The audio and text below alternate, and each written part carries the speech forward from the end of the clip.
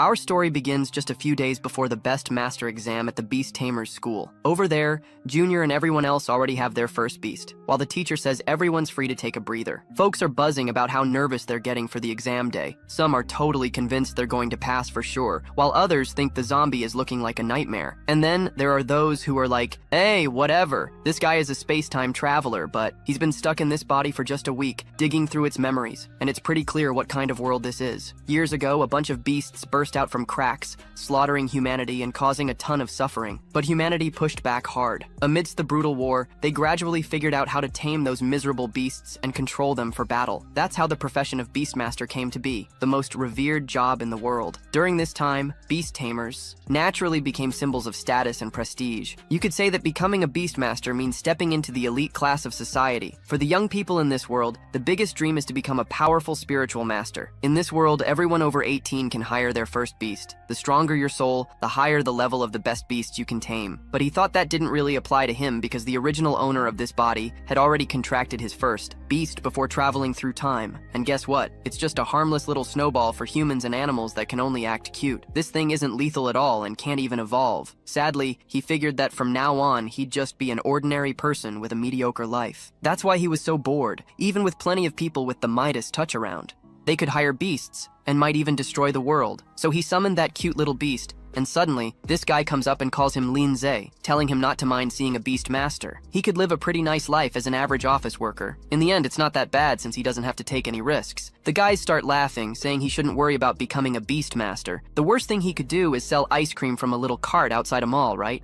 Everyone bursts out laughing. Someone else chimes in that he could sell really cold bottled water. How about that? But our boy wasn't thrilled with any of these suggestions. Suddenly, the system finished loading and successfully activated. The achievement system had officially kicked in. In other words, it's hacking time, folks. He looks at those notifications and wonders, do I have a golden finger too? Wow, that celestial system sound is so good. The golden finger has finally arrived. He checks his stat window. Linze has the physical and spiritual attributes of an adult man. Awesome! He starts analyzing everything calmly and excitedly. There was also a window showing achievement points and some bonuses granted after achieving certain milestones. These points could be used to boost the Beastmaster's attributes and also unlock pet skills, which was exactly what he wanted. There was also a little snowball. It could increase growth by fighting or consuming energy-rich items. Once the growth hits 10%, evolution would be triggered, and the pet's power level would significantly increase afterward. Oh, so that little monster can evolve. But he knows that in this world, it's impossible to evolve monsters. So, hold on. Does this mean he has a huge path for an evolutionary method that strengthens melee combat capabilities, focusing on improving physical fitness, strength, weakening, and the ability to control ice elements? In the next evolution, he'd become a snow monk who can evolve up to level 5, or could he?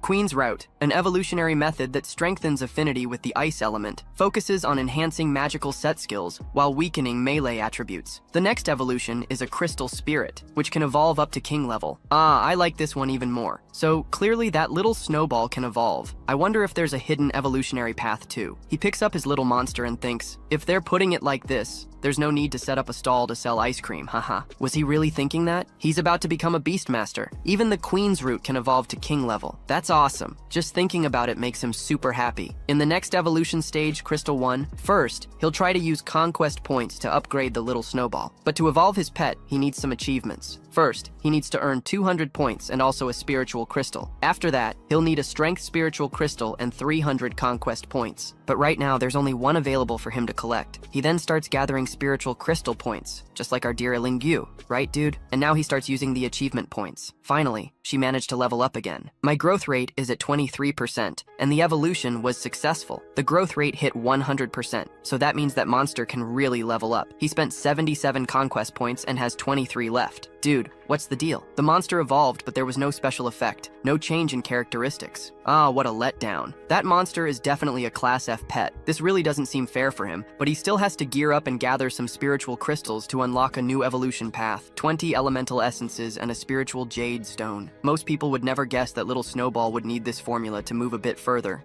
And those things aren't cheap at all, so he decides to head out to grab some cash and then go to the pet shop to buy some evolution materials. As he leaves, the guys keep saying that he should take his snowball home to sell ice cream, but Linz tells our little monster to ignore that bunch of nonsense. Tomorrow, the Beastmaster ranking evaluation depends on him. The guy who was laughing earlier now seems worried and calls the protagonist a flashy dude. What did you say, Lin? Zay glances at him, thinking that the Zhang family is the second richest family in town, Zhang, and he can't compete with the South yet. He straightens his jacket, wondering who the real trash is now. We'll see in the final Beastmaster exam results. But the guy can't hold it back and starts laughing with his buddy. Oh, come on, you with your stuffed animal that can't even evolve. If I were you, I wouldn't even show up for the ranking exam. Just go home and sell popsicles, loser. Suddenly, someone shouts his name, telling him not to go too far. The guy says he's not scared of that loser and that he won't go too far. Another one asks if Miss Guan really likes trash, but Lindsay doesn't care. He tells her to forget it. They don't need to argue with him. When the time comes, they'll understand naturally. He needs to go to the pet shop first and then head home alone. She says it's fine. But why did he decline, huh? Well, as he walks, he wonders why evolution materials are so expensive. Months of savings just went down the drain. Suddenly, that girl is there again, asking if he's back. Her mom told her to ask if he wants to have dinner at their place tonight, but he's not really interested in her. He says, all right, I'll swing by later just to grab a bite. He's not showing any interest in her. Is he one of those protagonists? She runs her hand through her hair and starts saying that the Beastmaster ranking evaluation is tomorrow. Can he go with her? What does this girl see in this guy? He responds that he'll go because he needs to participate in that ranking too. She thinks that sounds great. All right, then they say their goodbyes, and she mentions that they'll meet up at the exam tomorrow. And she's expecting him to put on a show for those fools. A little while later, back home, he's still thinking about how expensive the ice element essence is. And jade? No chance, that's pricey too. He keeps staring at the little critter, thinking that when it levels up in the future, it's gonna be super expensive. So, he gives the crystals to his pet to consume so it can evolve. The pet starts to puff up non-stop, getting bigger and bigger. Is it really going to evolve? Suddenly, it starts to glow so bright that he can barely see, and he flops down. What's happening? Now we notice arms, hands, and even a goofy little hairdo along with its feet. Wow, that transformation was so cool. It grew a few inches. Wait, is it a he or a she? His pet looks amazing, really awesome, but it could have been even bigger, right? But let's see. That's the Ice Crystal Spirit, part of the Ice Crystal attribute, at stage 2. Its growth rate is at 10%. Successful evolution, check. Now, his monster is at level 1, rank 2, stage 2, actually improved by a whole level. A high school student has a pet that's as strong as the 3rd, 5th stage and rank 1. This guy already has a pet at rank 2. Suddenly, she starts rubbing against him, and he feels everything getting so cold. And wow, even his room is freezing now. It seems like its strength has also improved drastically. He looks at his system's window and thinks that if it weren't for this system, he'd never have fed that little snowball with such expensive materials. That was definitely a smart bet. Then, he starts to extract and gets his rewards. A spirit crystal, a strength crystal. Those spirit crystals can boost spiritual strength, and strength determines how many and what level of pets you can contract. In other words, it directly increases physical strength. That's super important. He takes it all in and starts to notice the change. His whole body begins to crackle, exuding a terrifying aura. His physical strength jumped from a 1 to a 2. His spirit ramped up from 0.8 to 1.8, and his spiritual power boosted from 80 to 180. He's also got 123 achievement points. He punches the wall to test his strength, thinking that he can't feel that constant chill he used to have around that little pet. Man, this guy got so strong that just one punch shattered the wall. If danger strikes, he's got the skills to survive, and he can level up even more. Look at that. His little pet is getting sleepy and is clinging to his leg, but suddenly he starts activating all his achievement points to try to evolve that pet a little more. Now the growth rate is at 100%, but before, it wasn't even ranked 2, stage 2. Wow, what happened there? All right then, rank 2, Phase 4, growth rate 24%. A new evolution. He watches his spirit pet, thinking that tomorrow is the test day. He's definitely going to surprise everyone. During the assessment, a little while later, here they are. The girl is being all lazy, asking if he's ready, but he says yes, after all. Today is the day he's going to show everyone what a real Beastmaster looks like. The other girl smiles, noticing that this guy is more motivated than before because a while back, she thought he wasn't even going to participate. He grins and says that people always change. Two girls point at her. Oh, that's Zhang Jin, a talented girl from the 3rd grade at Pingang No. 1 High School. It seems like she always likes hanging out with that guy, but the other girl thinks he must have confessed his love to her yesterday and got turned down. Why does everyone like that girl? But Linzer doesn't care about the talk, while people are saying she's a genius at school and has tons of admirers and envy around her, but she seems to ignore all of it. Later on, she asks if he really plans to use that little snowball for the qualification assessment. He smiles and says yes, after all. No one should underestimate his little snowball. She grabs his head and says that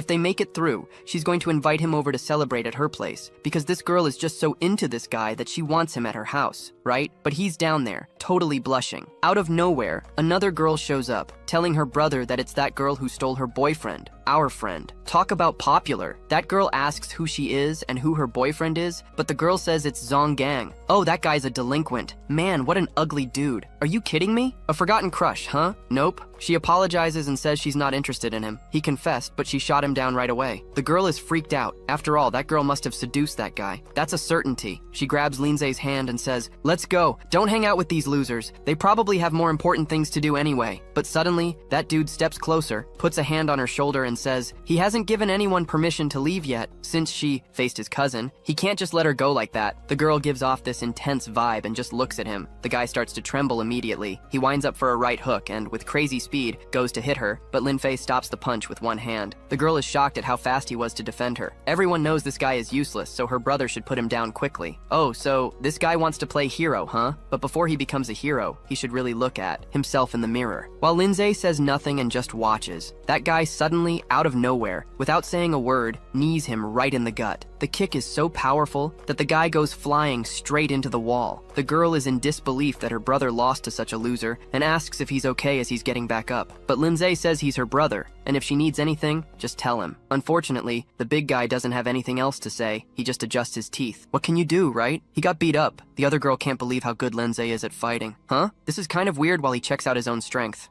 He didn't expect his strength to improve so much after enhancing his physique. One guy still getting up is getting even more furious. That guy is looking for a fight. He starts pouring power into his fist and charges at Lindsay. Lindsay just tightens his fist, and suddenly he starts unleashing his spirit beast while both of them watch to see what will happen. Out of nowhere, a wolf bursts from the portal. It's a ghost wolf, like a rank 2 beast, stage 1. The guy starts claiming that even 2 high school students couldn't compete with his rank 2 ghost wolf, but actually, his pet is only rank 1, stage 7. Now the girl starts sweating. After all, even though she's pretty confident, the chances of winning are nearly 0. But if there's no other way, then it's time to fight. She begins activating her spirit beast. Suddenly, Lindsay steps in front and she realizes he wants to use his snowball. He smiles and tells her to relax. After all, no one's going to get hurt here. Or almost. The other girl smiles too, thinking this guy must be crazy. How can someone with the lowest rank in school fight against the number 1? Then the guy yells for his spirit wolf to charge full speed. Laser also tells his spirit pet to do the same. Just as the wolf is about to close in, a powerful freezing force starts to freeze its entire body. Amidst the icy mist, Lindsay's spirit pet appears using ice domination. With just one strike, she completely dominates that fight and freezes the spirit wolf entirely. They both are now stunned. Whoa! Wait, where's the little snowball? Is that thing in front of her? Lindsay explains that it's the little snowball that evolved, while the guy is begging his dog to move quickly, but the dog is frozen solid. I guess it's not going anywhere, huh? Then Lindsay says it's now called the Ice Crystal Spirit. Suddenly, all that ice,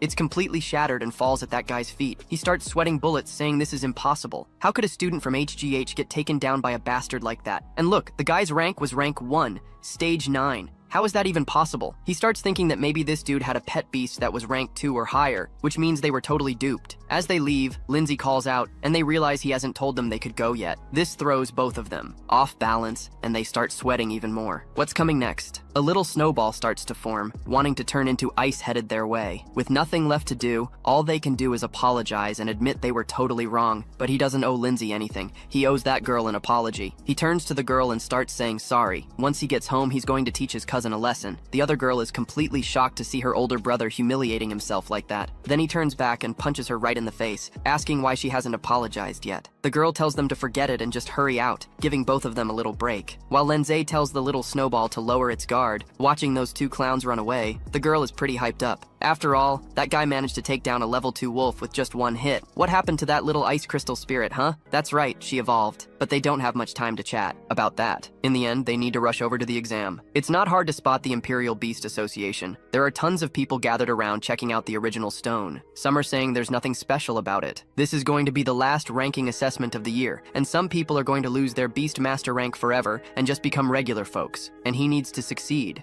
Suddenly, more people start pouring into the hall, chatting about how the evaluation for apprentices is happening today. Once everyone is in, they'll receive a small bronze medal with the words below, low, medium, and high. That's going to be the key to entering the Origin Stone realm. All they need to do is pick the challenge difficulty and get ready to face it. The tougher the challenge, the bigger the rewards. At the low difficulty, the beast's growth rate will be 5. At medium, it's 10. At high, 20%. And there's even room for a second beast. At the superior difficulty, that growth rate jumps to 30%, plus it opens up a second spot for a beast. It all sounds so enticing that some even dream of making it through the high difficulty. What level will Lindsay choose? But before anyone starts picking their challenge level, the guy warns everyone that they need to match their own strength with the difficulty that suits them best. Otherwise, they might not make it. Back home, that shocks the girl, and she starts choosing her difficulty. 46 people went for low, 10 chose medium, 1 picked high, and another chose the superior level. Everyone's in disbelief because that superior difficulty is meant for experienced people over 50. It seems like the guy is still dreaming, but he's hooked. After all, everyone's been nagging him about it. They'll see who turns out to be right. No matter who it is, that guy won't make it into the Imperial Academy of Holidays this year. Everyone's stunned when they realize this guy picked the maximum difficulty available. Even the girl can't believe it. How can he possibly win a tournament at that highest level? If he fails, he won't get another shot this year. Oh, he tells her to chill, that he knows what he's doing, while everyone thinks he's an idiot or just hit the wrong button.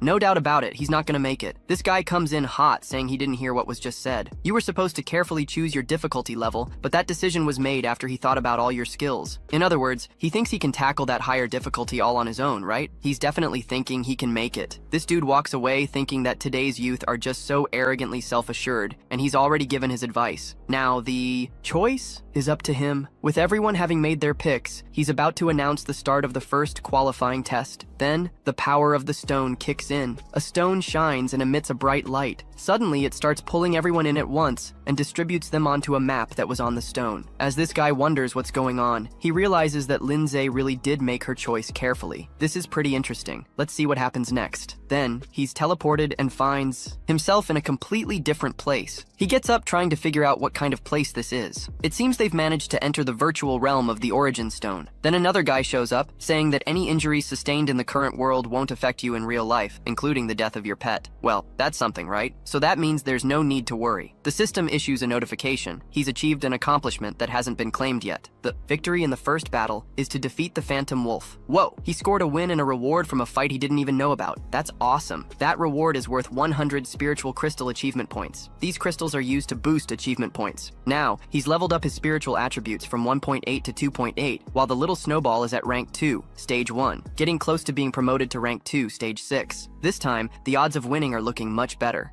Suddenly, the door swings open and they hear a roar from inside. Out comes a beast. Oh my, this is the first time I've seen a lizard mixed with a flame toad, the rank 7. Even though it's really ugly, it's pretty tough. Lindsay didn't think the higher difficulty would be that much harder, but why is that monster only level 1? As the monster puffs up its cheeks, out of nowhere, it starts spewing fire at Lindsay, who is just using an ice crystal spirit, a little ice pendant. His pet fires several ice spears at the reptile's power. The two forces collide, and a thick, freezing blizzard appears. The first beast was taken down easily, and turned into just an ice sculpture. It seems like his spiritual pet is much more dangerous. So the first level is completed, and now there are just 5 levels left. The challenge continues. The door opens again, and out comes a really strange being, wrapped in bandages. Looks like a zombie. That's the bandage monster. Some kind of undead level 1, stage 9. It smiles, thinking that for many, a level 1 stage 9 can be quite a challenge. But for him, a teacher, and the other people watching the fight outside, it's pretty nerve-wracking. And when we return to the fight, what do we see? Man, it's already gone to the grave. In the end, it's child's play for his pet. The folks outside can't believe how this little brat got lucky. So that means he held back his attributes, huh? Let's see how he does in a real challenge. Now he's already completed the second level of the challenge. The door opens again, but this time it's a gate, and out comes a strange being that looks like a mix of wood. That monster starts grunting. It's the level 2, stage 2, Tupi Plant Plague Beast. It's really a beautiful challenge, and everyone outside keeps watching the fight.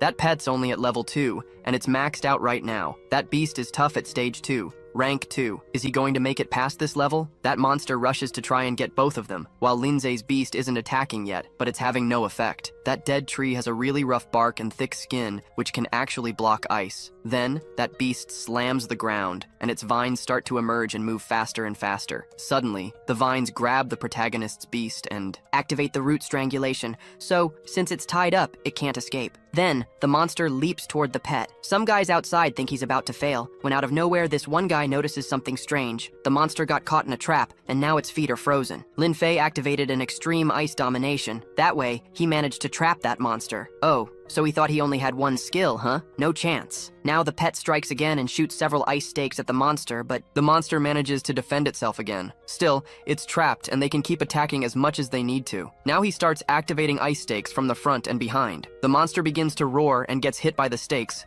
Then it falls. Job well done as he starts to melt the ice. Level 3 cleared successfully. Now the challenge continues, and there are only 2 levels left. A horrifying monster is waiting for him, but outside, several people have already failed the test. While some are frustrated, others are crying because they've failed again this year. But while many are crying, several are cheering because they succeeded. Now they're Beastmaster apprentices. Wow! Others think they're the only ones who didn't pass. Suddenly they start noticing on the screen a fierce beast against a pet at level 2, and then some remember that's the guy who challenged it. At the higher difficulty level, wow, it feels like that chapter was just a summary. We blinked and the fight was over. The guy's completely frozen, and he's past the 4th level. Now it's time for him to move on to the final level, the last level. Everyone's in shock. How can that bastard be so strong? And some remember that among all the strongest high school students, this guy's name didn't come up. But the girl notices that Lin Zhe will also become a Beastmaster apprentice. After all, she's already made it through. Suddenly, she hears people talking about some super strong guy fighting over there. What's going on? She looks up and sees Lindsay's brother. He's gotten through the 4 levels at the higher difficulty, but now he's up against an oppressive monster. What kind of monster is that? A saber-toothed tiger, at beast level 2, stage 5, ready for a slaughter. No one had ever seen anyone fight a saber-toothed tiger before. It's impossible to defeat this monster with that skill, but look who's unfazed. Lindsay. He's pumped that he gets to fight someone who's actually worth it, while his pet is already launching a bunch of ice stakes. None of those stakes hit the mark, but it looks like something came from that. Whoa, that monster is fast. The monster activates its assault claws and manages to land a hit on his spiritual pet, but it barely scratches it. If it had landed a full hit, it would have been over. This time, they want to see if he really has any tricks up. His sleeve. He's got a lot of strength, but is this really the end? The beast is way bigger and super strong, and even though the ice crystal spirit is a stage above the saber-toothed tiger,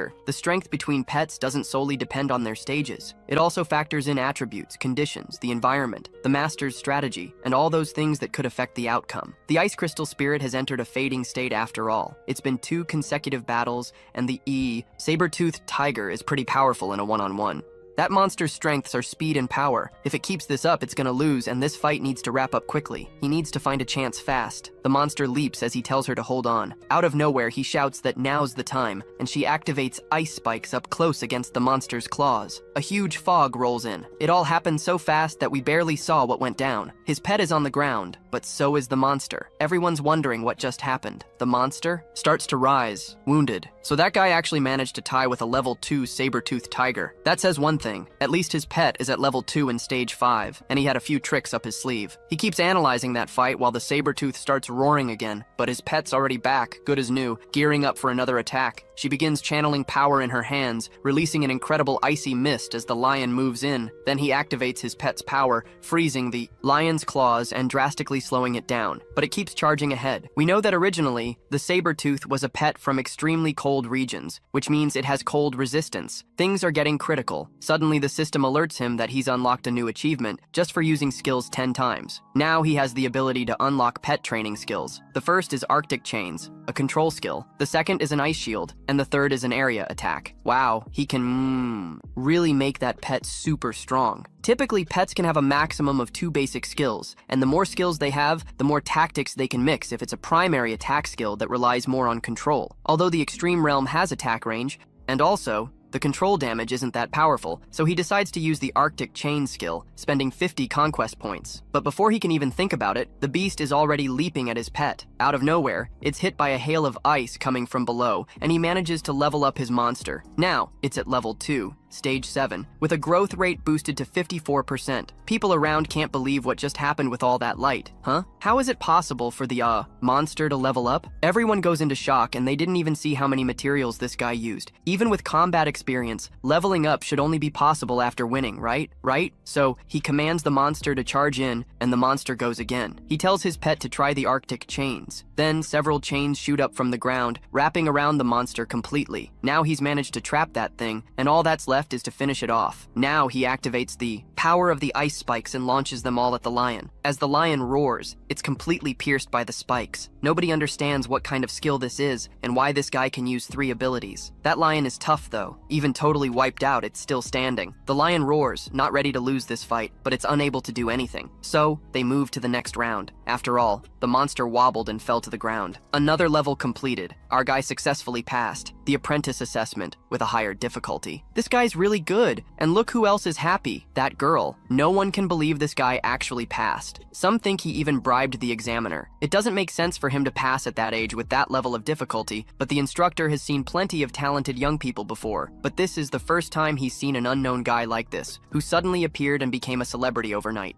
Now, Lindsay's physical stats have shot up from 2 to 5, and his spirit has jumped from 2.8 to 7.8, sporting a spiritual power of 780. He's snagged 3 achievement points for his crystal spirit pet, which is now ranked 3 level 1, with a growth rate of 84. Plus, he's unlocked the abilities Ice Pendant, Arctic Domain, and Arctic Pursuit. Looks like he got a promotion thanks to the higher difficulty, and the boost in his strength is truly impressive. But wait, there's more. The system asks if he wants to hire a semi-pet, and he's pondering what kind of animal he should choose. I think he needs a moment to hit up the pet shop. Now he's a Beastmaster apprentice, and the system congratulates him for that. He's earned a whopping 209 achievement points and a spiritual stone. Now that the rewards are handed out, all he has to do is leave the test. Suddenly he's out there in the middle of the crowd, and everyone's eyeing him, curious about what this guy is up to. People are starting to ask what kind of food he fed that pet and what the secret is to reaching such levels. He might as well start handing out autographs. But then, this girl rushes over and hugs him, saying she knew he'd win. That's awesome. Now they can be together as pet tamers. An instructor comes up apologizing and saying that this kid is incredibly strong, and people are whispering that they've never seen an instructor apologize to a student before. He makes a proposal. Would Lindsay be interested in joining the Beast Tamers Association? They can offer an official contract, and the perks and pay are pretty generous. Everyone is stunned to hear that offer. The girl urges him to agree quickly because only the best students graduate from the Imperial Academy and are eligible to join this association. The competition is as fierce as 1,000 troops crossing a single wooden bridge.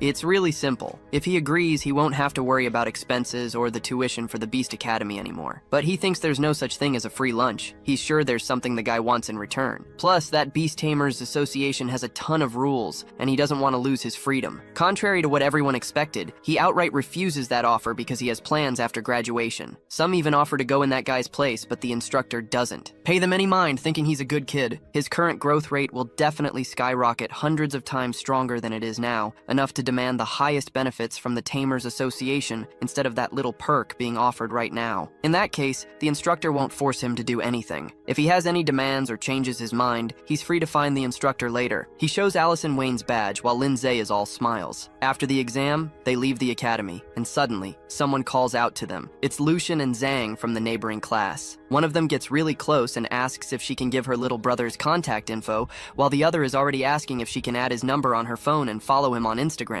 After all, she thinks they might run into each other again in the future. Look at her hitting on Lindsay so boldly. He says he's kind of in a rush and has something to take care of right now, so they'll talk later. Meanwhile, the girl behind him is struggling to contain her jealousy for sure. Then they start to run. After all, that girl doesn't want him adding anyone as a friend or giving his number to anyone. Out of nowhere, he gets a message telling him to go to the office. So he gets there and asks if the teacher has been looking for him, and there she is. She starts saying she heard he passed the test, with the advanced difficulty unlocked. He nods in agreement. Suddenly she walks over and gives him a super tight hug, talking about how she's the teacher who cares the most about him, but he remembers very clearly how much consideration she showed when he was getting grades. There was a whip cracking, but the reason she called him wasn't about that. It was because she has something valuable to give him. It's a collection of basic spiritual cultivation techniques. In that book, some methods and foundational techniques for spiritual cultivation are documented. It's a must-have course for masters and beast apprentices. Those spiritual techniques are essential for masters who train their pets, and it's the most important way to fight. The strongest masters have powerful spiritual techniques and can win a battle without breaking a sweat or relying overly on their beasts. They can not only team up with their pets in combat, but also provide protection in fierce battles to keep the beast owners from getting hurt. Oh, he really appreciates this gift and is definitely going to practice. Right now, she just mentioned that if he has any problems in the future, he can count on her. He opens the book and sees that the first step is to create a spiritual power shield that can withstand any damage from all angles. Well, I guess the saying there is pretty different. Here it's, God helps those who wake up early, and there it's, the early bird catches the worm. Ha ha. He should learn the basics first, then dedicate more time to advanced courses, and eventually get into the Imperial Beast Academy. So, he starts his spiritual cultivation, and 10 minutes have already passed. Then he feels an energy flowing through his body, and actually manages to form that barrier. A regular person would take days or even months to master that spiritual technique, but he only needed 10 minutes, thanks to his spiritual constitution being at 78. He successfully mastered a spiritual technique, but the system doesn't let it go without a reward, and immediately gives him 100 points. Now, he has 350 points and can spend 50 points to upgrade his spiritual guardian. So, let the hacks begin. Noberstan, since use, thank you for watching. And he starts absorbing various techniques from that book and upgrading them as well. By accident, he racked up a ton of achievement points. So naturally, it's time to level up his skills. He begins to channel the guardian spirit to level 3. Now, his protective shield is thicker and bigger, and he can even shield 3 or 4 people at once. He has 770 spiritual power points left, and every time he uses the guardian spirit's power, it costs him 10, meaning he can use it 78 times. That stone he got from the Beastmaster? He hasn't used it yet, so he makes another upgrade, bumping his power from 780 to 880. With so much spiritual power, it's tough to stick to just one protective shield, so he decides to pull a few more tricks from the book. He finds a perfect spell for long-range attacks, and even manages to discover one that can channel energy into his fist, allowing him to strike with an extremely strong impact. It's getting late, but he keeps training, soaking up more knowledge and growing stronger. Then he opens his eyes, his energy channeled, and decides to give it a shot. He tests that power on the bedroom wall and notices it only left a scratch and cost him 10 spiritual power. Now he decides to test another newly acquired power. Is he really gonna do this on his own wall? He doesn't care, and unleashes that power, spending 30 spiritual points. He notices he broke that wall. Ah, if I were the owner of this house, they'd see why I don't go outside. Then he tests the power on a tree. Now he's successfully learned 3 spiritual skills and is rewarded with a spiritual replenishment potion. That potion can rapidly restore all of his spiritual power. Since that power is really significant and has a high critical rate, he plans to use it at just the right moment. Every time he learns something new, he gets stronger. The system rewards him if he goes to the bathroom. Oh, the pet leveled up 300 times if he comes back. Oh, he earned 780 power points and used the paper rewarded with 1,000,000 potions. Then he quickly activated the remaining 150 achievement points, and now the spiritual arrow and the spiritual impact have been upgraded to level 2. Well, now that he's strong, he needs some cash to buy a second pet. The other day, at the quest center, there he is checking out some info. This is the first time he's going to consult the database to grab a mission, and with his current strength, it shouldn't be a problem. He notices there's a mission to chase off some ghostly dragonflies near the village, and the reward is 20,000. There's also one for killing a ferocious eagle for 3,000, eliminating a swarm of demons for 1,000, and another for the death toll beetle for 40,000. Naturally, he decides to take the mission that pays the most, the death toll beetle. But since he's a newbie, the system says he needs to find 3 teammates, and the rewards will be split. Ugh, he should have gone for a lesser reward then. So, all he has to do now is get to Kinior village before 2 o'clock. In that Dead Man's Gorge, there are already a few people waiting, and they're complaining he's taking too long. This guy with the stylish hair is the low-level Beastmaster, Zangale, and the other one is Zango Migang, also low-level. The girl is Jang Jo, also low-level, and she calls him handsome and asks him to follow her. So everything will be alright. He smiles, thanks her, and says he won't be a bother. She thinks this guy is really obedient. The dude starts saying that this mission might be a lot harder than he thinks, and he could even lose his life over a few measly silvers. The girl wakes up at that and doesn't like that talk. Apparently, the guy taught her what she was flirting with our precious player about. Well, that guy is temporarily in charge of that team as captain. At that moment, the task's reward is going to be a lot smaller for them. Lindsay overhears all of this, thinking,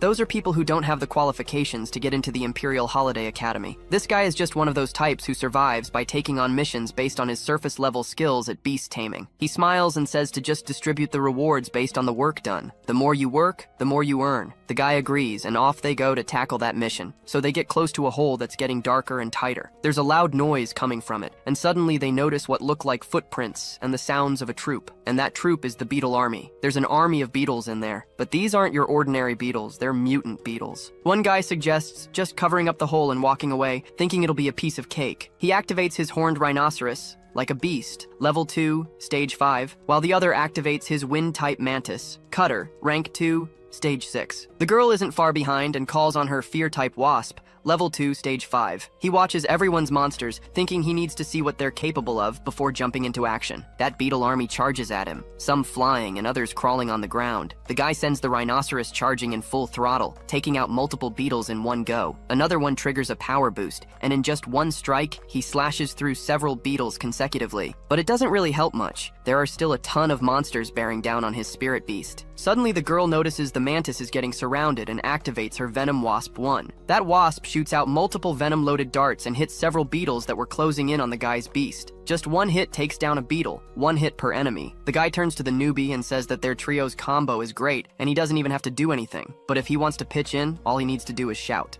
Half, half, half. Well, that part didn't come out great, but in Chinese, half, half, half means cool or sharp. Some players say half, half, half when another player shows off some impressive skills. It's kind of like a badge of mastery. But for us, it means something else. My brother, the guy looks back and asks if he still wants to get paid. He has to pay his share first, but the girl tries to be nice to him and says she'll share a bit of hers and he just needs to stay behind her and play it safe. In the battle, the beetles drop like rain. Our guy thinks they're wasting a bunch of attacks and aren't a threat at all. Out of nowhere, they hear a noise coming from the swarm of bugs and wonder where it's coming from. The sound continues to echo, dragging and calling more beetles. The beetles start to go into a frenzy. That swarm is getting louder and the numbers are growing. Now the guy sees that a new swarm has come out of the hole and the horns are totally different. He's figured out that there's a beetle king. The rhinoceros isn't attacking the beetles. But now, to no avail, those bugs are overtaking that beast's body. They're eating it alive. The mantis is done for. Its slender body is getting completely torn apart. Even the moth has had its wings shredded. Some guys start shouting that they need to grab their pets quickly. Did I just catch a hint of Pokemon there? Another one yells that the horned rhino needs to come back, but our guy says it's useless. Those death beetles just made a poison that paralyzes. Their beast can't hear commands anymore. Man, that cool girl lost her beast. Another guy angrily shouts why he didn't order his spirit beast to attack earlier, huh? Is he just some loser who only knows how to look down on others? But the guy said what he really needs to worry about.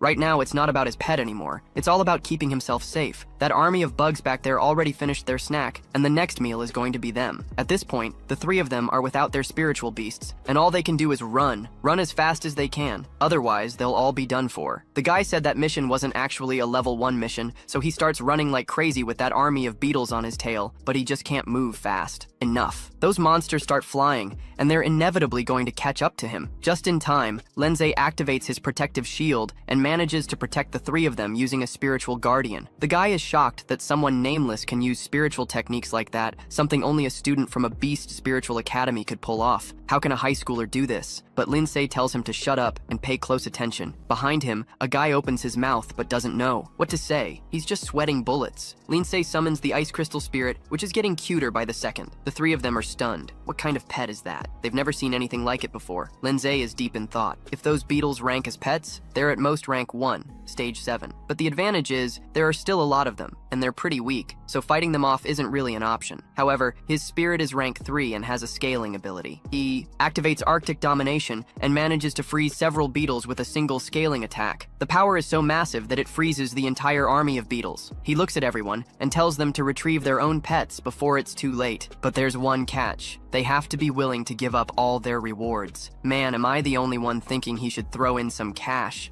Girl, why would she share with him if he isn't doing anything? As for the others, maybe they're just not worth it. So their leader agrees, but only if he lets them grab their pets and get out safely. But that other guy says that spinning top he used was a threat to them. Does he think he's Lindsay, the legendary candidate who barely passed the hard test? But he's claiming he is Lindsay, and the girl believes him. After all, she's wondering how a high school student could be that strong. But the dude just brushes past her, totally skeptical, just because he said so. And that doesn't mean anything, calling the guy to hurry up and unfreeze everything. They need to get their pets. Out of nowhere, the other guy comes in and punches him right in the face. Now that he's gotten a reality check, the guy starts explaining that the strength he just showed is proof. They were too blind to see it coming. Then the monsters start to unfreeze, and Lindsay says time's running out and they have to move. Fast to grab grab the pets before the swarm wakes up. Still, that girl is worried about him, because when those bugs wake up, he'll still be there, and he smiles, thinking he's got a plan all lined up. After all, you have to catch the thief before the mastermind. That means he's going for the king first. The guy's still on the ground in shock, thinking that guy's going inside. Lindsay hops into the hole, telling everyone to get out of there. The hole is deep, but he makes it to the bottom. It's super dark, but he can see clearly. Looks like getting fit also sharpens your vision. Suddenly, a fresh wave of insects heads his way, and he puts up his impact shield, while the monsters can't do anything against it. But he can attack and defend with the shield, unlike those monsters. Bit by bit, he wipes out all those bugs, but some of them are crawling on the shield and manage to break it. After all, there are just so many. No matter how much spiritual power he has, he can't hold out like this. But he still has more conquest points while the bugs keep attacking the new shield he created. The ice shield's growth rate is at 10% and costs 50 conquest points. The area attack is also at 10%, but it costs 100 conquest points. He has 150 points left, just enough to learn everything at once. Awesome. Now his spirit pet has mastered the ice shield technique and the new frost ability. With this ice shield, his pet can move freely within the spirit guardian. The frost was exactly what he needed for area damage, but he first needs to gather ice elements from around, which can be used in conjunction with the Arctic Dominion. So he starts activating his ice spirit, and several monsters fall into his ice domain. That Arctic Dominion his pet unleashed turns all the bugs into mere ice sculptures. I'm starting to think this system of his is a cheat code or something, because that swarm of bugs was completely dealt with in a pretty easy way. Now, he wraps up his power using the newly generated one. The spirit pet gathers more power at its fingertip as more bugs rush in to bite them. It keeps expanding the frost domain, turning everything around into mere ice stones. Wow, that's some serious power. They managed to take down a total of 50 lethal beetles. The protective shield even broke. The move is so powerful, and the result is simply explosive. Now she has the high cycle ability in the Arctic Domination, the Frost Nova, and we can't. Forget about the Arctic chains and the ice petals. He starts to check out his system, remembering that pets gain experience in battles and can also be upgraded. In other words, this is the perfect place and setting for leveling up. The growth rate of his pet is at 89. So, in that dark cave, they hear a huge grunt, and it sounds like more bugs are coming from there. Now it's time to face the king. He just tells the king to come on down easy. Outside, the three friends are worn out. They've done a lot of running. The girl is still worried about Lindsay and needs to call for help fast and report the danger level of this mission. The guy doesn't get why she cares so much about that kid who actively sought out death. Then, a guy sneaks up from behind. He asks for a moment while letting everyone see his bronze badge. He walks over asking where the entrance for the Deadly Beetle mission is. This guy is a beast tamer at the bronze level, Lodar. He says the entrance is just ahead but warns them not to go in. Then he turns around and shows off his bronze badge. Everyone's in shock because they've never seen a bronze beast master before. After all, the beast master badge is issued by the Beast Tamers Association, which is divided into bronze, the top 30% of the best tamers in the world, silver, who are within the 12% best, and gold, which is about 3% of the best in the world. This guy is a bronze beastmaster. The association said the difficulty of this mission has changed, so they sent him in to clean up the mess. The girl quickly volunteers to go with him. He cups her face and thinks she's really pretty. Since she wants to tag along so badly, he decides to let the pretty girl follow him. The other two aren't qualified to go, and from their faces, it looks like they didn't want to go anyway. Once they're inside the cave, all the beetles are frozen, and the system congratulates them for achieving a exterminator milestone. He earned 300 achievement points and a bomb seed card. That bomb seed card instantly boosts a current pet's level for a short time, lasting 68 seconds. It's like a human hunter, but this time he's got a ton of rewards to collect. His pet's growth rate is at 94 at level 3, stage 3. Now he's one step closer to the next phase. Then he hears more noise coming from that dark cave, and it's almost time to bail. A giant paw approaches. It must be the boss beetle. The kid is thick and thinks this thing is massive. According to the details of that mission, the beetle crisis happened a week ago, which means that monster must have evolved not too long ago. The monster starts roaring, and the system issues a danger alert. A deadly armored insect attacker, level 4, stage 1. No chance. If he bolts now, he won't gain anything. And if he gives it his all, he might even turn a scooter into a Ferrari. But before he can move, a golem pops up with a rock attack from behind. That giant golem comes in swinging, and right behind it, there's a guy and a girl. She notices that Lindsay is okay. Good thing she found him now, but Lindsay is not happy to see this girl. He just asks why she's here and why she brought someone else. The guy butts into Lindsay's fight and tells him to back off. After all, this is a pretty dangerous fight for someone like him. That's the deadly toll taker, the legendary Beetle King. The monster starts moving. That beast is a top-tier beast and only shows up once in tens of thousands of deadly beetles, and it has the ability to control it with insect flames. He knew there would definitely be one of those around here. He tells Lindsay to stay put while he takes care of the monster, but Lindsay yanks his cloak and says he came here to accept this mission, and that boss belongs to him. But the guy just calls him Kid and asks if he even knows who he is. Meanwhile, the monster doesn't care who's standing against it and soon attacks both of them, but it's stopped by the stone beast, making a pose like he's some kind of legend. Who the hell does he think he is to talk to him like that? In the end, he's got this giant stone monster at stage 9, rank 3. That Beetle King keeps charging at him, but his giant stone monster is still holding up. Suddenly, Lince whips out the Arctic chains, claiming he's the Beastmaster's apprentice. Lince completely messed up the fight. While the monster is standing its ground, it understands what's at stake. So now he realizes who Lince is, the one who passed the higher difficulty level, right? But this guy made it through the apprentice test, and after hundreds of battles, he passed the bronze level test. While Lince, with his sharp ears, claims he's gonna pass the test too, the two start butting heads. The girl tells them to cut it out. After all, the monster's coming for them. The monster manages to throw the giant rock pet far away and breaks the chains. It's all that stinky brat's fault. He's about to show the difference between him and this so-called Lince. Lince himself starts activating his spiritual technique, and the current strength of the giant rock monster is at rank 4, stage 2. Now, with his arms infused with some kind of magical rock, it means there's indeed a spiritual technique in play. He leaps right at the monster, using his body weight to collide with it, causing a huge explosion. Once the dust settles, there's the giant insect sprawled out, and the rock monster still standing. That guy just can't grasp high-level spiritual techniques. It's something not everyone can do. That's the real difference between Lince and a bronze-class beast tamer. Suddenly, the monster starts changing color and activates its technique, the piercing horn strike, the Deathbreaker. Now it's gone berserker, and its current combat power is equivalent to a level 4, stage 3 threat. That dude's stone golem is struggling hard, and my battle is getting tougher every second. But while he's complaining, Lindsay taps into the Arctic Circle, combined with some spiritual power. The attack hits hard and makes an impact, but that bug shifting attention away from the golem and going after Lindsay. As it gets closer, Lindsay activates the Arctic chains, but they're not strong enough to hold that monster back. He can't believe how easily the air chains got shattered, and just inches away from the monster grabbing them, the stone golem manages to stop it. They're even now. Even. Though the golem is pretty strong, the monster is too. Then, the monster turns around and charges at the golem, throwing it far away and smashing it against the rocky walls of the cave. In other words, one less enemy for that bug. After this, I don't think that golem is getting up again. The girl starts panicking. That bug is way too strong and it's better to run. If they stick around, they're done for. The bronze beast tamer starts making excuses, saying he'll spare the monster's life today and come back to deal with it later. But Lindsay is determined to take down that monster. He's going to go first and stay put. The guy thinks he's going crazy because even his powered-up stone golem couldn't do anything against that monster. Lindsay looks at him and says the difference between them isn't that he's learned advanced enhancement techniques, but the guy just doesn't get what Lindsay is thinking. So Lindsay activates his explosive card. The power emanating from him is absorbed by both of them, and then that guy yells out from the back when he realizes he can also enhance his spiritual techniques. How can a beginner beast tamer do something like this? But his spiritual pet, besides being cute, is now mega powerful. The guy asks the girl who this guy is. Well, now his creature is at level 4, stage 3, just for 60 seconds, and with the spiritual techniques he has, that should be enough. The monster is approaching, roaring, and he activates the Arctic chains, locking the monster down.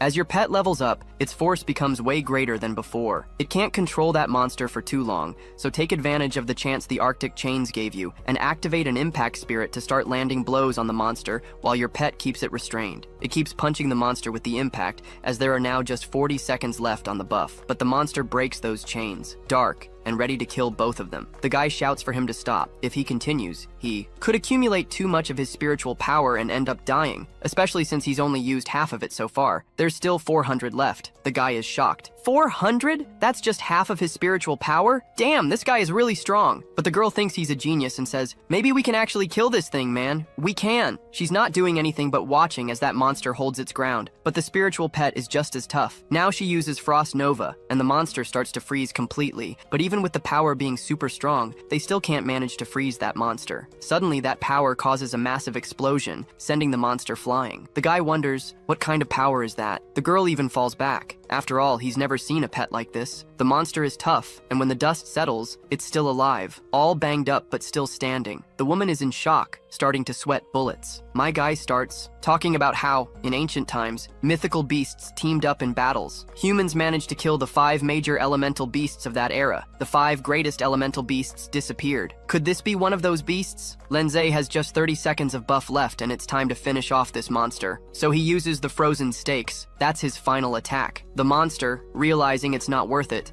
he starts running. But do you really think that after all this, Lindsay is just going to let him go? No way! The combo attack hits the monster square in its shell and leaves it all cracked up. Even smoke is pouring out of its body. Now he's finally managed to take down a king of the insects. The girl comes running in, saying that Lindsay is her Greek god, while the guy claims he really has some strong eyes. Now the explosive seed's effect wears off, and his pet's level drops. But she's a bit unsteady, so he rushes over and scoops her up in his arms, telling her she really did a great job, and that her growth rate is at 100%, but it needs evolution material, an advanced ice crystal to complete the new evolution. While the pet sleeps, he thinks that now, at 100%, he just needs the materials to evolve. After she rests up, he'll go gather materials to see what her new evolution will be. The system isn't stingy with rewards. He earned 500 achievement points, a revitalization potion, and an evolution material. That was everything he needed. The system really takes care of you, huh? Of course, it's Lindsay's system, and now this guy comes up to him, calling him brother. Seriously, the guy has some nerve, asking if he can take credit for killing that monster. The girl steps in front and says no way, because it was Lindsay who took that monster down. But the guy offers to make a deal. He'll give him 10 for 1. The reason he wants to do this is that the association sent him to take down the monster, and if he didn't,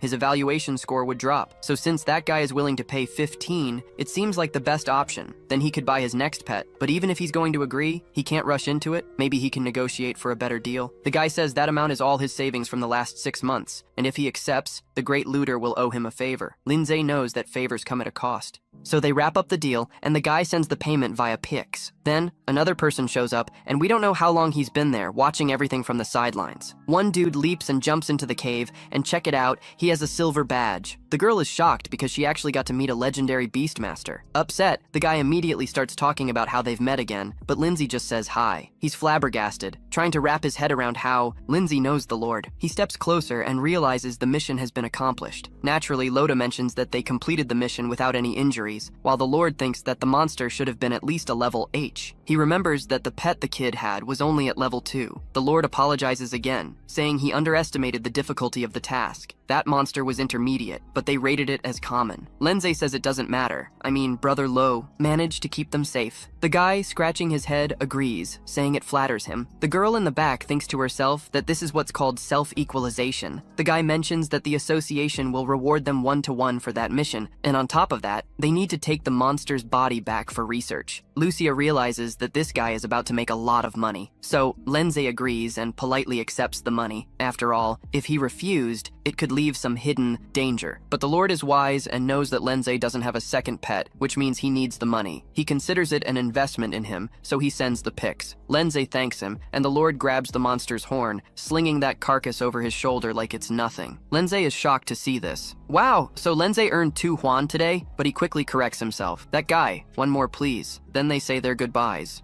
While Luda is about to send him some money, the girl can't believe she met 2 amazing people today. That trip was totally worth it. I think she actually met 3, but she doesn't realize it yet. She says goodbye, mentioning she needs to work really hard so that someday they can go on adventures together. He said that maybe, in the near future, there might be a chance for that. £2. That's how much he needs to buy a creature of class A or B. We arrive at the pet shop, and he asks to check out the pets that are for sale. Then they head downstairs, and she starts showing him the stock of animals. Everything's right there in the store. There are all kinds of animals, and they can take their time deciding which one he's going to pick. He starts looking at the animals, and apparently, the shop has a grade B, which should be the highest rating. He notices the bone snake, which has no evolutionary path, then takes a look at the mushroom. The snake is class B, and there's also a really weird creature, a flame imp, which has a hidden evolutionary path. But he knows that this pet isn't on the same level as the king or queen of snow. Soon enough, a vendor pops up, eager to sell her wares, and she mentions that he should really consider that fire imp, which is seen as an elite class B pet,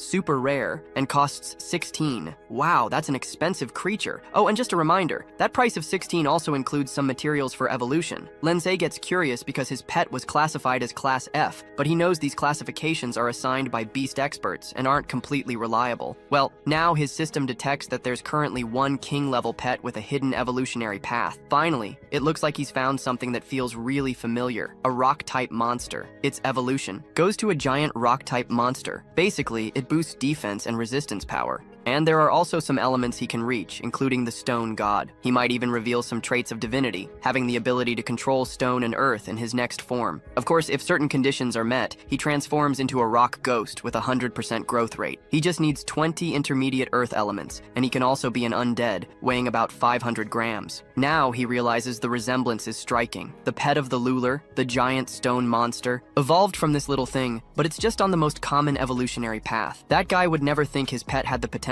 to evolve into a god. From another perspective, the perks of the Ice Crystal Soul are the Control Burst, which belongs to the mage type. If the stone type monster is a warrior type, suddenly the seller interrupts his thoughts by talking to that little monster. It can be carried and evolved, combined with simple, cheap materials. She decides to make an irresistible offer, 16 for 8. But after that, he needs to buy some materials too, and a few grams of undead powder. The girl points out that those materials aren't suitable for the stone monster he just got. And look, the essence of earth element is pretty pricey, and it's not worth using on a D-level pet. But he says he wants to buy it anyway. After all, it's going to be a gift for someone. The dude can't even lie. Wow, 20,000 gets deducted from his account. Ugh, these materials are so expensive. Mission accomplished. Now he has everything he needs. The Seal Pearl. He's just signed his second contract with his second pet and scored 300 more achievement points. So, a little later, that night, he's got all the materials gathered and needs that 100% growth rate from his second pet first. He has a total of 800 achievement points, and that's going to be enough for the first upgrade.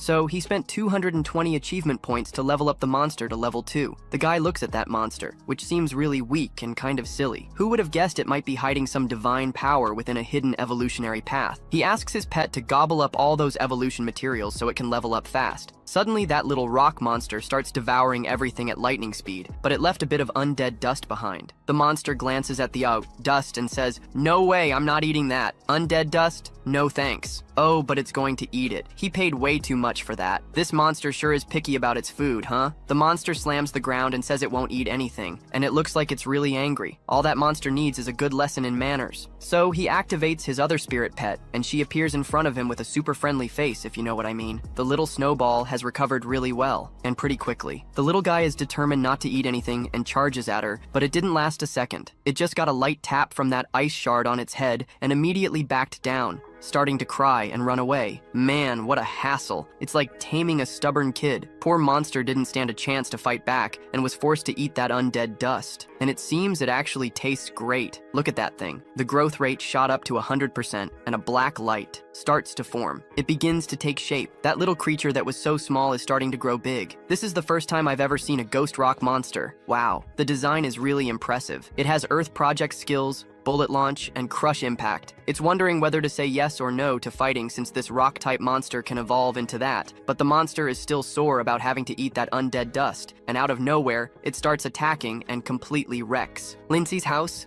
The monster's attack is fierce, but the little snowball manages to dodge it, and the monster keeps smashing everything. Then, the little snowball uses a shield to protect itself from the beast's power. The monster strains to see through the smoke, and only now realizes that it's using an ice shield. Lindsay is going crazy back there. The guy just smashed his wall. The system alerts him that the Ice Crystal Soul has now met the requirements to evolve. So he's ready to show that monster who really calls the shots and commands the little snowball to evolve. It absorbs 10 advanced evolution crystals and begins its latest evolution. A bone-chilling wind strikes the rocky body of that ghost. Realizing that the little snowball has evolved, he sees it's taken on a much cooler form now. Its name is now Snow Maiden, an ice type, level 4, stage 1, and its abilities are: the Ice Pendant has been upgraded to Ice Rain, which now deals area damage. The Ice Shield has been upgraded to Ice. Crystal Mirror, which maintains defense and adds a ricochet ability, and that Arctic Domain has been upgraded to Blizzard, which boosts damage and duration of the Arctic Domain. A Storm Brews in the Arctic Domain. This Ice Maiden is not playing around. Oh, this has definitely been the best upgrade yet, both in physical strength and stats, but the monster isn't intimidated at all and is ready to fight back. So, she just raises her hand and petrifies his legs, leaving him unable to move. Lindsay tells her to activate Ice Rain, and she does just that. That monster now feels backed into a corner. After all, it should have just respected the boss's orders. So he falls to his knees, begging for mercy. Lindsay has two divine-type spirit monsters, which are pretty interesting. One can control ice, and the other can control earth. The only thing they've got to do is obey him, or else they'll find out they don't matter at all.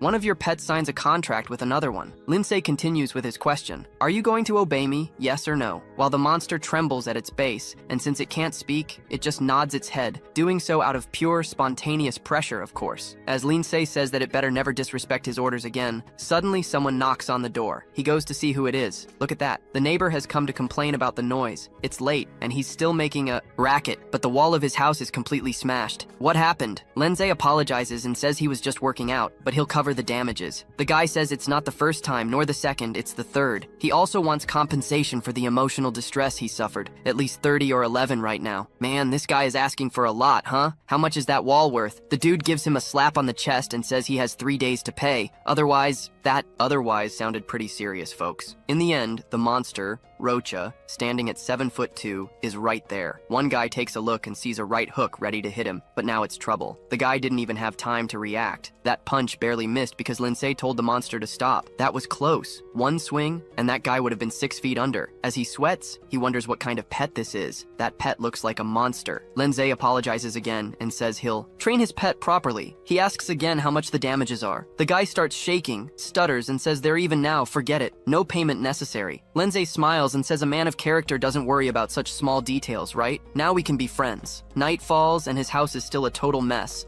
while he's sleeping next to his spiritual pet, while the other one stands guard to learn a lesson. The night passes quickly, and he wakes up feeling like he had a pretty strange dream, thinking he was some kind of super idol. His pet hands him his phone, and on the other end, that girl says today is the entrance exam for the Imperial Academy of Beasts.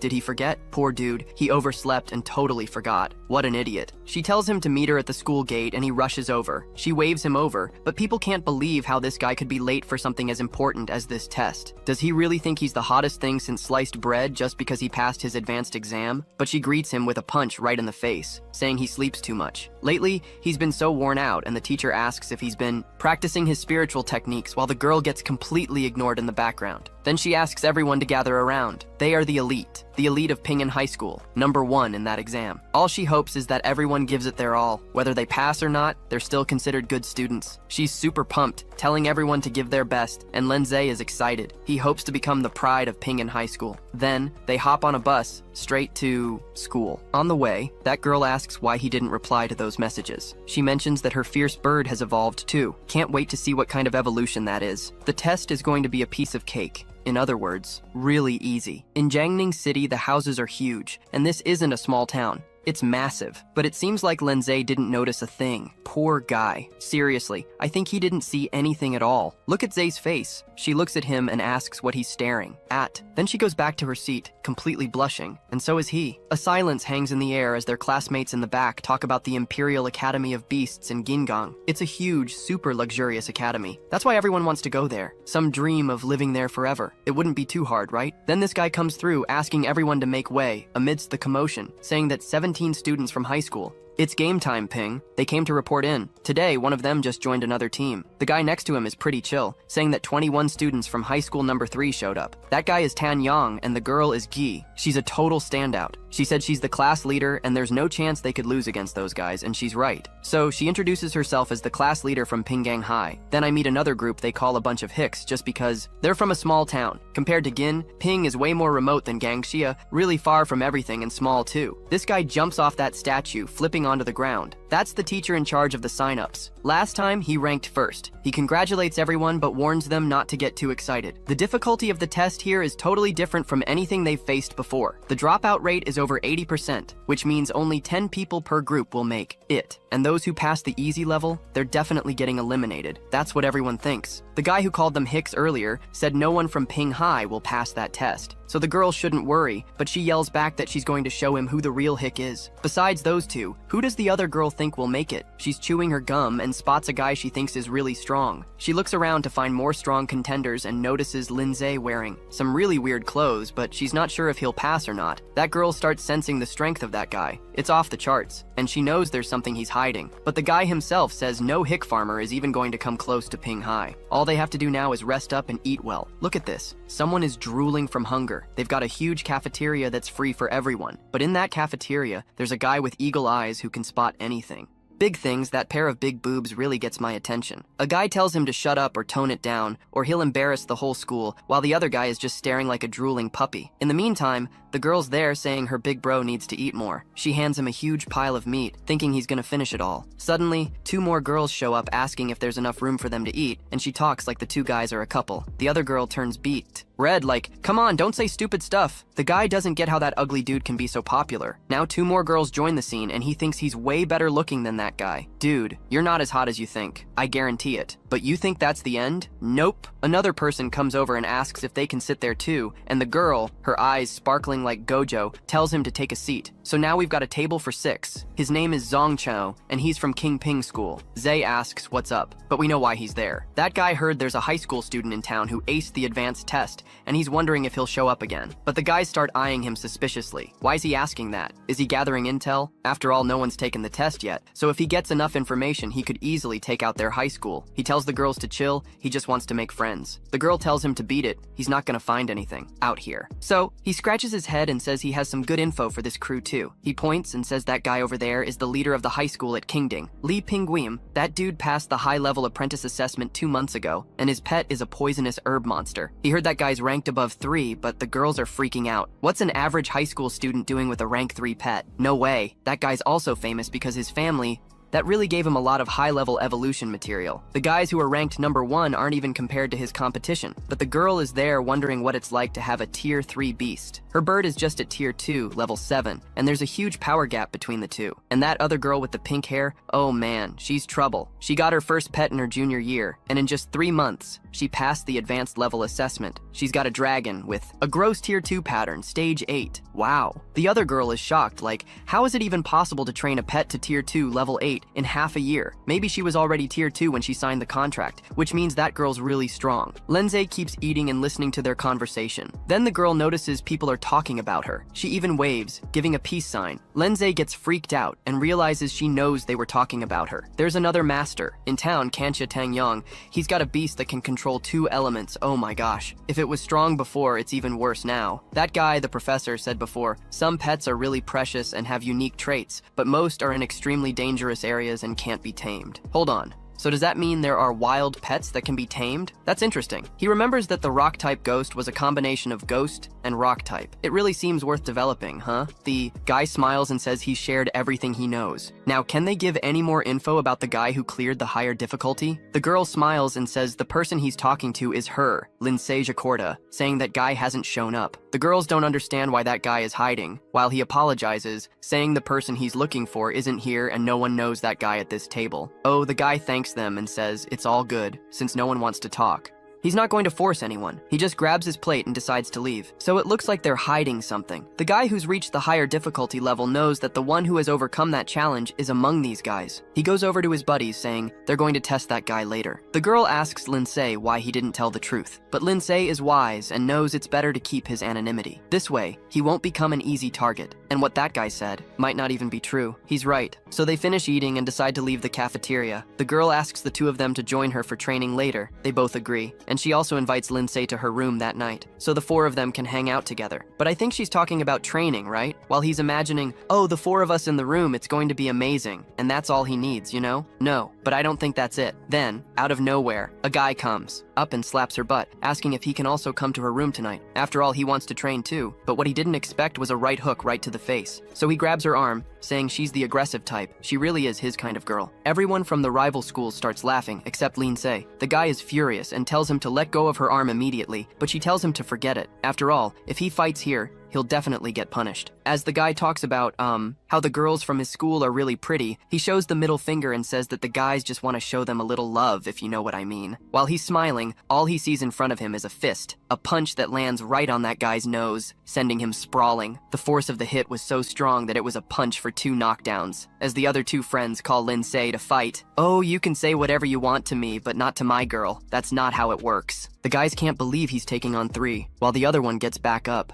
Lindsay said he's not letting them go just yet. This guy calls him an idiot and starts yelling for his creature. Then another person shows up and stops that guy in his tracks. And guess who it is? His brother? The guy tells him to knock it off since he's embarrassing himself. The dude realizes that the punch wasn't from just anyone. It was from someone who's reached a whole new level. But Lindsay insists that this isn't over yet. The guy says he'll teach his buddy a lesson when he comes back. And if he has one more complaint, he can come talk to him. Looks like things are about to heat up between these 2 twins. One's famous, the other is still a nobody. The girl tells him to leave and not mix with this riffraff. All right then, he takes off and asks that guy to keep things in check until the next exam. The guy just watches while the 3 girls gush about how awesome her brother is. He took care of that guy with just 1 hit. He looks calm on the outside, but inside he knows he's, found the infamous Lindsay. Then sometime later, we see a bathtub overflowing with bubbles and the water looks really hot. Check out those 3 girls taking a bath. One of them asks for a back scrub. After all, that's the least she can do to thank her for the help with the training. Their pets are about to level up, so they'll get stronger and maybe even win. Then, another one suggests giving a massage as thanks. The first girl turns around and tells her not to mess around randomly.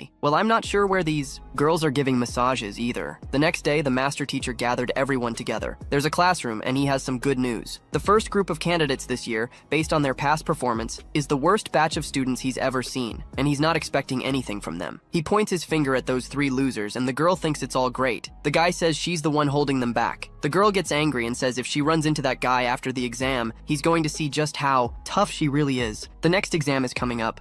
In the illusion of the stone table, with no difficulty selection, the challenge will be called Secret Forest. As the name suggests, it's a forest filled with all sorts of creatures. Some big, some small, some mischievous, and others colossal. But the only thing that keeps popping into my head is, will there be any wild beasts that can be tamed? Once everyone enters the illusion, they'll see a score panel on their arm. This panel will rack up points based on the number of beasts killed. A level 1 beast gives you 10 points, a level 2 gives you 20, and a level 3 gives 40. In a forest like that, sometimes you're the hunter and sometimes you're the prey. If you die in there, you're out. There's also a stone table in the center of the forest that tracks the scores and coordinates of the top 10 players. Damn, everyone starts thinking there are level 3 beasts lurking around. If anyone runs into one of those, they'll be eliminated on the spot, but he keeps saying, the competition will last 4 hours, so the top 10 candidates will automatically be accepted based on their scores. Then this guy asks if they can only kill fierce beasts, or if they can take out other candidates too. The winner gets to keep all the points they collect. In other words, it's a PvP, with a bit of backstabbing. Most of these students are weak and they're going nuts. How can they encourage us to kill each other? There are schools that are clearly in the top 10 and others that are at the bottom. Look who's happy now. They can go all out without fearing any penalties. The teacher asks for silence. After all, the real battlefield is way more brutal than this. And if anyone wants to back out, now's the time. The person who finishes first in the ranking will be awarded the title of Leader of the Newbies and will receive various perks. All that teacher wants is to see who will become the true king of all the students this year. He's already got a few candidates in mind, 5 to be exact. The girl is worried. It would be great if she could find Lindsay. Even if she didn't make it into the top 10, she can still help him out. I think she should really focus on her own safety first. Once you enter the illusion, call for her, Guanling. She's got to use the fierce magical bird's flying ability to find him quickly. They formed the team with him efficiently and coherently, which is just her style. The professor tells everyone to sit down and be silent. Now they're about to enter the illusion dimension, and there he is. Lanze, in a dense, dark forest. He looks around, trying to figure out where he is. Quickly, he notices the stone tablet on his wrist showing the remaining time, 38 hours and 59 minutes. In other words, he's got 3 hours and 59 minutes left. The arm info can only show his current position and score, but it doesn't tell him if he made it into the top 10 or not. So everyone will head to that central stone tablet to find out his ranking. That area is definitely going to be the most dangerous at the end of this stage. So if anyone goes over to that tablet and just moves blindly, their coordinates will still be displayed. Oh, that's going to attract a lot of players. No doubt about it, it's going to turn into a war. The real purpose of this exam is to let the players go at each other, but that doesn't bother him because he's pretty strong, and no one's going to steal points from the strong unless they're stronger than him. Suddenly, someone hits him with a surprise attack, but it fails, hitting blindly. After all, he had his shield active and shattered the teeth of that python. It's a two-headed beast monster, rank 1, stage 9. The python is crying because all she had were her teeth. His strategy was solid. Keeping the spirit guardian active doesn't drain too much power, so he summons the rock ghost to be his loyal guard. So, he's gonna get strong by keeping his real strength hidden and take the chance to test the true potential of Rock Phantom. Before he even realized it, that python got all wrapped up, and knowing it had no chance, it bolted out of there. He tells the Phantom to forget about that rank 1 snake, since a rank 9 isn't worth it. He needs to kill the highest tier of each rank. Doing that will save energy and ensure he scores way more points. Now, all he has to do is keep testing his monster and face even fiercer beasts. Oh, and the Rock Phantom is ready to fight. The spirit of that pet is super aggressive, but there's still one thing that worries him. What about that girl? Is she gonna manage to find him? Meanwhile, a little further away, she's already taken out several creatures and racked up 30 points. She's got 3 hours and 40 minutes left. She asks her magic phoenix to fly around and scout the area. Then, he spots the board amidst the forest as she wonders where Brother Lin might be. That's it. That's all there is. Hope you guys enjoyed it. Don't forget to subscribe to the channel for more videos like this. Thanks for watching, and stay tuned for the next video. Our hero's pet beast is still on high alert like it's just out for a stroll, you know? Meanwhile, she focused on checking the surroundings, and our boy quickly noticed that the players were being toyed with by the beasts. Damn. The bird came back because the beasts can't stray too far from their owner, right? Crap. So, she figured she'd give it a shot, because sometimes you just have to take the risk. You feel me? She knew for sure that Zay was powerful enough to be in the top 10. Dude's no pushover. Then she remembered to check Zay's coordinates on the stone tablet, but right then, a creature that looked like an ostrich charged at her from behind. What a mess. She jumped to dodge while our boy was running around all pumped with adrenaline. Man, she recalled that the golden-backed ostrich is rank 2, stage 5, and she couldn't let her guard down. She was pretty sure it wouldn't stand a chance against her fiery bird. She was at rank 2, stage 7, the real deal, and bam, her bird went in and landed a combo, scoring her 20 points with ease. But suddenly, something hit the bird. Total shock. She turned around to see where the attack came from and found out that this pet beast snatched the returning boomerang. Turns out it was Yue, the famous one. His pet was like a barbaric humanoid, another rank 2 stage 4. This dude casually took down Juan, and Juan instantly remembered him. She called stealing, kills shameful, but the ex replied without a care that there was nothing in the rules saying he couldn't take that, and even mentioned he was planning to take her down too. He told his buddy to take out the stupid bird and went on the offensive. The buddy threw a boomerang and tried to instruct his bird to dodge quickly, but to everyone's surprise, the boomerang switched targets and came right at her. What the heck? She lost her balance. Definitely a plot twist. Then Yue rushed in and covered her mouth. Because of that, the crazy girl couldn't give any more commands to the gem bird. Yue explained that compared to regular beasts, humanoid ones have superior intelligence, you know, and they act on their own, and his move was just to throw her off. An incredibly clever tactic. The other guy grabbed the bird's wings, moving in for the kill. He was just thinking about having some fun before taking her out. At that moment, they had only 3 hours and 28 minutes left. Total. Pressure, my dude? Meanwhile, Zay had about 40 points and was chilling. The rock ghost, on the other hand, was messing around with the body of a pig he had defeated. Zay noticed another player nearby and caught on right away. It was Chong, with his big-mouthed monster that looked like a crazy creature holding a beast-like monkey with massive claws. And the monster just gobbled up the monkey. What the heck, man? With that, Xiong's points shot up to 60. The guy was racking up wins left. And, right? Zay called out full of confidence. Xiong, being clever, remembered him. Lindsay noticed and thought that he still didn't know his identity, planning to take advantage of Xiong's knowledge. Xiong thought the Phantom Beast was really cool, which only favored Z even more. The kid asked if the beast was rare since he had never seen anything like it before. He wondered if Z was the guy who had gone through the higher difficulty level, but from what he knew, that dude had a frost-type beast. But Z quickly replied that his beast wasn't rare, it was just a common beast. He said it was a common D-rank beast that had only been upgraded to rank 2. Z kept boosting his ego, making the kid feel all flattered. Grateful, Zhang started offering to help Z rack up some points. The guy was so confident he thought he could make it into the top 10. Z just responded that it sounded great, accepting it in good spirits. However, Xiong was smart. He figured that once Z wasn't useful anymore, he'd find a way to take him out. And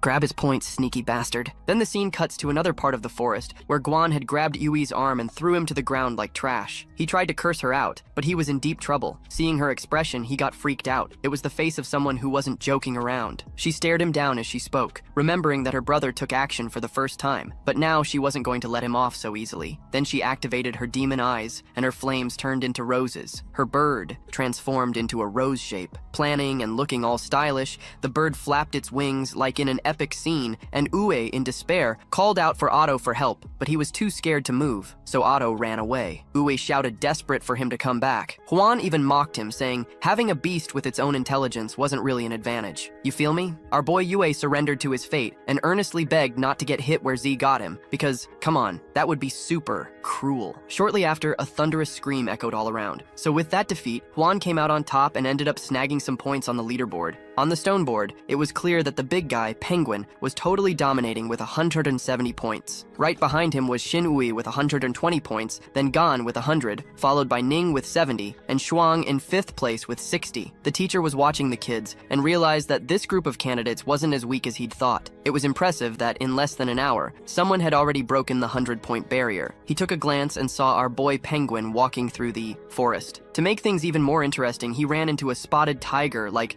a beast, rank 3 level 1. Holy cow, how scary. Next to it, a demon plant, the notorious poisonous era, also rank 3, showed up to spice things up. The spotted tiger didn't waste any time and charged at them like there was no tomorrow. But then, the poisonous era stood its ground and wrapped its tendrils around one of the tiger's paws. The tiger managed to break free but took the chance to bite the vine. Animals are all instinct, right? Our boy Penguin, tired of this playing around, told the beast to stop and focus on finding the next prey. A monster froze with wide eyes, and then spikes shot out of its body, straight out of a horror movie. Dude, and wouldn't you know it, the tiger fell? What a mess. The poisonous era didn't waste any time and crawled up over the tiger's body, so she got fully fed by it. With that move, Penguin's points jumped to 210. This guy is badass. He secured the win in the first round, leaving everyone eating dust. Among the leaves, the redstone board shone like a beacon, and guess who was there? Shin Ui and Yang, messing everything up, with Yang super happy that Shin Yui came in second. It's obvious he was expecting that, right? Stuck to him, she's a beast, but Shin Yui was worried because the kid still had 0 points, even though she had given him all those beasts. He casually replied that as long as they hunted the guys on the list and scored some points, that would be enough for him. Curious, she asked how they were going to hunt and who they'd start with first.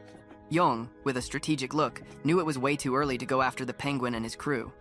That crew is from their school, so no. This time the priority is the Ningay Tim gang. He remembered a guy named Lin Zhe, who was talented but also seemed off because he didn't see his own name. A friend mentioned this dude must be playing dirty. In other words, it was a typical move from someone trying to stay under the radar. He said he thought it was all just a bluff and, as usual, signaled it was time to go because Guan was nearby. He managed to track down a girl, Aleste, and they tried to catch her scent to see if they could snag her. Meanwhile, Guan was just chilling around with her little bird. She sensed a mantis cutting through the air on the left and a carnivorous plant on the right, which was super confusing. She pondered which side to go to find Zhe, who was with Xiong. They came across a dried-up beast plant, rank 2, stage 4. Xiong figured it would be better to leave it alone and promised to help later, but honestly, the guy had a completely sinister plan. He plotted to launch a surprise attack and score points when Zhe was about to finish off the beast. Can you believe that the ghost from the ridge punched that plant and brought it down immediately? Insane. The ghost was left speechless, not knowing whether to go for it or break down in tears. Poor Xiong could only stare at the guy tied up. Can you believe it? He knocked down that beast with just 1 punch. Incredible. There were still 2 hours and 20 minutes on the clock, and the saga continued. The teacher was just watching, right? He knew about Zhe and recognized him as one of the best. In less than 2 hours, he dropped from rank 33 to 9th. He figured out how that happened when he heard someone mention Tiago. He remembered letting Zhe attack first, but didn't expect him to take out the beast with just 1 punch. He was already complaining that he was left with nothing and asked Zhe to share. Zhe, already on the defensive, said that wasn't his intention. He calmly explained that because of the test that impacts their admission, he always makes sure to give it his all in every fight. Plus, he told Xiong that if he wanted points, the next target would be his. Xiong pouted like, come on, because he was planning to take out Zhe and grab those points that were on the line. To spice things up even more, the system dropped a hint that a rare beast had been detected in the area. He figured that meant more points, and we all know everyone loves a few extra points. So, not too far from them, there was a golden tree trunk. They started heading toward the trunk. Man, Xiong was in shock. Like he couldn't believe they had actually found a real golden tree. He thought that would count as bonus points. But suddenly, the tree grabbed him while Zhe made a sly jump to dodge dodge the branches. The golden tree, besides being stunning, hung Xiong upside down. My dude, just when he thought it couldn't get worse, he opened his eyes and mouth and saw it was a dehydrated golden beast, like some sort of plant, a rank 3, stage 9, heavy-duty situation. He had no clue that was gonna happen. Xiong yelled for his beast to come save him, but then he looked and saw his beast was caught as well. Oh my god! He kind of froze, thinking about what to do, and then realized the plant was draining all his spiritual energy. What the hell? So he told Zay to help out because things were getting ugly. But come on, Zay shot back that they agreed the next beast was his, right? No. Zhuon told him not to be like that because this beast was no joke. Then he suggested they team up to tackle the situation, but Zay just turned around and said he trusted himself and was going to bail. Poor Xiong didn't give up and kept begging for his life. Zay, are you crazy? My dude finally decided to help and asked what Xiong was gonna give him in return for his help. Xiong got all mad for him having the nerve to blackmail him. What's ridiculous is that he decided he had valuable information about others, and if Zay helped him out, he'd share it. So curious Zay asked him to spill the beans, and Xiong had no choice but to reveal it was about the penguins and Shini's unique spiritual techniques. But before he could say anything, he started begging for his life and for help again. Zay thought for a moment, wondering if it was like some rock enhancement skill that actually had real value. He called on his beast, a rock, and ordered it to use its crushing blows on the enemy's abdomen. The stone beast charged forward. It leaped when the branches tried to grab it. Then it sliced through the branches with one swift move. It was almost reaching the tree, but then a golden branch wrapped around its torso and pulled it away. More branches showed up, entangling the stone beast. Zay realized that his beast, rank 2, stage 9, was still getting its butt kicked by the weird creature. It was trying to break free, but it was a stalemate. No way out. He thought about calling the Snow Maiden to put an end to this ridiculous fight, but then he noticed a tremor. The stone beast was shaking. What's up with that, my dude? He teased the beast, asking if that was all it had. He told it to break free since there was no time to waste. The stone beast got angry, and the next move was shocking. At that moment, the stone was surrounded by dust, and it looked like it was about to get sad. A smoke started to rise from the key beast's head. Holy crap! And Xiong shouted that they were done for because the beast was nearly drained. They had an hour and 54 minutes left, and already 27 participants were out. He was curious about what kind of power a genius facing something nearly impossible could have. The smoke from the stone beast began to swirl and even looked like a dance. Zay was taken aback. The situation was turning around. The stone beast unlocked a new ability, a demonic spectral form that would last about 30 seconds. Xiong was dumbfounded, like, what the heck is this, man? Just as Zay had guessed, those with dual attributes,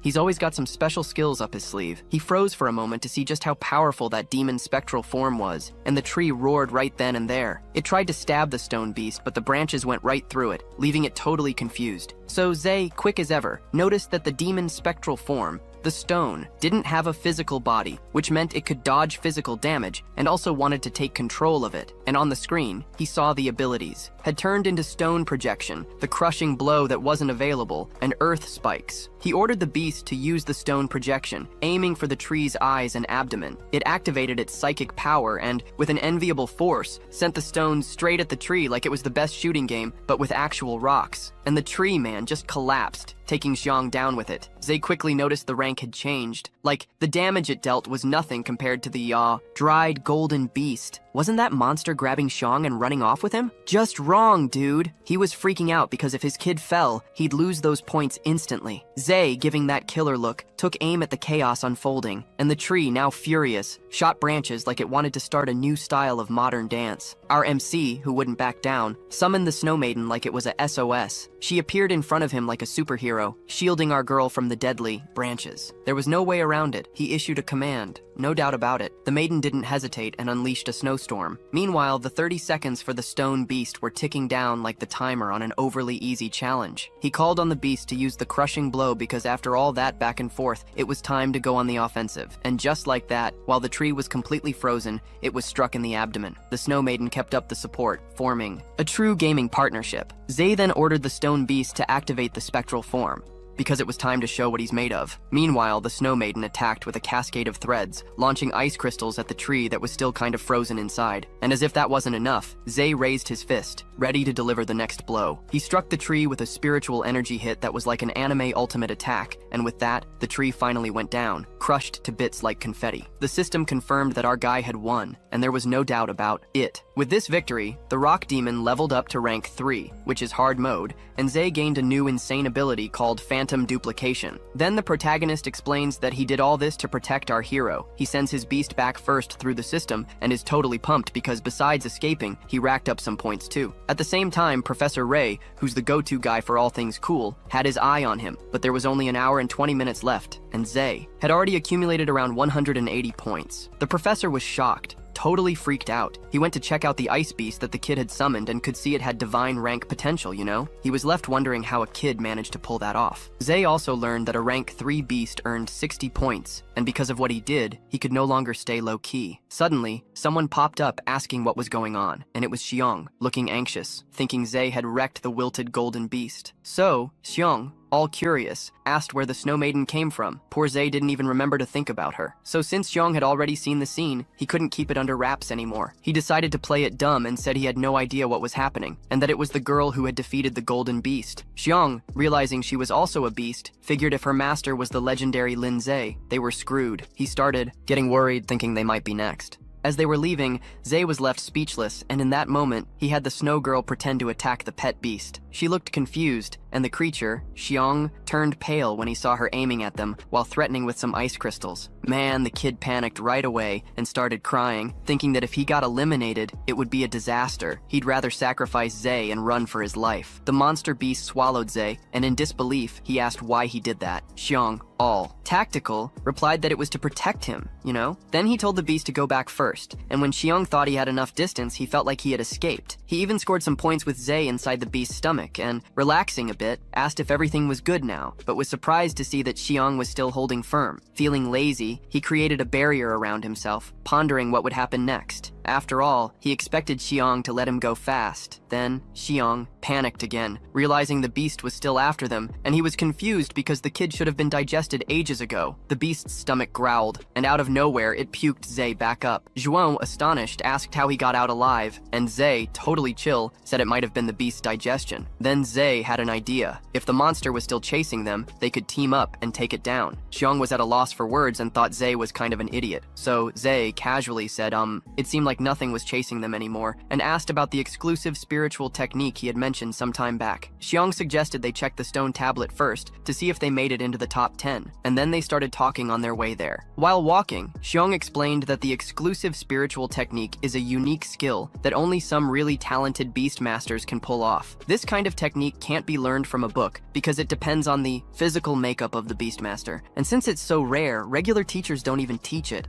Zay asks what the unique spiritual techniques of the Shinigami are. Then, the penguin arrives at the stone plaque, and Xiong decides to be the first to reach the top. The penguin scores 370 points, followed by Shinigami with 340. Next is Yang with 250. And in fourth place, we have our Zay with 180 points. Just behind him is Dan from the NGO with 140, and Tiam with 130. There's also Ao from the NGO with 120, and finally Shinsichi with 100. They still have 58 minutes to run, and Xiong feels a bit down because his name isn't on the board, but he stays hopeful, thinking he still has a chance. He notices that the 10th place only has 100 points, and if he adds that idiot's points, he knows he can make it into the top 10. So he calls Zay over, and with his eyes wide open, he notices that Zay has 180 points marked on his arm. He can't believe what he sees. When he checks the stone plaque and realizes only Linsei had that amount, the reality starts to sink in. He's trembling as he asks for the kid's name. Our boy then reveals his real name, Xiong. He can't believe it, especially when Zay says he wants to come along. He remembers that those who pass the super hard levels can take 2 vacations, and then it hits him that the kid has been hiding his power all this time. He realizes the ice beast was also his, and that he wants to take him down. Lindsay reminds him that if it weren't for him, he would have already been killed by the golden beast. So, he asks Xiong to share the information he has, but Xiong refuses. He orders the big mouth beast to crush Zay, but the stone beast seems to punch Xiong's beast, leaving him completely confused. To top it off, the Snow Maiden appears and freezes Xiong's pet beast. Xiong just drops to the ground in shock. Zay says that even if Xiong isn't something grand, they still count as a rare beast, rank 3, so he's going to catch it no matter what. Xiong decides to spill the beans and pleads to be let go, but Zay changes his mind. After thinking it over, he realizes he doesn't really care about the information anyway, because at the end of the day, all those spiritual techniques are pretty much the same. Xiong's like, wait, what, man? You know why? None of them stand a chance against Zay. He told the Snow Maiden to use the icy rain, and Xiong starts cursing out loud, but then some yellow vines pop up out of nowhere and stab the guy. That attack is from none other than Penem. Dude, like it's nothing. Our hero calls Zay out. He reveals he's been waiting for this guy for ages. So Zhang, acting all buddy-buddy, calls Zay boss and tells him to watch out for the ice element's pet monster. Zay's like, "What are you doing here, man?" He wasn't expecting to see him there. He seizes the opportunity to settle that unfinished business between them. Penguin, with that smug little grin, tells Xiang he can go back and rest. Xiang was ridiculously happy. He saw that his points were taken by the boss. You could say he didn't think it was a total loss and just bounced. Penguin's points shot up to 430, you know? Penguin encourages Zay to show his true power, promising they'll see who's gonna be the Rookie of the Year. But Zay responds that he doesn't care about that best rookie title, and if Penguin wanted it, he could just take it. Penguin took that as an admission of defeat. Where's the tough guy vibe from? This coward? He teases, saying he didn't expect Zay to be such a complete coward for real. He says that after taking out Zay, he's going to wipe out everyone in the higher rankings. Plus, he says he might even go after Shinigami, Wang, Gang, and Guan. Everyone. He got real fired up, confessing that the thrill of crushing them is addictive, right? But talking about Guan reminded Zay of her, and the fear. He realized that ONG, Shinin, and Guan were all in the same area, which means Guan was in danger. Dude, then like a rocket, he shot off to the east, but Penguin, always in control, ordered his beast to block the way. The stakes got raised. Getting tangled up with the rock ghost and the barrier, Zay and Penguin didn't miss a chance to take a stab at him, thinking Zay was just some clown with a big name. He ordered his beast to drain Zay's powers out of pure malice. Zay, not having much patience, cursed the dude out. He really didn't want to play with Penguin. Then he had the Snow Maiden attack from behind in an epic move, and honestly, that left Penguin in shock. Dude, this guy's name is Penguin, but I'm just gonna call him Penguin. Bro, so 'cause it's easier, right? That's when the dude turned into an ice statue. What a mess. The beast from Poison Era didn't even see it coming and got caught off guard, and the Snow Maiden didn't waste any time turning it into an ice statue too. Then boom, the Ghost of Rock came in and smashed everything. Zay mentioned he already warned that he didn't have time to mess around with him. The melted ice, poor crushed voices. Someone stepped up and said that Zay's vitality was so strong that, seriously, he was still in the game. It was Lu Gang. He reminded Zay that he forgot to finish off Penguin and took advantage of that missed opportunity. What a clever move, man. He aimed at the right spots and sent his beast, which was an iron-armored dragon, like a rank 2 dragon, stage 9, to attack Penguin directly. The gang hoped Penguin's beast would come back, but they knew he didn't have that ability. He thought he had secured first place, but when he looked at his arm, where were the points? Nothing changed. He figured something was off. While his pet beast was confused with the vine moving around, he turned and bam, vine to the face. Totally confused, right? Penguin said he had no problem telling someone he'd already been eliminated. Then he revealed that his exclusive spiritual technique was mimicry synchronization. The gang, already fed up, sent their iron-armored dragon to attack. But when he saw there was no response, he checked and found his beast was stuck in the ground. And then poof, it turned to smoke. Meanwhile, our hero Zay was running like a madman, with the image of Xiang and the ONG putting his hand on his sister. If he did that, he'd hit the ground, but like, never. Meanwhile, Guan was just standing there, frozen in a bubble, and there was a young dragon with steel scales, rank 2, stage 8. She couldn't break free from the bubble created by a rank 3, stage 2 necromancer, specializing in ghosts and water. The mature ONG told Ing that he'd give her this task. If she got Guan's points, she'd become the head of a new squad. Shinigami, as always, asked why, joking that it could be because she's way too pretty and he doesn't have the guts to attack her, right? Angu fired back, saying he wasn't interested in other girls, zero romance. Then Shinigami told them not to rush and that they should wait before taking action. Wang asked why. Curiosity was all over his face, but Ing just watched the forest, waiting for the big fish to bite the hook, and we know that always ends in chaos. Things got crazy, and they were attacked by spikes of earth. My guy Zhang, sensing the trouble, had a light bulb moment and quickly conjured a water shield to protect everyone. But the dragon beast, like a ninja, dodged that attack. That's when Zay showed up with all these ideas and called Shinin and Yang, telling them to unleash their reactions. Dude, they were speechless when they saw he had 2 pet beasts. What a wild thing. Even Guan, who was aware of the drama, was shocked. She warned Zay, saying those creatures were super strong and he needed to be careful. But Zay, totally chill, assured them he'd handle things smoothly. Then ONG, curious, asked if he was really Zay, the famous guy who supposedly beat the super hard difficulty level. Shinigami, all cheerful, confirmed it, showing she had been in the loop since the start. She sensed Zay was different from the others, you know? Now Yang was itching for a fight. He wanted to battle Zay to see his strength in action. But Shinigami, always wise, reminded him to be cautious because this guy wasn't your average Joe. Lindsay, brimming with confidence.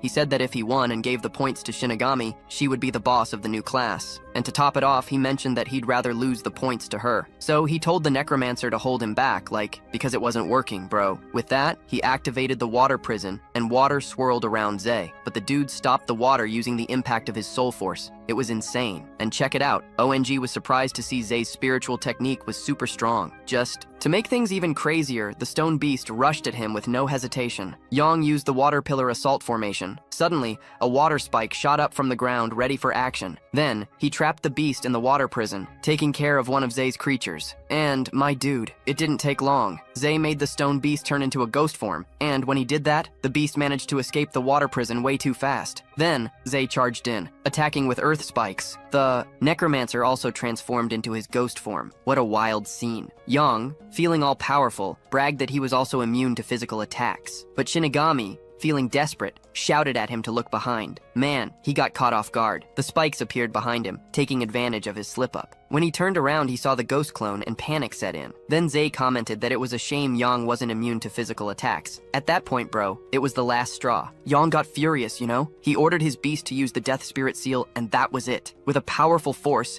he unleashed a wicked attack and ended up sealing the stone beast and his clone, who didn't see the trouble coming. Zay, looking all annoyed, thought Yang was irritating. After that, he figured the Snow Maiden would have to step in. He told the stone beast to return to its normal form, or else it would be defeated. Yang underestimated Zay's ability, thinking it would be a walk-in, the park. Zay, with that impatient look, was ready to show his true power. Dude, it's about to go down. Shit's gonna hit the fan. Shini was watching intently as he summoned the Snow Maiden. Then, Shini realized that Zay wasn't someone they could face, and knew that if they kept going, they were gonna get knocked out of the game. So, Shini had an idea and told them to stop, offering to have a chat. Zay, looking all suspicious, furrowed his brow and wasn't feeling it. She told him they all made it into the top 10 and that there was no need for more fighting, especially since they'd all be classmates after this. But the Snow Maiden was still ready for battle. Shini told Young to free the girl, no beating around the bush, and ONG, a bit hesitant, responded that if he let her go and they teamed up, it would be even worse. Shinigami, in a panic, shouted for him to do what she said. No arguments. He followed the orders and canceled the water prison. So, Guan was free, and the drama was unfolding. The dragon beast jumped off its pet in a swift move. She thanked Zay for saving her. Zay made sure that while he was around, no one would dare touch her. Cool, solid.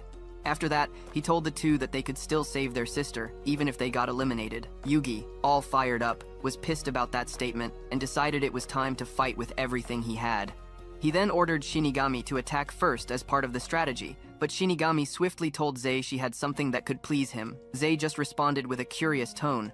Then, our heroine shares with our guy an exclusive spiritual technique, revealing that she could use her sensitivity to give him a boost and help unlock his unique ability.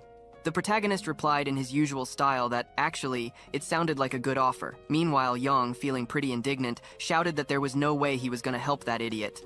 He went so pale he looked like a crumpled piece of paper, man. Seeing our heroine blush only fueled his hatred for Zay. Moments later, someone else showed up to stir the pot. It was that damn penguin. He was all smiles, thinking that now everyone was together, and he could wipe them out in front of the penguin, which made Yang even angrier. He looked so enraged, it seemed like he could spit venom. In an effort to rally, he told Linzay that they could team up and take first place. But then he realized things were getting messy and time was running out. Only 10 minutes left. The teacher, who had been lurking and watching everything unfold, wanted to save some new students, but the chance of them fighting each other could cost them some talent. He decided to give someone a nudge to intervene since they had just 10 minutes to cool things down. Then ONG, whispering to Shinim, asked if she was serious. He laid out a plan. Get the penguin to hold Honda so they could make a clean getaway. She, super excited, apologized because she genuinely wanted to help Zay. The boy was left completely stunned. He looked like he could eat dust. This made him think that maybe the girl liked him, so he resolved to take on the challenge solo. The penguin, all cocky, dared them to fight together, but someone put a stop to the whole nonsense. That person pointed out they didn't even need to fight because everyone was already accepted, and there was a special challenge mission prepared for them. Wow. As if that wasn't enough, a portal suddenly popped up out of nowhere, and like something out of a movie, someone stepped through. Oddly, while the students stood out, the king teacher wanted to see how far they could go. He brought in the second-year students, who were all intermediate-level fighters. They would have to battle them, and whoever won would earn a unique baptism. But even if they lost, they could still enroll. Guan, dissatisfied, yelled that it was unfair since they were considered students and were about to face veterans. My goodness.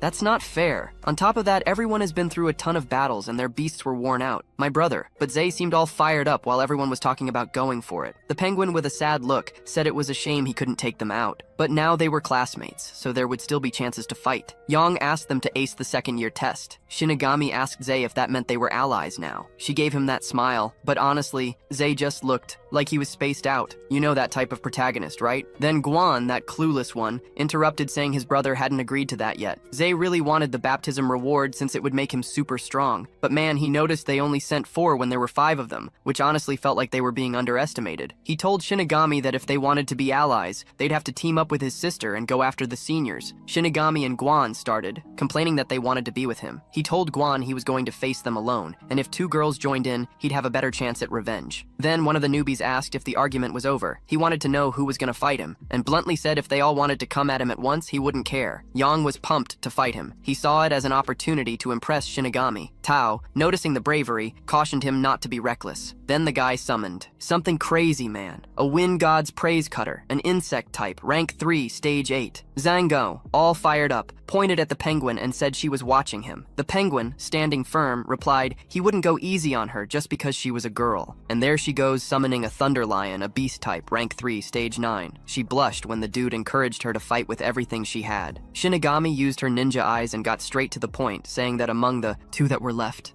the girl was the weakest. Then this super stylish dude with a pompadour called Zei out for a fight, saying his hairstyle was giving off bad vibes. Are you kidding me? Zei, all chill, agreed, but asked him to be nice. Dude, hold on. Meanwhile, the girl with blue hair remarked that the freshmen were cute. She started venting, saying she hated girls who were cuter than her.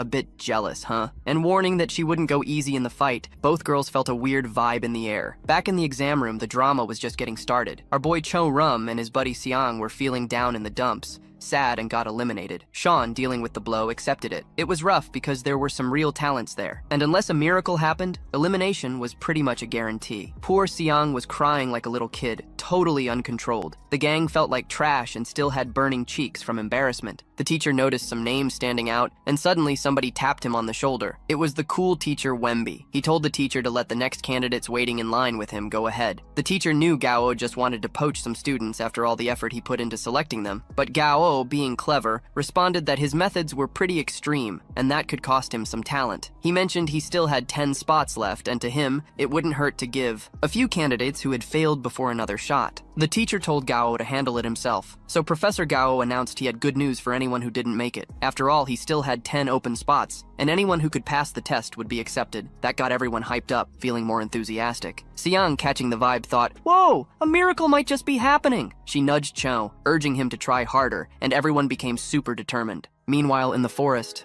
Yang was just goofing around, complaining about how ridiculously uneven the levels were. But then, as if that wasn't enough, I laughed at Yang because he totally got wrecked. Then, out of nowhere, a lightning bolt zapped Yang. The dude was blown away by the penguin's resistance, but at the end of the day, he got fried. If things kept going like this, it was just gonna be a boring slaughter. The penguin, on the other hand, didn't budge, my man. He just got completely defeated. The human realized he wasn't hearing anything anymore. Wee Wee, honestly, was bad-mouthing those geniuses, saying how they thought they were all that, and told the girls that, like, the school wasn't lacking in geniuses. Just look around. And get this, her pet beast was a serious one, a berserker, a type 3 human ranked at stage 7. He even gave the girls a talking to, saying they should spend less time on makeup and more on training. Back in the exam room, Professor Gao disagreed with another teacher's methods. He thought that oppression just ruined everyone's confidence, but the other teacher claimed he was just trying to keep their spirits in check. Otherwise, when they got to school, they'd be way too cocky and forget there are always stronger folks out there. In Gao's eyes, seeing someone who wasn't affected by his methods was eye-opening. Zitian's pet beast was a flaming warhorse, like a type 3 beast at stage 9, and it ended up turning into a frozen statue. The professor couldn't believe the turnaround. Zei called everyone over and announced that he beat the beast. Man, he was so stoked to have found a real gem. He'd seen lots of geniuses, but none like him. He started saying it was like seeing the 8 legendary prodigies of the Federation in their youth. Just inspiring. Gao even mentioned that at Zei's age,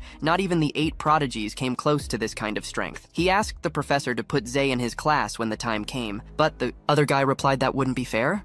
because anyone who placed in the top 10 should be put in accordance with the rules. In that moment, the system notified that the flaming warhorse had been defeated. 7 years without solid footing, and he couldn't believe he had lost. Guan was at a party only for Zei Shinigami's victory, even admitting he didn't expect him to be that strong. Aeyong was super frustrated. He noticed the brutal level difference, but decided that instead of wallowing, he would use that frustration as motivation for next time. Then, Tao jumped in, asking if Zetian had taken it easy. He just couldn't wrap his head around the fact that the unregistered student had wiped the floor with a veteran. Lindsay, bolder than ever, asked if they wanted to keep the fight going. Tao was already irked, totally furious. Wow, Zei just kept grinning and asked the three if they were planning to rush him all at once. Tao called our hero arrogant and sent his praying mantis to attack. Then, out of nowhere, the ghost Rocha arrived, charged in, and blocked the creature with a confidence straight out of a movie. Gao, who was watching the whole mess, decided to step in and ask them to stop the fight. If the chaos kept up, the veteran would lose face, and Zei would just end up making more enemies than he already had. Believe it or not, he agreed. Shortly after, he announced that the test was over, but Tao wasn't happy about it at all. He started shouting for the teacher and kept complaining that Zei was the only one who passed the test, but also gave some credit to everyone who tried. Tao yelled loudly, pointing his finger at Zei, promising that they'd settle this once he registered. Zei, completely calm, said there was no need for that fight to happen. With that sarcastic remark, the kid just made Tao even angrier. Man, he shouted that he wouldn't forget this and bolted out of there quickly. After all that commotion, Zei finally received his baptism rewards, and check this out. His constitution jumped from 8 to 10.8, and his soul power soared to 1080.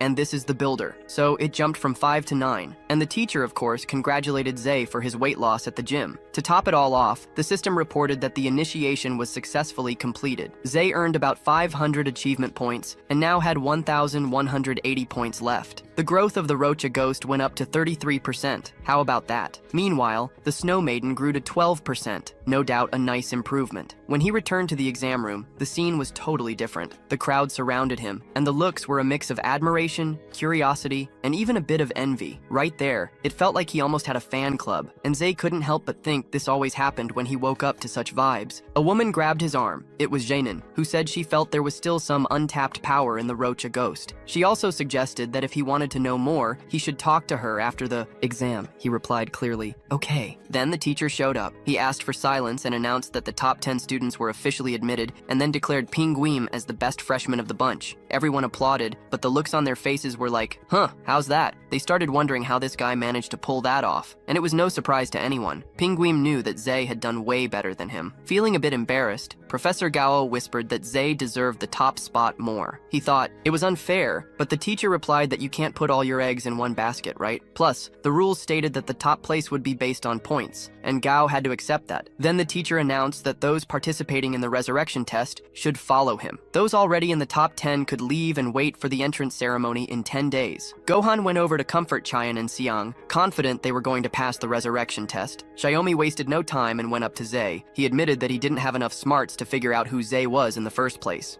He praised how our hero fought and made a proposal. Zei Curioso asked what that guy wanted. Xiong started saying he wanted to be his subordinate. Zei was shocked by the offer. Xiong, all excited, said that his respect for Zei was like the ocean. Jose replied he didn't accept subordinates, and besides, Xiong hadn't even qualified for enrollment yet. What a mess. Xiong, being all confident, assured him he'd pass and asked him to wait. Pinguim, watching the scene, decided to have a laugh. And after that, everyone said their goodbyes. Juan took the opportunity to suggest they should celebrate, like spend an entire day in the city. Zei, who was also tired, agreed they needed to relax a bit, you know? Juan said he would be back tomorrow and they'd hang out in the city that night. How awesome, man. Zei, excited, agreed with her suggestion, which made her blush. But then Zei grabbed his phone to check hotel prices right away, because life doesn't wait, man. The guy just went pale. Who knows how he blew all his cash last time, buying evolution materials for that stubborn rock beast. Now the situation's critical because he only had $300 on him. Bummer. Then the girl asked what was wrong and suggested they go grab a bite first. Soon after, they ended up at this fancy restaurant where they could dine alongside the beasts. Zei was stunned. Wow, he didn't even know places like that existed. Dude. Guan then said she had been wanting to get into that restaurant for ages. Look at that, she had the brilliant idea to call her Beast too, since they had been battling all day. And Zei, of course, agreed right away. Guan was completely shocked. Oh my god, she could hardly believe that little snowball had grown so big. Then Guan asked how he managed that. Lindsay just replied that his compatibility with the contracted beast was super high, but deep down he knew it was thanks to the system. Guan suggested it was time to place the order.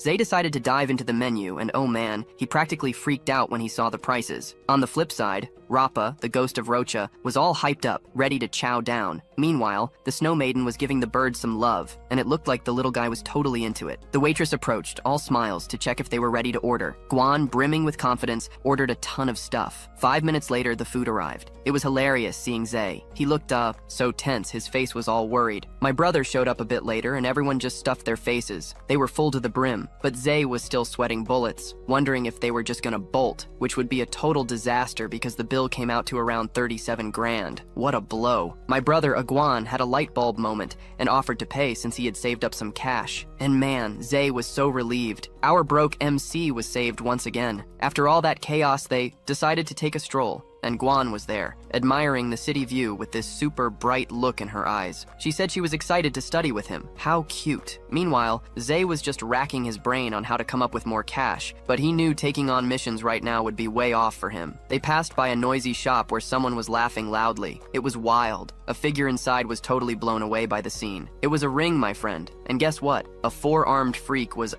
crowned the winner against a Titan kangaroo, a rank 1 beast, stage 3. The four-armed freak was grinning all proud. The referee asked if there were any challengers around and explained that if anyone could take down that four-armed freak, all the prize money would be theirs, but they just had to pay a 300 entry fee. Whoever wins gets the whole prize of 50 grand. So, Zay saw a golden opportunity to make some quick cash. He summoned his pet phoenix, the ghost of the rock. My dude came in strong. The referee started explaining the rules, and guess what? No spiritual techniques or spells allowed, just straight up hand-to-hand combat. Zay turned to Guan and asked if she wanted to watch the whole fight. Obviously, she asked if he wanted to actually participate, like really get in there. And he, being clever, said he wouldn't refuse easy money, you know? The system confirmed that the four-armed freak was rank 3, level 1, while his stone beast was rank 2, level 9. Then he got the brilliant idea to level up his pet. He put his hand on the beast, and my guy unleashed this powerful red glow, like he just summoned a demon. It got real. He leveled up to rank 3, level 3, but had to spend 780 achievement points. The higher the level, the more points he needed. That was a hassle. Guan, dying to know, asked how the beast leveled up so suddenly. Zay just said it was because the meal had been awesome. Nothing more. Guan, totally buying it, said they were definitely going to win. Then, the referee announced that a new challenger had appeared. Pressure was on for everyone to get up and applaud the courage of the new participant. He described Zay as this skinny kid with a red-haired stone freak. That crazy Zay. And of course, the guy underestimated them, thinking it'd be a walk in the park. Everyone burst out laughing, thinking the kid was crazier than a blind guy in a shootout. What a wild scene. Then people started asking where he had come from. The ghost of the rock let out a little burp, while the crowd kept mocking him. And get this, the four-armed freak rose up, looking like a sea ogre with 4 arms. And believe it or not, the owner's name was Gentile. He sent a message to Zay, saying that if his beast killed the little creature, it was better not to come crying. Zay flashed that little smile he always had and told him to go all in. After all, he was excited too, and called the guy an arrogant brat because, you know, they signed the waiver. The referee made that sly announcement to kick off the fight. Uncle told his beast to show its strength, like, "Let's go, Joe!" But the beast was the target and looked like a clumsy chicken. Then Zay realized that in terms of speed, the ghost of Rocha was winning with a kick, like it was nothing. But then, the leg got caught. The kid tried to throw a punch, but the monster blocked his fist. Suddenly, the ghost of Rocha was tossed up with ridiculous ease and thrown aside. The poor guy face-planted on the ground like, "Whoa, that hurt, man!" Zay got nervous, thinking, No, shh, you idiot." He made sure that the freak, despite its appearance, had the brute strength to take down plenty of more explosive beasts than that. Just as Zay suspected, the rules were totally in favor of the four-armed monster, and it was no wonder they were so confident, right? The freak got its fists ready like, "Come on, I'm ready for you, brother." And then the ghost of Rocha saw the athlete charging in and tried to back off, but the beast wouldn't let him and grabbed his leg. Then, with everything it had, it punched the kid twice. Chu joked with Zay, asking if that was the best he could do. The whole crowd went wild, while Juan was just worried. Zay thought that if they let everyone unleash their skills, the ghost of Rocha would put on a show against this brute. But luckily, the rules were strict. It's all about toughness here. He realized that in terms of brute strength, he was throwing it away, especially against an opponent with 4 arms, and they had to fight it out in close quarters. However, the last time the ghost of Rocha took a beating, it unlocked a new form. If Kishio said it, then it was right. It was worth a shot. Either he unlocks a new form or ends up on the ground.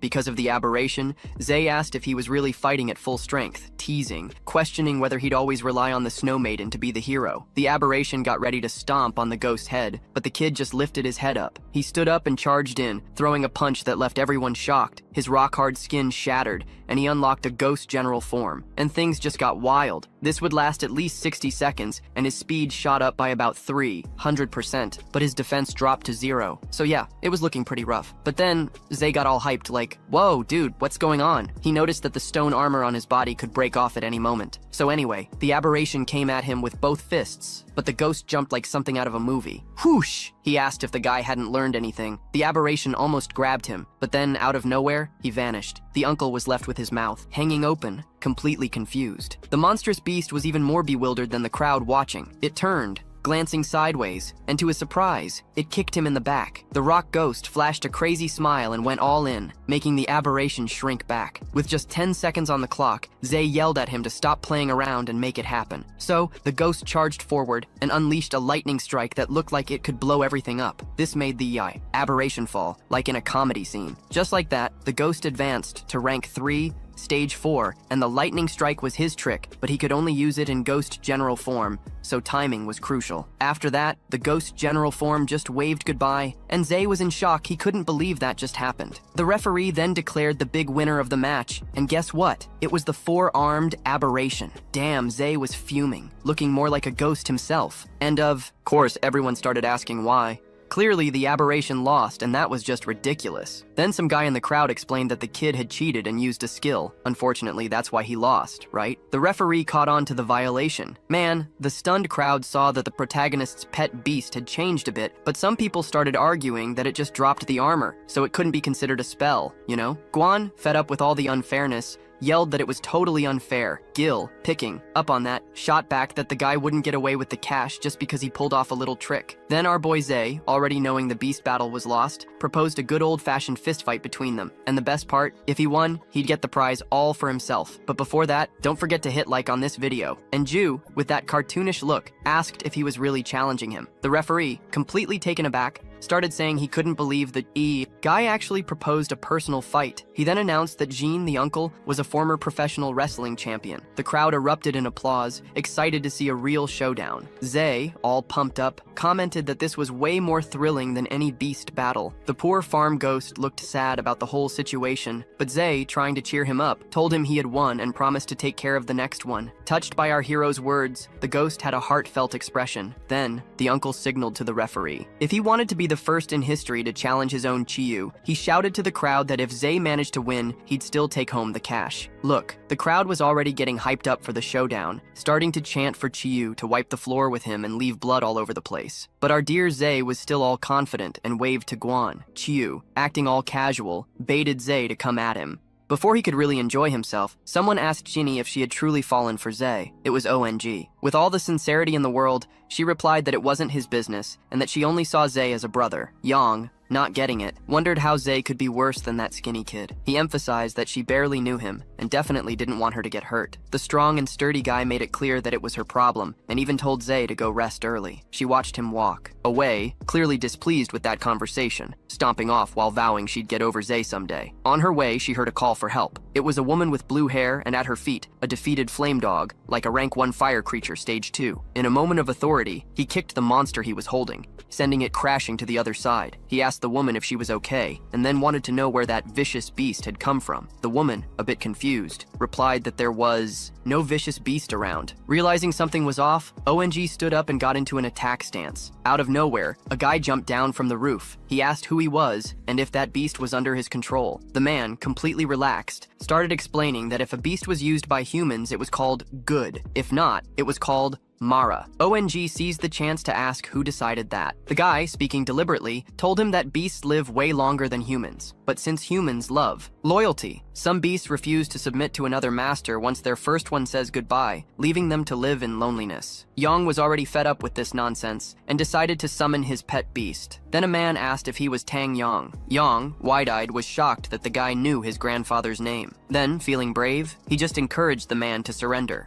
Promising that he would take him to the Beast Tamers Association for a few slaps, his beast came up all eager, but the man, completely unfazed, told her to back off. He poked his finger on the head of the flame dog, and the little guy's mind started to warp. The creature got all messed up and soon turned into a vicious beast. Completely clueless about what was happening, the man started talking about how he was planning to roast people with Yang, but ended up unintentionally introducing himself. He wanted to see if Yang was worth using, and with his mind already reeling from so much information, he got overwhelmed. Before he knew it, he transformed into a threatening being, fully in survival mode, forcing everyone around. That's right! Don't forget to comment, like, and hit that thumbs up down below, because if this video does well, like always, we'll bring you part 3. Thanks for watching, and make sure to check out my next video. Back to the challenge, Lindsay was faced with Galcion, who was there flexing all his muscles. He began a speech longer than the hunger. In the 3rd year, I won my first wrestling championship in the city of Tuona. In 32-42, I defeated the big guy from the city of Tambim Loilan. In total, for 3 consecutive years, I was the wrestling champion in the city of Guanim, and my nickname is Twisted Bears. Hearing this, Lindsay furrowed his brow and started to analyze the fellow. The average strength of a person is between 2 and 4, but this one must be between 4 and 8. Meanwhile, Sion finished his presentation and realized that Lindsay was the calmest of all. He made a big mistake by pointing his finger at the ring, and with an air of superiority declared, "So that no one says I'm intimidating you, I will let you hit me first. Go on, hit me." Lindsay, the announcer, intervened with a calmness only he knew. "With my permission, go for it, but be careful not to hurt your hand." Lindsay looked at both of them, put his hands in his pockets, and gave that mischievous little smile. Galcion, full of himself, said, "Look at me, everyone see me," he proclaimed. After a moment of expectation, Lindsay replied, "Then I won't hold back," and bam! Lindsay's punch struck Galcion's mouth, who twisted and blood began to spout like a fountain. The guy simply flew far away, sliding on the ground without stopping. Finally, he lay paralyzed, eyes blank, cheeks sunken, tongue out, and half-conscious. The announcer, just like the crowd, took a while to process what had happened. What the hell is going on? Galcion was taken down with just one blow, leaving everyone in shock. The 2 Washing Jiguan celebrated the victory with high fives, but soon realized they had done the same thing. At that moment, they crossed their arms, closed their eyes, and turned their backs, puffing together. However, in the announcer's area, another issue arose. With his finger up, he shouted, "Wait a minute. Since I did not signal the start and Lindsay attacked first, he violated the rules. Therefore, the winner is..." Upon hearing that they could steal his victory, Lindsay activated his cold mode. The announcer, already sweating cold, put a hand on his head. "Oh no, I was confused. This young man did not break any rules. Thus, the winner of this round is Lindsay." He was all happy, and she responded with a smile that shone brighter than a star. Upon leaving the challenge area, Lindsay grabbed his phone, and at that moment, a notification popped up. He had received 50. With a big grin, he thought, "Finally, I have money to stay in a hotel. I'll finally be able to sleep in a decent place." Shortly after, he spotted Ruanino and Kat and Sing approaching. Lindsay, somewhat surprised, asked, "Hey, what's going on with you guys?" Without waiting a second, Kwashinge slapped him on the shoulder with a smile. "Good job. I didn't think you'd lock him down and defeat him." Anine, next to him, looked at Kwashinge with a curious expression. "We don't know each other well, do we?" Kwashinge, full of swagger, winked and replied, "But we've already formed a team. We've been teammates." Glimpsing at him, Zay raised his hand with a smile. "Soon we'll be classmates. So let me introduce myself again. Hi, I'm Gwashi Sign. I hope we get along in the future." But Ani didn't seem excited about this at all, displaying his typical indifference. Lindsay went straight to the point. "So are you coming?" Kwashinge replied confidently, "Of course I am. I'm here to help you activate your unique spiritual art." Ane was like, "Unique spiritual art?" Then Lindsay quickly remembered he had a pending issue. "Yes," Kwashinge continued, "if you treat me as a friend, I'll help you with that." He didn't hesitate and suggested, "Let's find a quiet place to talk." They went to a luxurious building. More specifically, Lindsay took the girls to a room that had a giant bed. With wide eyes, they asked, "What are we 3 doing in the same room?" Lindsay, without beating around the bush, got straight to the point. "Let's get started." Shinji, already used to this attitude, nodded. "All right, let's get to the details. I have a psychic ability called perception. Since I was 7, I can feel a bunch of information that anyone normal wouldn't catch, like someone's breath, where the person is, and even some things that might happen in the future." Anin couldn't hold back and blurted out, "Wow, do you really have that ability? That's surreal." Shinji smiled with pride at the compliment, but was soon interrupted by the direct question, "But how can you help me?" Suddenly, she regained her composure, looked at him and said, "Close your eyes." He followed the instructions. At that moment, as she got closer, Kwatigi also closed hers.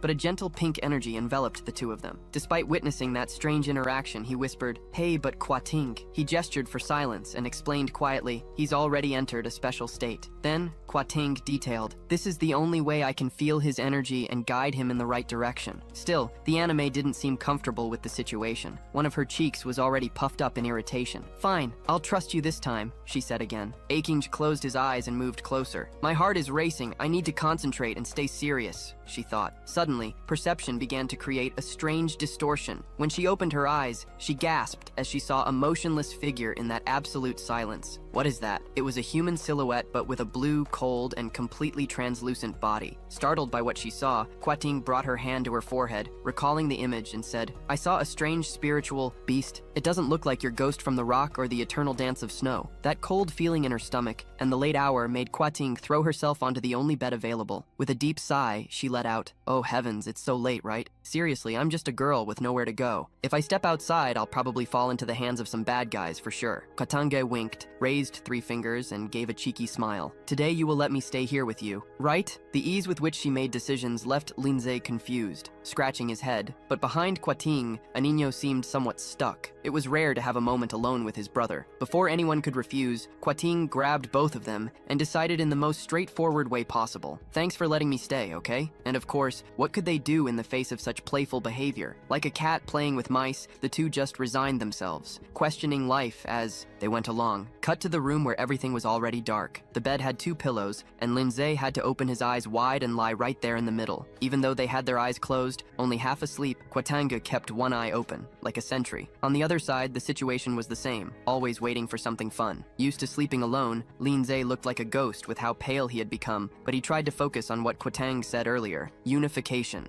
It was time for the ghost of the rock and the eternal dance of the snow to merge, and he needed to activate his spiritual fusion technique. The dark and silent corridor seemed to be setting the stage. 10 days later, it was finally the day everyone would officially become students of the Ninja Academy. Some students flocked to the bulletin board to check for updates. The classes were already divided. Let me take a look. A screen clearly displayed 4 levels of classification, and the newcomers were being grouped. In the distance, Lindsay looked at the screen in search of his own name. Lindsay, and found his name in Class 1, alongside Ruanim's name. Then the two exchanged smiles of joy. Awesome, bro! In the same class again! How wonderful! Haha! Ashim appeared out of nowhere, trying to catch the duo's attention with a threatening grin and his hand raised. I've got good news too! I'm in Class 1! Anjinya had that look of someone who didn't want to hear about it. At that moment, Dende unexpectedly arrived, all bandaged up, looking at Koksinche. He said, bye, and Koksinche was startled to see his condition. Did you fight with someone again? It was Dandun. She didn't seem surprised and quickly explained, I had to surrender to a tough rival, but then his expression soured when he saw he had fallen into Class 2. What could he do? It was destiny. But suddenly, Libanjo shouted, all nervous, Luck! Luck! This is luck! If you hadn't put me with that guy, I would have already found a way to kill him! The atmosphere grew tense, but it was broken by Damon's firmness. That's right! I want to start now! He headed off to another place. At that moment, Ruanino happily approached his friends, Sanchayun and Lucia. How cool! You all passed the exam, they replied. We're in Class 4. Only Class 1 and 2 are the top ones, with more benefits. Because of our effort, we managed to pass. Lucy, quite excited, said, Gigi, of course you are a crucial part for having trained us. At that exact moment, a voice echoed in the corridor. I think you've seen me around here before. Professor In appeared on a stage, saying, seriously, from now on, I am the teacher of this special class, and I will guide you for the next 3 years. We will have many courses, and you can choose to participate or not,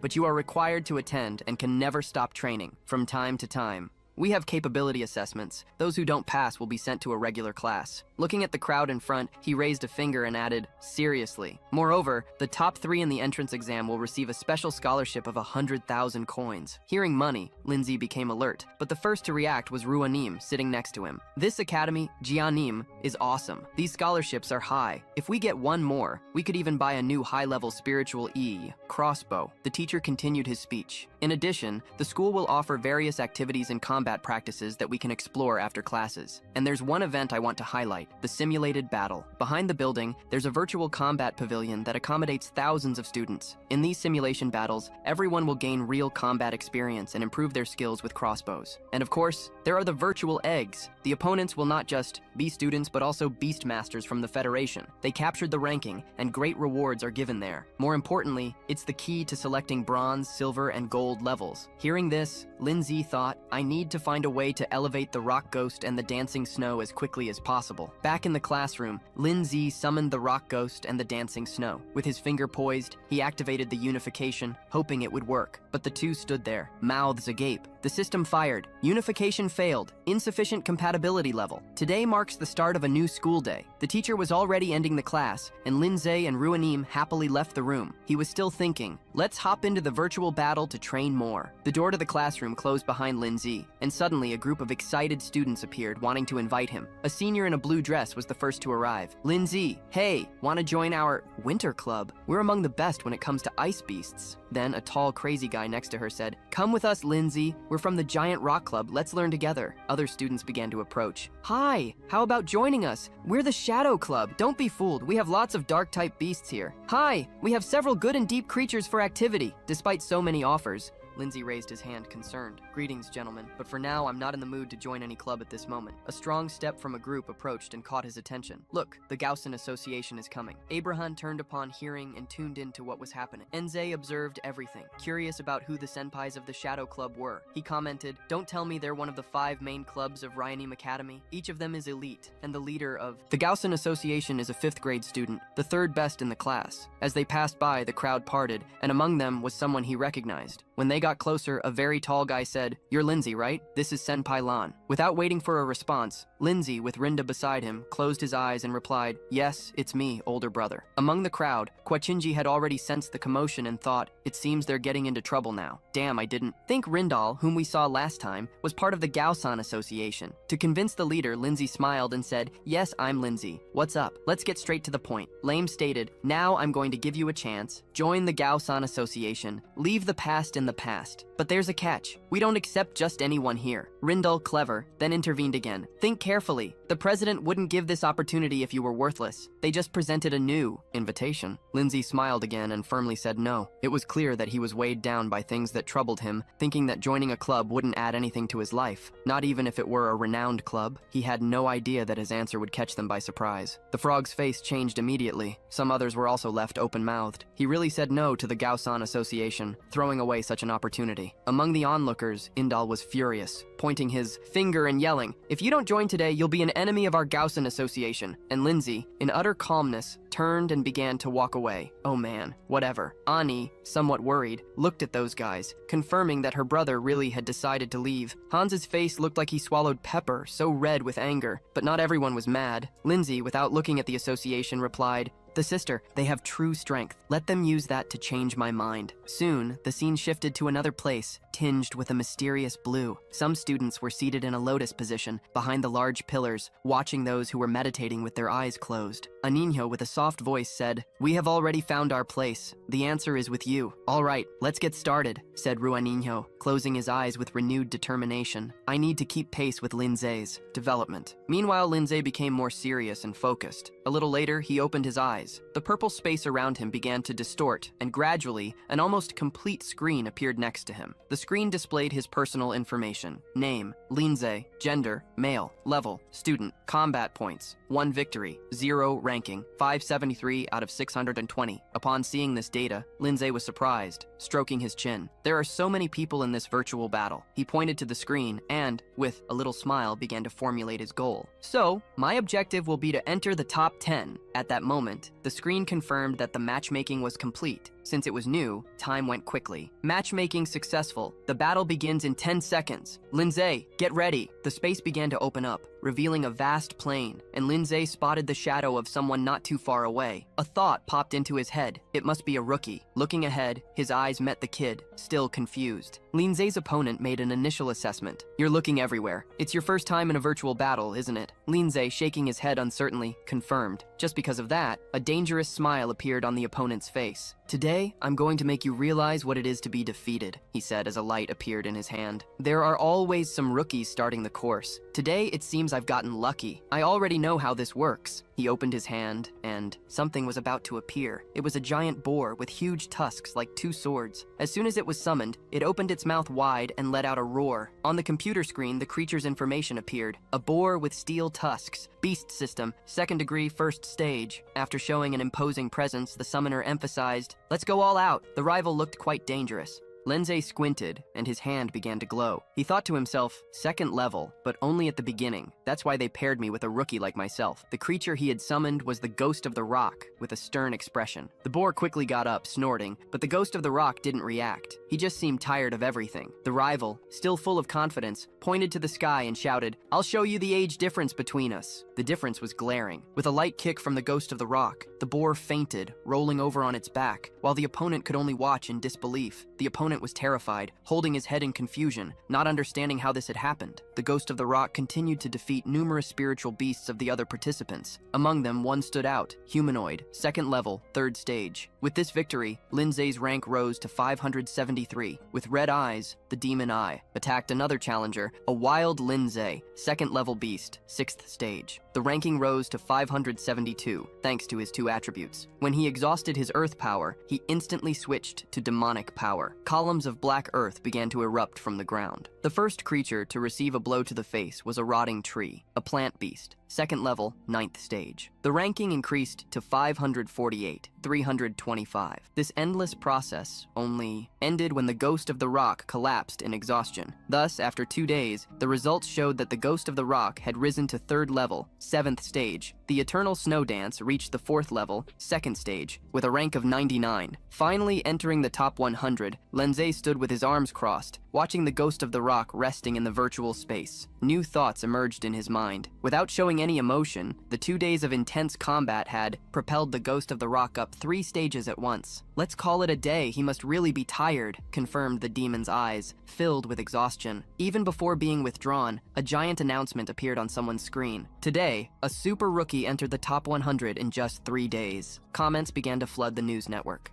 "It's unbelievable. He really is a boy with iron hands. Man, his win rate is 100%. I heard he's barely a first-year student. Can you believe it? It's shocking. Does anyone here know more about this guy?" Meanwhile, in the secondary space, Ruaninho, who had just woken up, looked at his brother with half-closed eyes and asked, "Hey brother, how long have you been awake?" But someone interrupted the conversation. It was Labanjum, who arrived with a cocky grin, jumping right in. "Isn't that our little buddy?" Lindsay, upon standing up, threw a greeting. "Aren't you the #1 male champion?" Labanjum, full of confidence, smiled even wider, closing his eyes. He said, "Wow, you're pretty dedicated, huh? Worked late, but I brought you good news. Don't be too shocked." Lindsay was confused and asked, "Did you drop out of school?" Labanjum wasn't mad about the interruption. On the contrary, he felt even prouder. He raised 3 fingers and proclaimed, "I only took 3 days to get into the top 500. Wow, seriously?" Lindsay replied. At that moment, Ruan grabbed his phone to check the information and was stunned. Labanjum was relishing the feeling of pleasure. The surprise returned when an unexpected news headline appeared on the screen. "My brother has already entered the top 100. I got the notification." Man, Labanjum just froze. His face turned pale, like he was paralyzed in place. Balinze and Aning went outside. On the way, there was a new exchange of ideas. "Hey brother, my current rank is around 180, you know? No matter how hard I try, it's tough to climb. That's why I want to form a contract with a new spiritual beast. Got any tips for me?" Lenda was surprised by this. "And when did you meet the conditions to open a contract with another beast?" Andre threw a friendly line and replied, "Brother, remember I'm the only one in class at the advanced level and I was approved." Lindsay's cheek turned super red. He rubbed his face all confused. Then suddenly an important thought popped into his head. A level that is tough for one is super tough for another. He chuckled lightly and said to Ruan, "Of course I remember, I was just messing around. Let's get back to what really matters." Then Lindsay asked seriously, "By the way, have you decided which beast you're going to make the second contract with?" Wanning naturally replied, "I'm not thinking about the rarity and compatibility with my demon flamebird yet." Lindsay smiled confidently and said, "Relax, I'll help you choose a good spiritual beast. I kept that idea in my mind. It's time to help Wanning find a beast with a hidden evolution route." Wanning, excited, looked at him and said, "All right, brother, this weekend we're going together to the beast shop. Done deal." A little later, Lindsay saw Quattro G arriving at the bridge and waved to his sister as she came out. Hashim G alone made a few jokes. "Wow, you two are really close, huh? Always stuck together, even training together." Lindsay looked at her, and as she approached, she continued, "Together in class, together at mealtime. Hey, can I ask you a question?" Stopping in front of him, Quachindi posed a crucial question. "What's going on with you two now?" Lindsay was confused and didn't answer anything. "If there's nothing else, I'm going to leave to rest." But Quachinge suddenly grabbed his hands and said, "We might be in trouble." Lindsay was startled. He recalled the silhouette of someone pointing at the sky with a finger. Quachinge explained, "Some time ago, Dandan was attacked by a mysterious figure. However, from what was reported, anything that is dedicated seems to be targeted by this person." Lindsay, confused, asked, Who is this person? What is their intention? Wakens shook his head. I don't know. What we do know is that he is quite strong and has a strange technique that transforms beasts into demons. In short, I came to give you a heads up to stay alert. It was already late, so Lindsay said goodbye, signed off, and thanked. Thanks for the concern. I got it, man. With a thoughtful expression, Kwatinji showed the anxiety he felt. The demonic transformation I saw came from Ruanim. This is directly linked and is causing me a great unease. The next day, in the simulated combat area, Lindsay positioned himself in Lotus and began to meditate. Today, my goal is to enter the top 10. He entered the virtual field, and this time, the Snow Maiden came out for combat, ready to attack with her ice. He quickly climbed the rankings. Meanwhile, elsewhere, a mysterious man was reviewing information. Lindsay, first-year student, 18 years old, simulated dual ranking 100, win rate 100%, spiritual clues, attribute, ice and unidentified stone, unknown special ability. He picked up the phone and continued the investigation. The mysterious guy smiled intriguingly. This is interesting. I need to find him soon. New information arrived on successful pairing. The system sent him to a desert where a new rival emerged. The opponent was completely hooded, with a skull symbol on his face. Lindsay stroked his chin and commented. The opponent, without saying a word, summoned his beasts. The first was a strange brown turtle, caiman, spiny land turtle, 4th grade, 1st stage. The second was a horned bluefish, water dragonfish, 4th grade, 1st stage. At that moment, the rival spoke, but Lindsay just smiled and raised his hand to the opponent. 2 against 2. Now that's fair. Then, the Snow Maiden and the Rocky Demon entered the battlefield. Her cutting thread and his pressure dominated the sand. Seeing the opponent's spiritual beasts, Lindsay frowned and thought, 2 4th grade creatures. It seems that those who enter the top 10 are all experts. I wonder how strong those up there are. Noticing the change in the rival's face, he said, First, hello, you are Lindsay, right? I didn't expect you to get this far. Not bad. But then, he pointed at him with his finger. Before, you were just a weakling who could barely win and get into the top 10. You're going to be one of the truly strong ones, and then you'll be ready to work with us. However, these words did not impact Lindsay. He closed his eyes, scratched his ear, and said, Don't decide for others, no more nonsense, let's start this. The rival raised his hand high and changed his tone. Let me teach you something. There's always a sky above the sky. There's always someone stronger. At that moment, the water dragonfish launched a giant column of water, unannounced. But this was always easy for Lindsay. The Snow Maiden instantly froze everything, turning it into ice. But in the blink of an eye, the ice broke without warning. The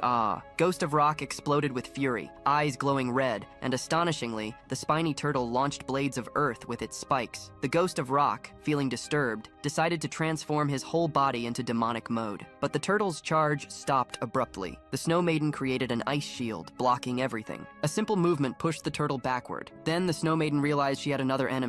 The water dragonfish created a massive whirlpool, trapping her. Meanwhile, the turtle made another charge. The rock ghost launched spikes of earth, but the turtle was so resilient that it turned the demon's attempts into mere toys. The turtle kept trying to attack the Snow Maiden, then she grew serious in a peculiar way. Her hand transformed into ice, and with agility, unleashed a freezing storm, which the ice shards struck the water dragon, while the turtle had a quarter of its shell frozen. The opponent saw and applauded. Not bad at all, you really have talent. The rivals' beasts work together in synergy. Looks like I need to make the Snow Maiden and the Rock Ghost work better together. As he predicted, this rival extended 5 fingers instead of 1, and his voice turned serious. Now the real fight begins. After that, the spiky earth turtle connected and blended with the water of the dragon. When the mixture reached the right consistency, the mud gathered and formed an even larger, more imposing turtle than the previous one. The opponent, with arms wide open, exuded confidence. It was as if he were dancing in everyone's face. Zay, witnessing the scene, felt a bit lost, like a boy who lost his cell phone. He thought, wow, this skill is so powerful that it's opening my mind to a new level of combat. The giant turtle, with all its weight, coiled and charged at the target, like an out-of-control tractor. This time, the one trying to block was the rock ghost, but he could only raise his hand before being crushed. It was no use. His body was crushed like paper in the trash. The tension in the air was palpable, like when you forget your cell phone password and feel anxious. Lindsay gathered all the energy she had in her hands and shouted, "Extreme frozen field!" The Snow Maiden formed within this field, which trapped the rival and unleashed a brutal spiritual impact. But the opponent, full of bravado, laughed and commented, "Ha ha, my shell is tougher than any spiritual beast." He further stated that the frozen mud was as hard as steel. "Resilience is this crazy guy's strong suit, kid. You're still at the basics. You have a lot to learn." He said this with a big grin. Then, the rival sent thermal pressure of water, and it was like a volcano.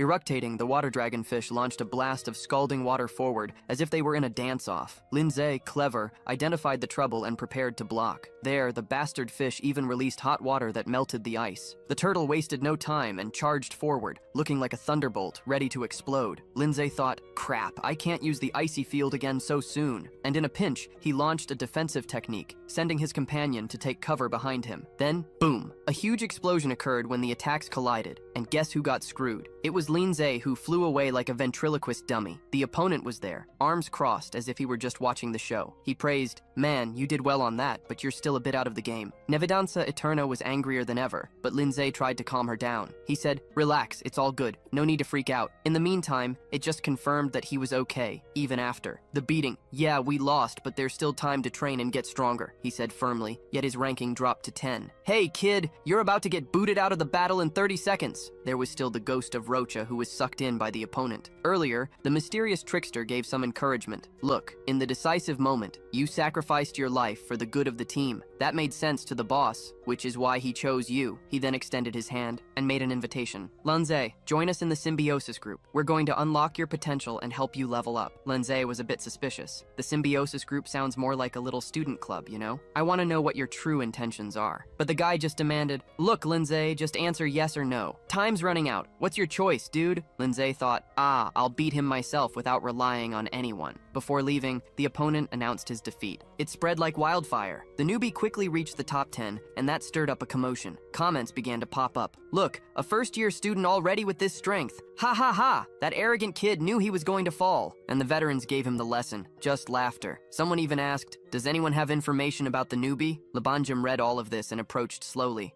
Cutting to the point, Lindsay, you've met with the symbiosis group, right? Lindsay put his hand in his pocket and asked, and you joined them too? Labanjam, with a grumpy expression, replied, hey, don't underestimate me, man. He sent a message. Anyone who tries to show off in front of me is going to pay the price. Lindsay, unshaken, asked, do you know where this group comes from? But Labanjam turned his back and walked away. I'll find out for myself, he said. And Lindsay was left thinking, okay, I guess I'm just staying here. This group seems pretty numerous, but what could their real plan be? He remembered that Quattro Singe had said something similar. The image of the masked man, who seemed to be the mystery of the moment, came to mind. Maybe I can get information about him around here, Lindsay thought. He lowered his gaze, worried. If this keeps up, I feel like trouble is brewing. At that moment, the Phantom of the Rock was at level 3, 7 steps, while the Snow Maiden was at level 4 and had already accumulated 1,000 points. But it wasn't enough to raise the Phantom of the Rock to level 4. Moreover, without the materials, there would be no ascension. The panel displayed the spirit of the Great Earth. Would it be the next evolution? Requirements. Level 3, 90 steps. Maturity 1, 0, 0, X, 1, 3, 0, and 3 spiritual condensation stones. Doing the math, Lindsay realized, if I'm going to buy all this, I'll need at least 400,000 coins. And at that exact moment, someone shouted, Big Brother. It was Su Xian, who poked at his brother's psychological wound. I saw that you were defeated. Is that true? It seems someone surpassed you, huh? Lindsay put his hand on his forehead and remarked, I'm not invincible either, Su Xian. But he quickly changed the subject, asking, do you know how to get superior earth essence and spiritual condensation stones? Salsone looked shocked and said, those things are way too rare, man. How many do you need? Lindsay fired back, I need 30 superior earth essences and 3 spiritual condensation stones. Salsone's face went pale as if he had seen a ghost. Man, even if you were to steal, you wouldn't find all that. But suddenly, a brilliant idea struck. Wait a minute, brother. I know a place where you can get those materials. I'll take you there. Done. Обновленный текст Lumina площадка. 14-17 октября 2022 года. Без оценки.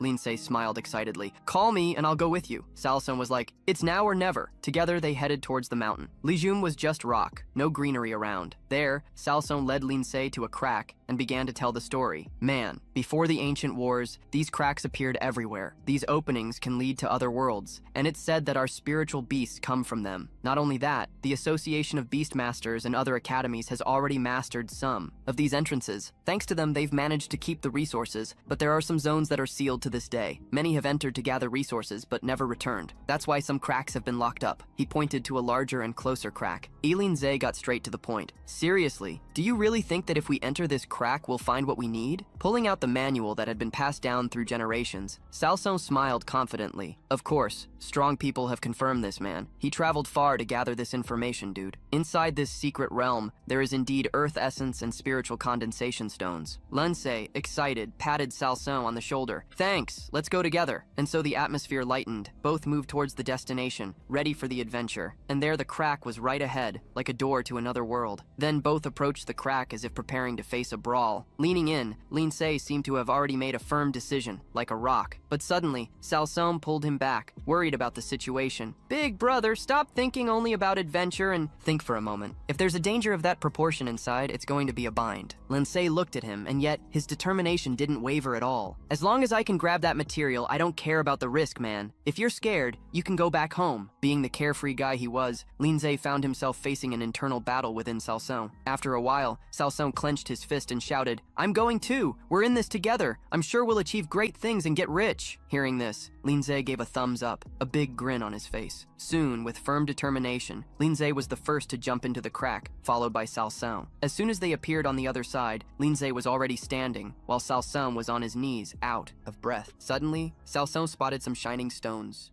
like an emerald glow high above. Without a second thought, he called his monster Bokasa. The little creature extended its arm and grabbed one of the stones like a true hunter. Upon closer inspection, the man was like, wow, this is a low-level crystal, perfect for upgrading low-level spirit beasts, especially those of earth and rock. Although it doesn't usually sell for much, it can only be bought, and here it's free, brother. Then, Linsei, all excited, shouted, let's get more! Let's get more! But dude, if it's falling from the sky, it's probably rain or crap, right? Linsei frowned, sensing trouble in the air. Soon he heard a strange noise coming from the wall where the crystals came from. A shiny climbing lizard appeared, just like the gems. Another crystalline creature, a second-degree earth beast, level 4. What a beauty. Analyzing it, Linsei reflected, these initial materials come from other spiritual animals, so the evolution materials are parts of beasts, dude. He asked, second degree, 4th level, can Bokasa handle this? Then, the monster Bokasa, without mercy or pity, swallowed it all down easily. Salshin was confident. Big brother, don't underestimate my Bokasa. He's fierce. Now, we just need to wait for what he has to say. But things got tough, and the creature spat out a lizard that had curled up, forming a ball. The monster Bokao made a complaining face like, come on, I can't swallow this. Salshin, catching the message, realized he's saying, it's hard to eat. Linsei, with a snap, understood that he could communicate with the beast. After being spat out, the lizard started to scream in a bizarre way, non-stop.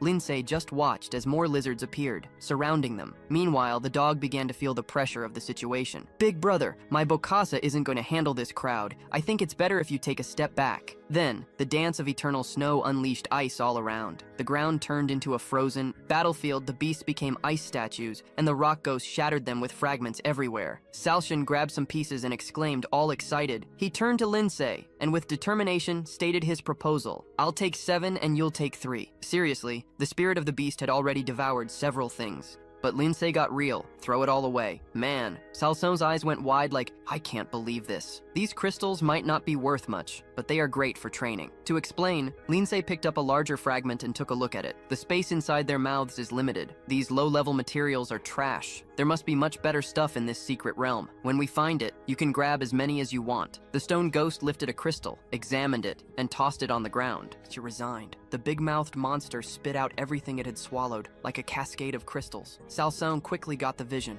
As he delved deeper, the blue walls started turning green. Linsei observed and kept to himself, thinking, it seems that neither the essence of the upper earth nor the beasts are here. The further they went, the more the mix of green and blue increased. But soon they noticed a strange movement beneath their feet. Damn! It's this, dude! Salsung was shocked. Even with the quick reaction, they couldn't avoid the attack of a creature that bit Bokasa's. At that moment, speed was everything. Linsei jumped to dodge the attack, and his stone ghost went after another creature, but 3 of those things were already surrounding them. Linsei received the system message, Granite Serpent, Earth Element, 3rd grade, 4th stage. Linsei assessed himself and thought, these beasts only bite once and get out on the feet. We can only defend ourselves. The mess is quite passive now, stay alert when they appear. Then, Salsung panicked upon seeing his beast trapped. Damn it! I need to free my Bokasas! I'm going in! At that moment, another granite serpent emerged and swallowed Salsung whole. With tears in his eyes, he extended his hand, shouting, Older brother! Save me! The familiar feeling fell over Linsei. Lindsay, and a drop of sweat rolled down, filled with memories. The sharp intuition was an expert's thing. As soon as a serpent attacked, the protective aura activated, but they didn't let it slip this time. He signaled to the stone ghost who held the serpent, surprising the beast, but it couldn't stand still. The snow maiden unleashed a rain of ice needles. A signal. The demon recoiled and the needles flew through the serpent, which had no reaction. With this change, Salson was at a loss for what to do. The stone ghost wasn't going to use its demonic state. Why, big brother? You made the creature leap back with tough skin. The serpent burrowed to escape, but the demon grabbed it on the way up. Only another launched itself at him while he was distracted. As soon as it came out of the ground, that huge mouth closed around him with no other way out. The demon let go of the first and grabbed the second. Just when it seemed he had escaped, the sausage yelled, "Come back here!" Then, Lindsay's eyes narrowed with determination. The phantom of the rock stood firm, waiting for the attack. The signal had been given. It was time for action. The frozen ground unleashed and froze the soil, trapping several serpents in ice. The phantom of the rock,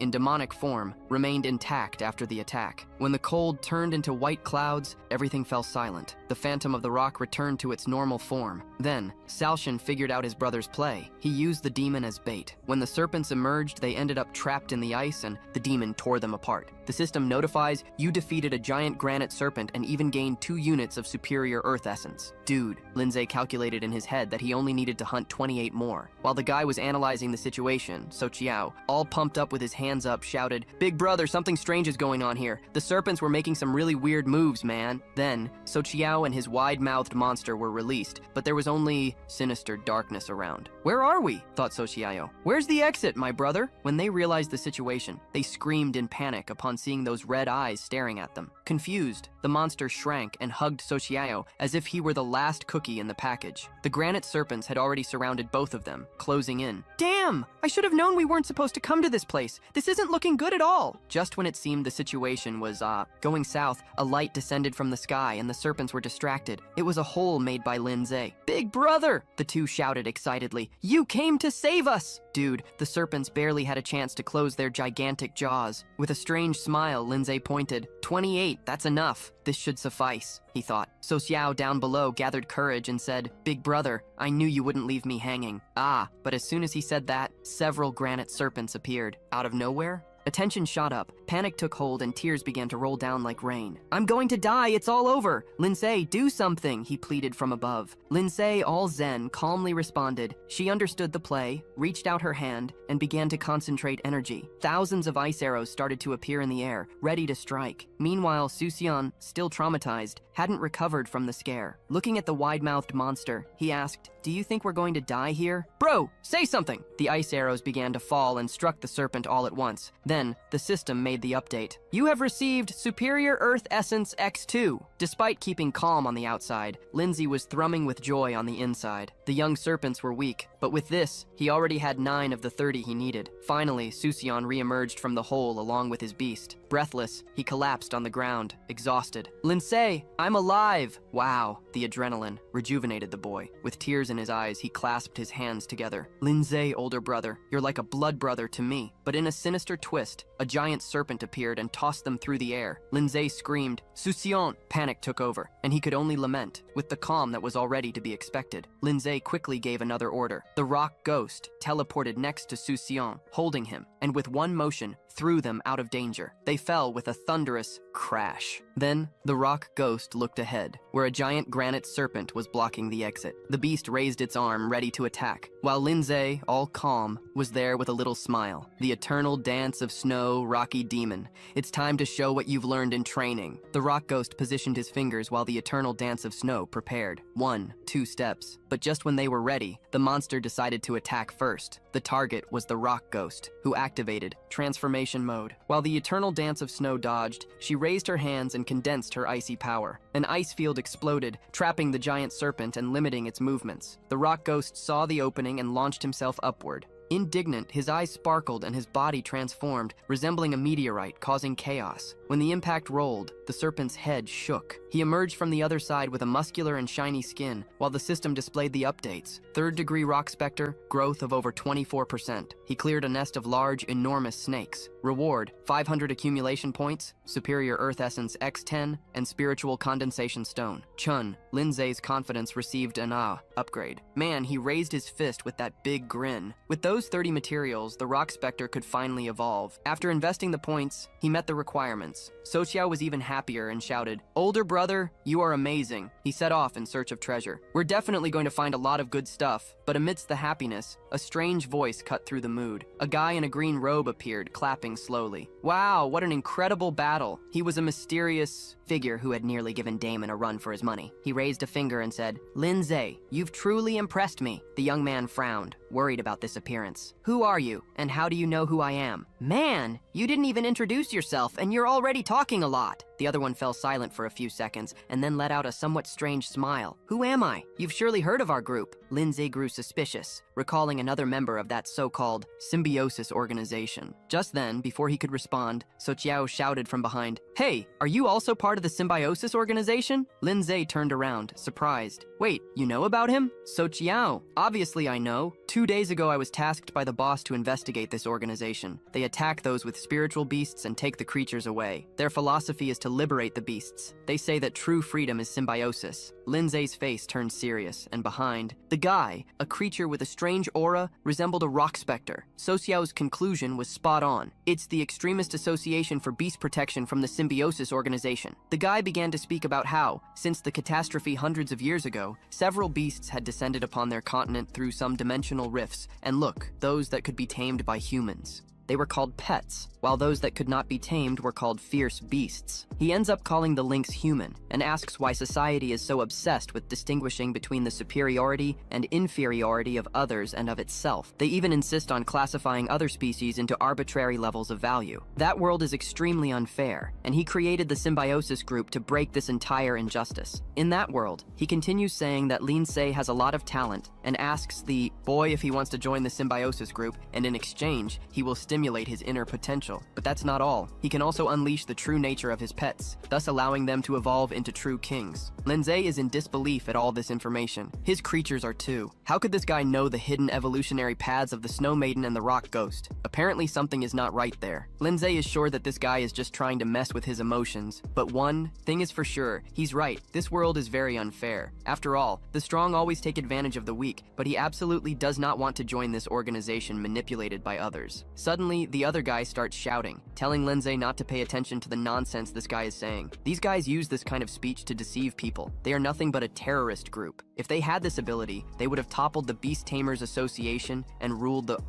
entire world of beast tamers a long time ago. The guy there agrees. It seems this guy doesn't believe him. Well then, very well. He waves his arm and his beast starts to tremble. He takes the rock giant, snake-like, classification 2, stage 7. He begins to caress it, and suddenly, a light starts to appear, and the monster begins to transform, getting larger and larger. It starts to roar and shake, accumulating a lot of power. Everyone is in shock. In fact, Lindsay stretches out his arms and tells everyone to watch closely as he shouts for his pet to break free from its chains and be reborn. That pet is now monstrous, revealing its true nature. This is the first step towards evolution. A rock snake, rank 5, stage 1. Wow, Lindsay. In shock, that snake monster's rank increased by 3 levels. A spiritual technique that can summon fierce beasts and pet beasts. There's no doubt that this guy was the one who attacked Tan Yang. One guy points his finger and sends his monster forward to show what it's capable of. Now the monster starts growling, and several stakes shoot up from the ground, breaking everything there. The Snow Maiden manages to protect our group using a crystal mirror, but suddenly, the chubby guy starts to hug the rock ghost, screaming that everyone is in trouble. This time, even his monster hugs him back. Are you crazy? If he had known this earlier, he would have taken the big-mouthed monster to eat before leaving. But suddenly everyone starts to hear the monster. Apparently, it's saying that its whole body hurts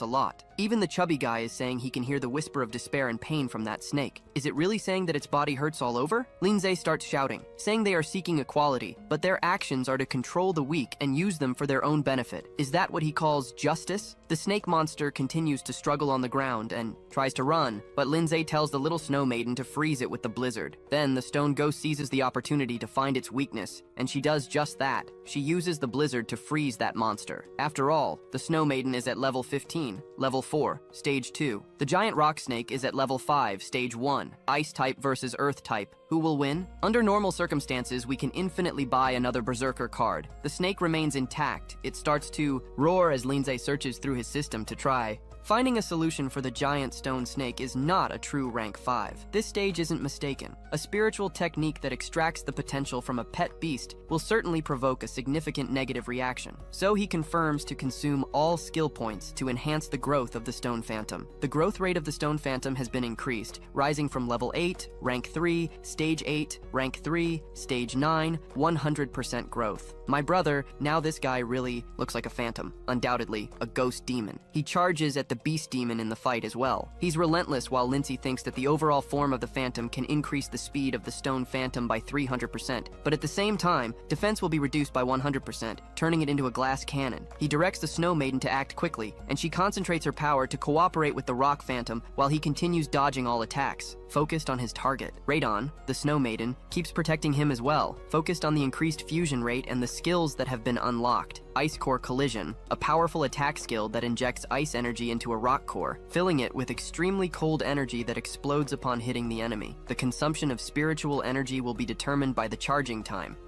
So does that mean he now has a combo skill? That's right, this video ends here. I hope you enjoyed it. That's all for today. Thank you for watching. Don't forget to like, comment on the video, and subscribe. Thank you, and stay tuned for the next video. The demonic snake was still alive, for he could hear her moaning. He decided to take a peek, and the NGO hesitated, but eventually went along. There was the demonic snake, injured, pleading for help and in pain. Zong went over and warned Lindsay, encouraging him, "Go and end her suffering." Lindsay made a pained face and focused his energy at the tips of his fingers, launching a precise attack at the snake's head. At that moment, the system announced that he had unlocked an achievement. He defeated the demonic snake, leveled up, and also earned around 1,000 achievement points, in addition to 10 top-quality elemental essences, and even an explosive seed card. Why not, right? Furthermore, he helped the snake find relief, earning 500 achievement points, 2 spiritual nutrition stones, a soul crystal, and a recovery elixir. He saw the snake returning to its original state, now with 2 more spiritual nutrition stones in its pocket. The rock ghost was ready for an upgrade. Lindsay had several rewards, but inside he was still troubled. The man in the long robe approached and noticed that Zoe was angry. He commented that vacation tamers needed the holiday kills to get items, and of course that made Lindsay even more annoyed. Nadon, Zero from the snow, was also upset and was already gathering energy to unleash ice crystals, but Lindsay tried to calm her down. He acknowledged that everyone depended on this cycle, but more than that, he truly detested people like the robed man, who spoke of equality, yet exploited the weak mercilessly. It was pathetic. Filled with hatred, Lindsay called the symbiosis group a bunch of hypocrites. The man accepted that the conversation wasn't going anywhere, but thought that the girl with demonic spirit magic could talk to him. Lindsay quickly realized that Ning was in danger, so the robed man made a gesture, but Lindsay shouted for the snow maiden to hold him, and from there it was bound to be an explosion. When the smoke cleared, they realized that the man had managed to escape. Unfortunately, my friend,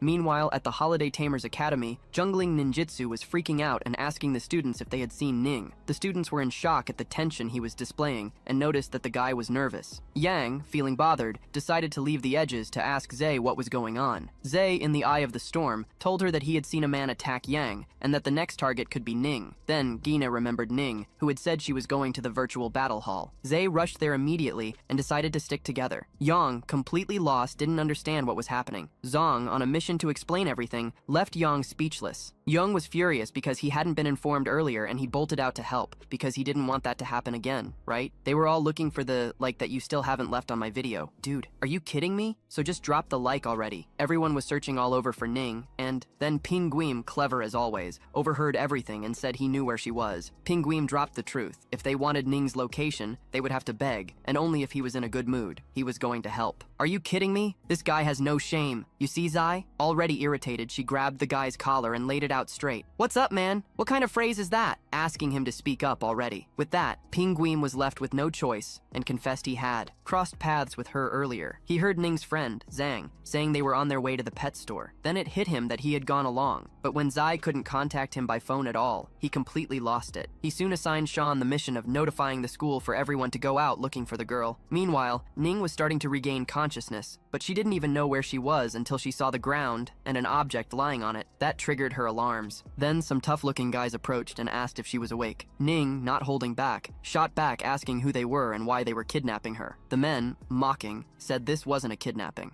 They just wanted to be friends, if you know what I mean. They mentioned they were from the symbiosis group. Seeing this, Nick shouted that nobody wanted to be their friend and demanded that they let her go. She knew that the firepower of the demon flame bird could melt any plant, so she was already thinking of calling the creature to burn the vines that were holding her. But in an instant, an absurd pain took over her body, or black robe guy, as if she had entered a torture contest. He warned that the venomous era had already injected the poison into her, so if she didn't want to be paralyzed, it was better not to make an effort to channel her spiritual power. She then decided that she first had to buy time, wait for the poison to ease up a bit. The creature said it just wanted her to join the symbiosis group for a noble cause, if you know what I mean. Noble for him, right? He needed her power to face an unfair world. Unfair for whom, my brother? For the creatures, I guess? They heard she had a unique spirit technique capable of demonizing beasts, so they wanted her to collaborate and answer the questions honestly. She found herself wondering why her beloved beast could only turn into a demon because of a skill from the demon flame bird. The masked guy realized she wasn't willing to cooperate, so he decided he would have to use some more direct methods, if you know what I mean. Aneg shouted for them to stop and insisted that he had no idea about any spiritual technique. Then suddenly the door flew open with the force of Lindsay and he appeared threatening the guys and demanding they let her go. Her dog even let out a really cute bark. Wow, a new pet. A superstar crew turned to the door. Ling felt much more relieved to see Lindsay exploding over that situation. A masked man was left speechless when he saw Lindsay and realized that the boss had told him they would meet. At the same time, Lindsay, lost in memories, recalled the masked guy he had seen on the battlefield. The man noticed the presence of the spiritual Martin, which was a level 2 creature, stage 3. At that moment, everything made sense.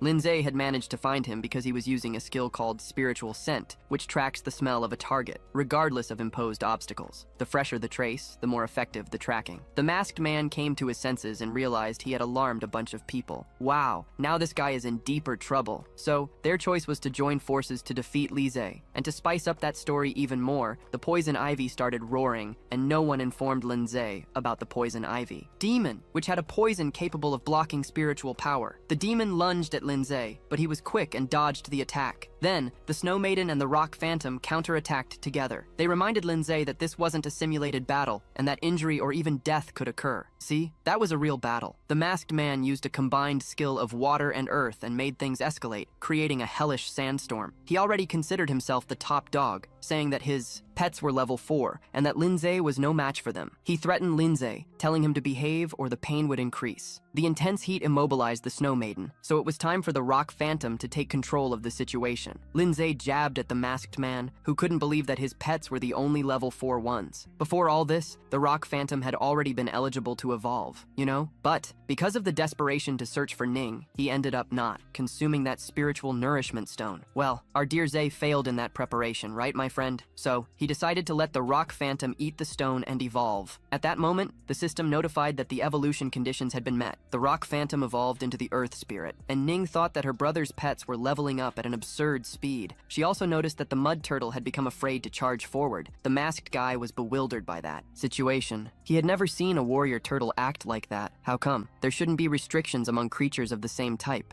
Isn't it? Lindsay confirmed that this shouldn't happen, but the spirit of the earth was not a mere beast of rocky type with great style, and had gained a new ability called Earthly Majesty. This ability punishes everyone of the stone type in the area with divine pressure. When an enemy was nearby, everyone of the stone type shrunk back due to the pressure felt. The members of the symbiosis group were in despair at that moment, realizing it was not wise to face Ning head-on, so they decided to retreat. The crazy guy in the black cloak ordered the demon ivy to wrap its vines on the ground. One to Ning, determined not to be a burden to her brother, noticed that the toxin had already eased, so she called the demon Firebird. She cut the vines of demon ivy with a precise strike, and then informed Lindsay that they were fine, and that Changwon was just sleeping. Further instructing, she asked to ensure they were captured. The members of the symbiosis group, with a leap behind the ear, decided that the best course of action was to retreat, as that search team should be on their way. The guys were using a poisonous mist from the demon known as Poison Ivy. Well, Zay, with his keen eye, figured out that their intention was to sneak away, so they were already outside the building when the masked one started picking on the man in the black cloak, accusing him of failing to keep the woman under control. This infuriated the black cloak, retorting that the guy's pet was also a mystery you. No, not to mention anything else, as he retreated before the opponent could be attacked and bolted. My brother, he bailed, and amidst hallucinations and laughter, the two exchanged jabs as they ran. That masked one wouldn't let up and remarked that Lindsay's creature's evolution was strange. If the other wasn't afraid, he should at least speak up and stop talking nonsense, because because the mist from the demon poison ivy would soon dissipate. They would be in the crosshairs. The atmosphere heated up, and out of nowhere, the spirit of the earth appeared in their path, catching everyone by surprise.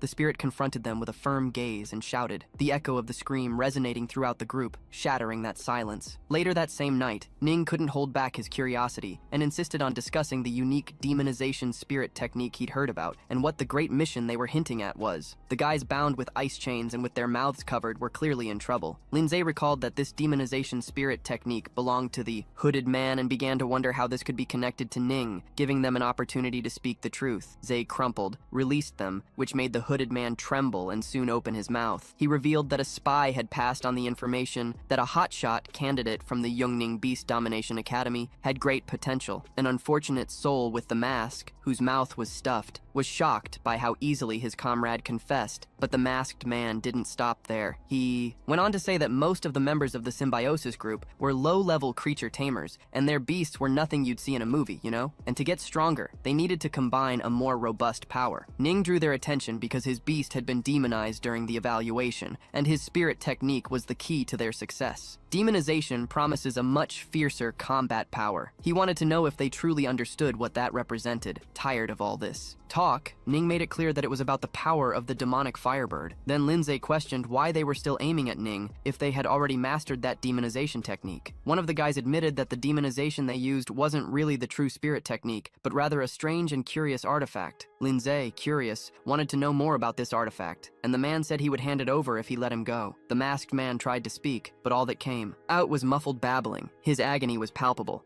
My brother then Lindsay wasted no time and slapped him in the face. Take that! Shut up! The blow led to a bump on the unfortunate man's head, who became dizzy, and Zay was furious, thinking it absurd that they still had the audacity to negotiate with them. These guys are locked up, right? They have no bargaining power there. So he ordered the Snow Maiden to conduct a body search. The guy froze when the Snow Maiden touched him. In the end, he revealed that he had an artifact in his pocket. The Snow Maiden remembered that she had obtained the fragment from the fishermen hundreds of years ago, when the interdimensional rift appeared, along with the invasion of the strange beasts. Back then, mysterious crystals emerged. These crystals are known to contain a type of powerful energy, being used as materials in the evolution of pet beasts and possibly for other purposes. Ning asked what it was, since he had never seen that in the Encyclopedia of Strange Items. The strange items refer to supernatural artifacts that have unique powers. They appeared during the Great Cataclysm, a consequence of the rift that collided with this world. Their functions vary. Some have an enormous internal space, far beyond their apparent size, serving to store rare and precious items that can enhance the combat power of tamers and also of their pet beasts, like spiritual herbs and ores, you know? According to the system, the crystal was primarily used as an evolution material. The other uses were limited to creating demonized beasts. At that moment, Ning's demonic flame bird started making noise. It seemed very interested in the material, which could be related to its evolution. So, Zai decided to pass the crystal to Ning, thinking it was some kind of evolution material. Shortly after, he turned his attention back to the masked figure and commented on the bird's demonization ability, the demonic flame. But before he could finish, someone interrupted him. It was Shin, and she asked if everyone was okay. Yang, Jian, and Yang accompanied Lindsay, who replied that they were fine and that the suspects had been captured.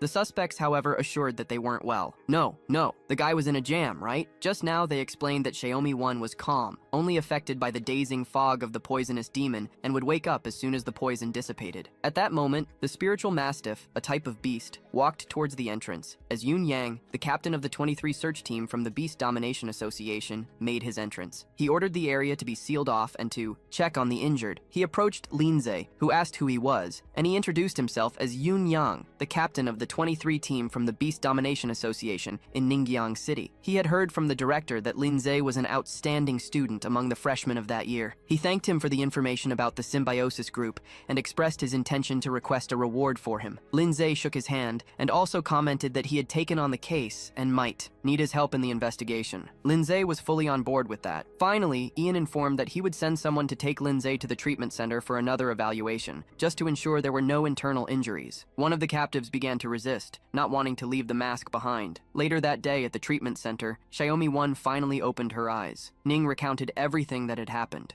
She had only felt a knot in her head while walking and suddenly found herself there in the center. She expressed her gratitude upon realizing that Zai noticed something was wrong and came to her aid. Ning felt a weight in her heart for involving that girl in the mess, but deep down she knew it wasn't solely her responsibility, as Zai and Yang were also in the sights of that symbiosis group. Shin's mind was spinning like a hurricane as she reflected on what was happening. Did the approach of the symbiosis group towards Ning have any connection to the demonic spiritualization technique she had seen? What intrigued her the most was the scene she had witnessed earlier. It was time to have a serious talk with Zai and Ning when they left the room. They walked to a hallway. Sean and one of them started talking, reminiscing about the time they helped the two explore the potential of their spiritual techniques. However, the mention of that time caught Zai off guard, and Ning, who was also there, said he had only noticed some shadows but didn't share everything. In reality, what he had seen was Ning displaying demonic characteristics, with demonic beasts bowing at his feet. Xiaoyang apologized for the strange scene, as he hadn't imagined it would be so impactful. He had devised a plan to research and better understand everything before sharing. Ning, in turn, commented that he had only heard rumors about demonic creatures. Shan Yung then explained that these creatures belonged to a special branch known for their rapid growth. However, these beasts were known for their violent and cruel nature. After being domesticated, many tamers often lost control and became cruel themselves. The sale of these pets eventually became prohibited. Some materials regarding the evolution of these creatures were also under strict confidentiality and rigorous control. Zai, who had been in contact with a man who owned a demonic beast, remarked that the man seemed to keep a cool head. However, there was a story of a tamer who was consumed by the power of his own beast. The situation of the symbiotic group seemed like a case of a beast that had a negative reaction to the power it received. He turned to Ling and asked how she had demonized the demonic flame bird. Then Ling began to explain that this ability was acquired after a fierce beast evolved into a demonic flame bird. This bird was at level 2, stage 7, and after that demonization could reach level 3, stage 2, but would only last for a minute. So, with her current spiritual power, she had the ability to use it once a day. Leon had already witnessed members of the symbiotic group demonizing fierce beasts, and the results were always unstable, accompanied by significant setbacks. It seems like they were trying to dominate power, and that could explain their intentions toward Ning. Chao Yun, realizing the complexity of that situation, commented that the world is full of wonders and that the evolution of spiritual techniques was just the beginning. She tried to lighten the mood, advising them not to be afraid, but what was important now was for them to strengthen themselves. She suggested that no one could discover more about their power if they managed to contract a second pet. If it truly was a spiritual technique capable of enhancing their beasts, it could become an unbeatable force. She looked on with deep sadness, aware that if this were true, the symbiosis group would not leave her in peace easily. But at the same time, she understood that gaining strength was the best way out. With a determined look, she thought that when the soldiers arrived, she would face an army, and when difficulties arose, she would create defenses. She had an optimistic vision of growth, of taking the reins of her destiny. Thus, she headed toward Lindsay to ask for help with a test that would start after the school year began. The demon flame bird was stuck at stage 7 of rank 2, unable to progress, poor thing. So she was searching for a second pet, and this was the perfect opportunity for Lindsay to observe the bird more closely. Since it was already quite late and all the beast shops were closed, Chao Yun suggested they go the next day, since they still had 3 days until the test. On the other hand, Lindsay recalled that he knew of a shop that was open 24 hours, which also offered preliminary evaluation services for beasts. He proposed they head down there. On the way, Lindsay pondered about some beasts that apparently didn't have special evolutionary paths. He realized that even the same types of pets did not necessarily possess those hidden evolutionary paths. Upon entering the shop, Ning surveyed the environment and surroundings. The pet seemed quite ordinary. Lindsay then focused his attention on the demon flame bird.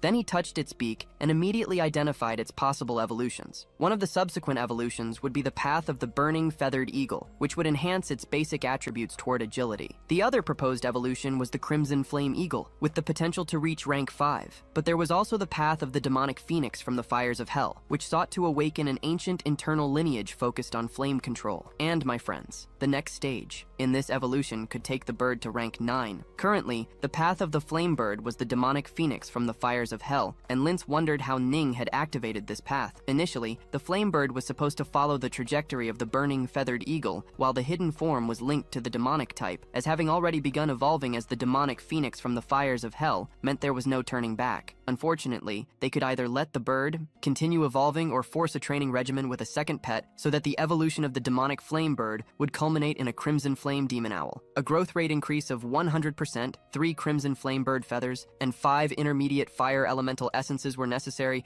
in addition to a means to awaken the lineage. Lise also recalled that when she evolved the little snowball and the stone monster, she didn't need those special materials, which made her wonder if the special nature of the demonic type was responsible. It was then that Lise called Ning and revealed that she had awakened a special spiritual technique that allowed him to glimpse some potential evolutionary paths of a beast while in a specific state. Wow! The girl, upon hearing this, was in shock, and the pieces of the puzzle began to fit together in her mind. It now made sense to her why the little snowball evolved into what it had. The guy tried to downplay the situation, saying it was just a vague feeling and required a hell of a lot of spiritual energy, but he knew he couldn't say more. That had a powerful system. Moreover, if that incredible ability were discovered, the fear of being dragged into that association of beast tamers, of being exploited to the bone, weighed heavily. You see, Linze let slip that he had noticed something from that demon flame bird, a fierce force that seemed to be dormant inside. This evolutionary path was absurdly strong and clashed with the common fiery feathered eagle, but my gosh, it was also a path that reeked of danger, you know? He also mentioned that he could feel how this power was full of wildness and uncertainties. As it evolved, this power could bond with the demon type. Ning was attentive and asked if he was saying it could evolve into a dual-type pet beast, like fire mixed with demon. Ah, the crazy guy is going to be angry too, you know? She remembered that this was rare, but not entirely impossible. He added that, to awaken that power, he needed a very ancient means. Now, she understood why she had never evolved. But, regardless, she knew she had to control this force. The thought of which resource to use to unleash her potential popped into her head, and she had an idea. They made a quick stop at home for her to grab the fisherman's fragment. The system said that any ancient method worked, and the fisherman's fragment should be the key. But Lise was still wondering how to tell Ning about this. He had used that excuse of spiritual technique before, but he had already used it to sense the paths. Ng Kang eventually noticed the fluctuations of energy within the crystal, which made her think that there was indeed a connection with that demon flame bird. But it wasn't just resonance. The creature really wanted that item. They were even stunned when the bird devoured everything and then transformed into purple flames. A tremendous revolution was happening, and he started to panic because the fire was coming toward them. Linze ordered to raise a barrier. He told her that there was no need to be afraid. As soon as the fire formed,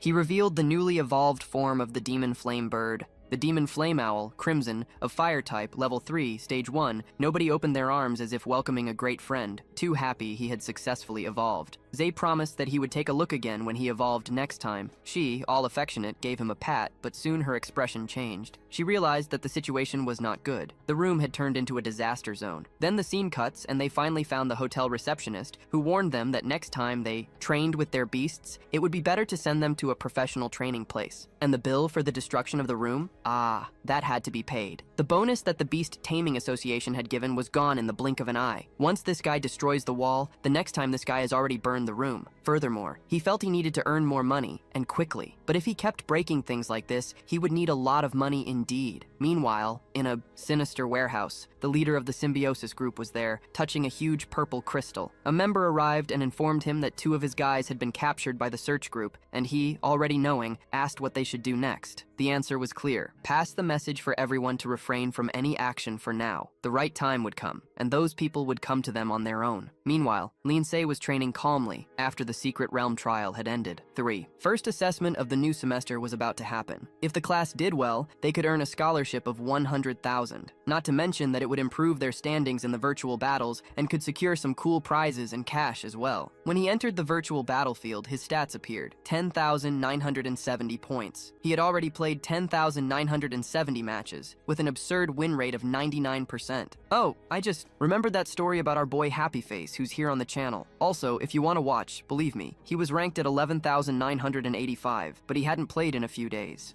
and his position had dropped almost 2,000. Determined, he set out to parallel his efforts, wanting to climb and reach the next level directly. His small goal before that evaluation was to enter the top 100. The Earth Spirit faced a human-type angel of rank 2, stage 3, and managed to improve his rank to 10,038. Then, he faced a cloud-swallowing turtle of animal type, rank 3, stage 1, which was defeated by the Snow Maiden, raising his rank to 8,890. Then the 3-headed dark dog appeared, rank 3, stage 3, and the Earth Spirit cleaned house. improving his rank to 5,903. He kept climbing until reaching 37th place. Everyone was commenting on the speed at which he climbed the rankings. He soared from 10,000 to the top 100 in a single day with a win rate of 99.9. Well, it's more like 100%, right? It was a true frenzy. Everyone couldn't stop commenting, impressed by how fast the guy was winning, like one match every 30 seconds on average. Ha ha ha ha. Then, slow down there, huh? Slow down there, my brother. Then, it only took a minute. Wow, that's insane. Some crazy guys were betting he would reach the top 10 before the sun set, while others thought it was impossible. Then there was a guy who wasn't foolish and knew that Lindsay was a rookie who had just become the sensation recently. And this particular guy had an ice bat ranked as 4, stage 3, and a sacred light elf also ranked 4, but at stage 1. He dared to enter the battlefield against Lindsay and didn't miss the chance to express his admiration. This guy was Zhao Leon, who was ranked 9th and bragged, saying he would be the one to put an end to Lindsay's winning streak. But Lindsay, completely calm, just said it was time to start. This attitude of his made the lion furious, and he also felt annoyed because Lindsay only brought a pet beast. So the lion challenged Lindsay to bring the other one without batting an eye. The snow dance surrounded the lion and his pet in a crystal, and bam! That guy was knocked down defeated. Zay, all excited, praised the snow maiden and gave her a gentle pat on the head. And the little thing was enjoying it, you see? She liked a bit of affection. The snow maiden was a level 4, stage 4, with a growth rate at 100%, and her next evolution would be the blue ice maiden. The requirements were a growth rate of 100%, 30 superior ice element essences, and a blue tier of ice. With so many intense battles, her growth rate had skyrocketed. As soon as Lindsay managed to gather the necessary materials, he could proceed with the evolution.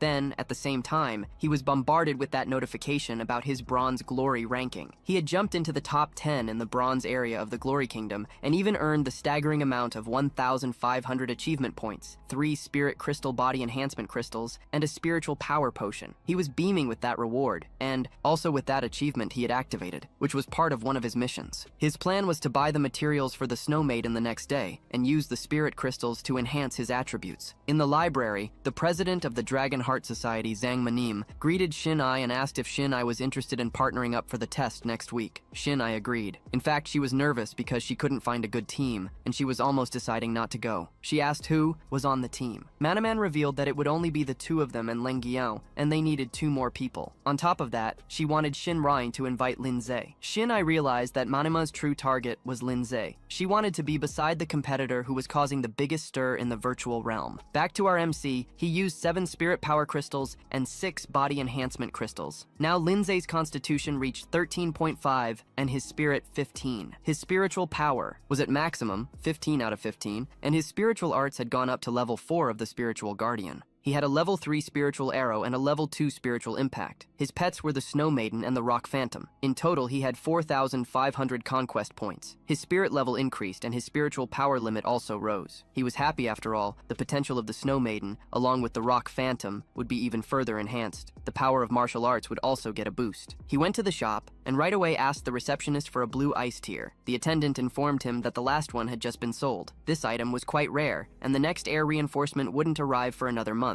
Too long, man. To make matters worse, Geen was also in the shop. She approached and asked if he had found a team yet, to which he replied that he had not. Then, she saw an opportunity and invited him to join their team. Manamo came forward and said she had heard a lot about him. She introduced herself as the president of the Dragon Heart Club and a second-year student. With her was the vice president, who was also in her second year. Our guy chatted with the senior, but soon made it clear that he did not intend to form a team. Lise thought it was too complicated to split the rewards with a team full of strangers, you know? If he brought Ning along, he knew it would be smooth for both of them to enjoy the secret realm. Ginny asked if he didn't want to go to the secret realm. She said that, to ensure safety, the tests organized by the academy needed teams of at least 5 people. He was shocked by that rule, and Ginny suspected that he was thinking of going alone. Then, Leon intervened and asked if he had tried to buy the blue ice tiers earlier. She showed him the item and told him to join their team, promising to give it to him as a reward after the test, along with 10 more ice-type materials. Wow! Lise was stunned by that offer. It was too tempting, but he felt a bit weird, you know? Then, Leon added that they would give him an extra share of all the rewards before he could weigh in.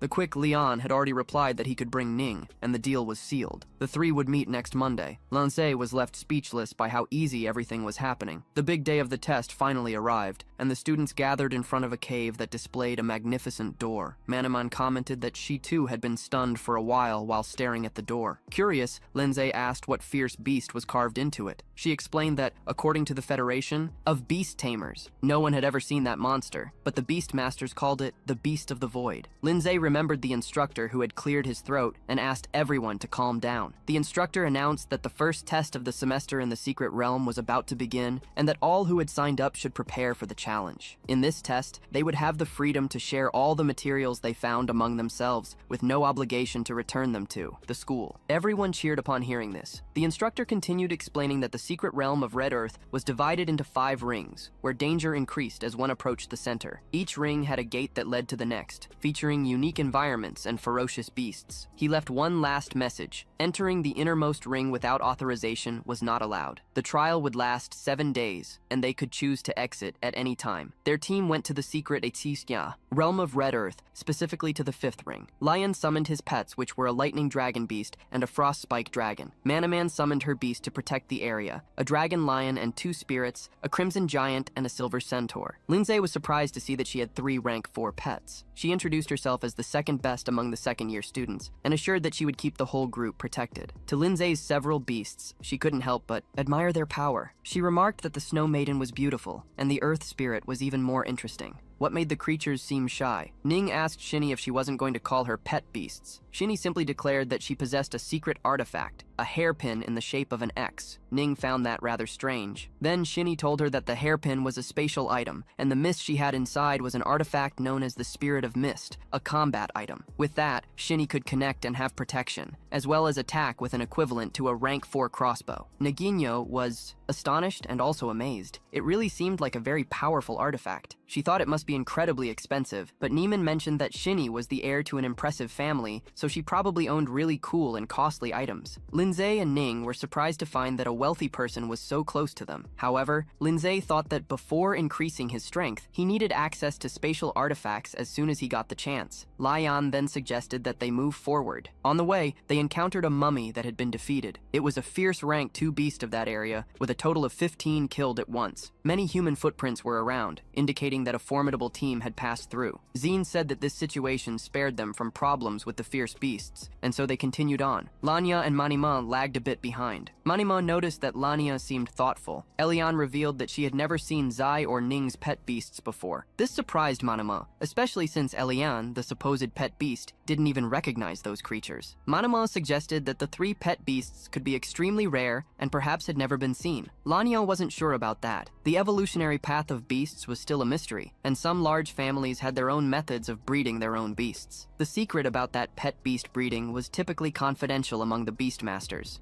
Unless one had a very close relationship, it shouldn't be asked. Even so, their curiosity was immense. At the 4th road, they encountered a dark necromancer, a stage 3, level 4, which was an evolved form of mummy. The Snow Maiden attacked and struck him with a single blow. Lindsay then suggested that they let him handle that situation to gain practical experience. It was a great opportunity to train his spiritual skills. Suddenly, a mummy crawled out of the sand. In an instant, the Bad, Earth Spirit, pushed it back to where it belonged. Lindsay made a point of praising them. It was a fantastic opportunity to boost their growth rate. Manama and Lilian looked at Lindsay, acknowledging that his manners were quite refined. An hour later, they came across a large wall. Manamon commented that this wall, known as the Pale Wall, was part of the legacy of the Great Cataclysm. It separates the 3rd and 4th rings, and around the central area of the 1st ring, everything was enclosed by these walls. To enter the 3rd ring, they had to pass through there first. The Pale Wall had 4 entrances, and after some time searching, they managed to find the door. The Earth Spirit was responsible for opening the concrete door. Emanuela couldn't help but find it extremely convenient to have such a powerful pet by her side. It would make those things much easier. Previously, one of them had been near trying to push those old broken doors for a long time. Upon crossing the portal, they encountered a place filled with bare, tall tree trunks. Ning Yong made sure to warn that in the 3rd ring, things would get heavier, as the beasts around were were fierce and the danger levels dubious. My friend, furthermore, there was a sinister creature, an undead spirit called the Pale Lord. One Pale Lord was a problem, but what really made everyone's hair stand on end was his ability to command other creatures. When this guy appeared, he came along with a bunch of Pale Guardians. His objective was to reach the second ring, so it was better not to waste energy unnecessarily.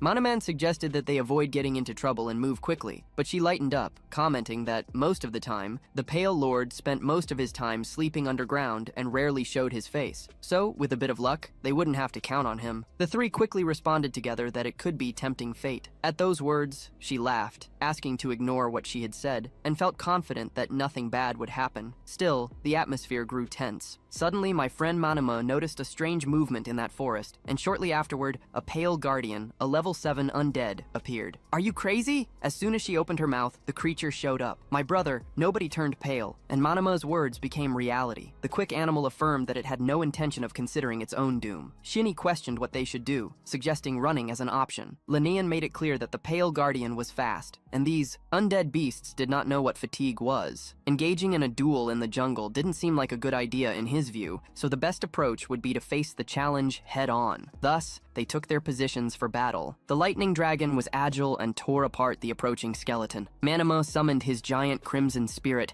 which threw an explosive fireball, taking out several Pale Guardians. Shiny also joined the fight, hurling the Pale Guardians, and the Snow Maiden froze everything that appeared in her Arctic domain. The Earth Spirit took care of smashing the ice statues, and Shiny stood open-mouthed upon realizing that they were mastering a wide range of attack skills. He thought about how strong the Pale Lord, who was leading this whole mess, must be, but he had a nagging feeling when he couldn't spot him. So, he commanded his pet to take a look at where the Pale Lord was. The beast flew and soon spotted something, and there he was. As soon as the beast returned, it reported that the Pale Lord was to the southwest, less than 100 meters away, and there he went moving towards them. Then he prepared to intercept them, using the spirits and thorns of the earth, blocking the skeletal horse. But Lindsay noticed something curious. He had just burned 12 conquest points instantly, and received the notification that the spiritual arrow was now at level 6. He noticed that the Pale Lord was wounded, and would soon need to defend himself while everyone attacked with their crossbows. With the Pale Lord's new resource, he would add spiritual power beyond the basic cost, sanctifying the spiritual techniques at the maximum level that could generate up to 400 extra power points. That Earth Spirit and the Snow Maiden were holding the Pale Lord, and they wanted to take advantage of the opening to deliver a finishing blow and kill him in a single attack. Anna noticed the fluctuation of spiritual power and saw the spiritual arrow. Then she began to say that the power of the basic spiritual arrow would not be enough to defeat a Pale Lord and suggested that they should opt for an exhausting fight. Instead, Lindsay explained that they would soon venture into the second ring and a long fight would drain their beast's energy. Moreover, the Pale Lord was injured. He had a feeling that there might be other teams nearby, so they needed to end the chaos quickly. For those who do not have many skills, firing a spiritual arrow with 1 or 2 points of power is nothing special, but with a charge of 1,500 points of spiritual power that he had, 400 points compressed into a level 6 spiritual arrow was enough to send the Pale Lord crashing to the ground. He released the spiritual arrow, and the Pale Lord was struck directly in the chest and fell off the skeletal horse. The girls were in awe to see that the spiritual arrow instantly took down a Pale Lord. Leon then realized that he hadn't used as much force as last time when he shot against a level 3 necromancer. There, he managed to control and inject the spiritual power to increase the damage. Come to think of it, they really needed to train that spiritual arrow at least up to level 6. Lindsay, even as a freshman, started to question how this was possible. However, some skeletons tried to escape, but Lindsay noticed them. He began unleashing a barrage of icy rains and stones, like a fireworks display, finishing off the last remaining Pale Guardians. Manemo was left in shock, unable to believe that everything had been resolved so quickly. Ning, Chan, and Han were super proud of Zay, and he quickly told them to run and gather the trophies because it was time to bail. Tao's reaction was one of such surprise upon seeing him there. At that moment, everyone turned their heads to Tao, who immediately accused them of dishonesty, claiming there was some cheating involved in stealing the prey from the Gaoshan group. Manima recognized Luan Han, the member of the Gaoshan club. She casually commented that it was quite a coincidence to find him there, but then Han shouted demanding they stop sucking up and return the spoils, with his friends helping to apply pressure. He insisted that all the materials left by the Pale Lord should be handed over right away. Manhwa questioned whether they were really suggesting that the Pale Lord should belong to them. One of the guys reminded him that, in fact, stealing someone else's prey within a secret realm was prohibited. He then reinforced that he was sure the Dragon Hilt Club hadn't forgotten this rule. Calmly, Manhwa argued that it was simply an unwritten rule. Moreover, she pointed out that there was a clause stating that if the prey escaped, the hunt was considered a failure. So, from the moment they let the Pale Lord escape, he was no longer theirs. Immediately, Sydney jumped into the conversation, sticking out his tongue and mocking them, saying it was hilarious that they couldn't keep their prey and were now trying to get it back. He was furious, right? The guy was offended and threatened to shut her up, but quickly, one of his companions interrupted him, advising him not to be so impulsive. Still, On didn't buy the idea of just leaving him alone. He reaffirmed that the Pale Lord was clearly theirs when his partner asked what the plan would be.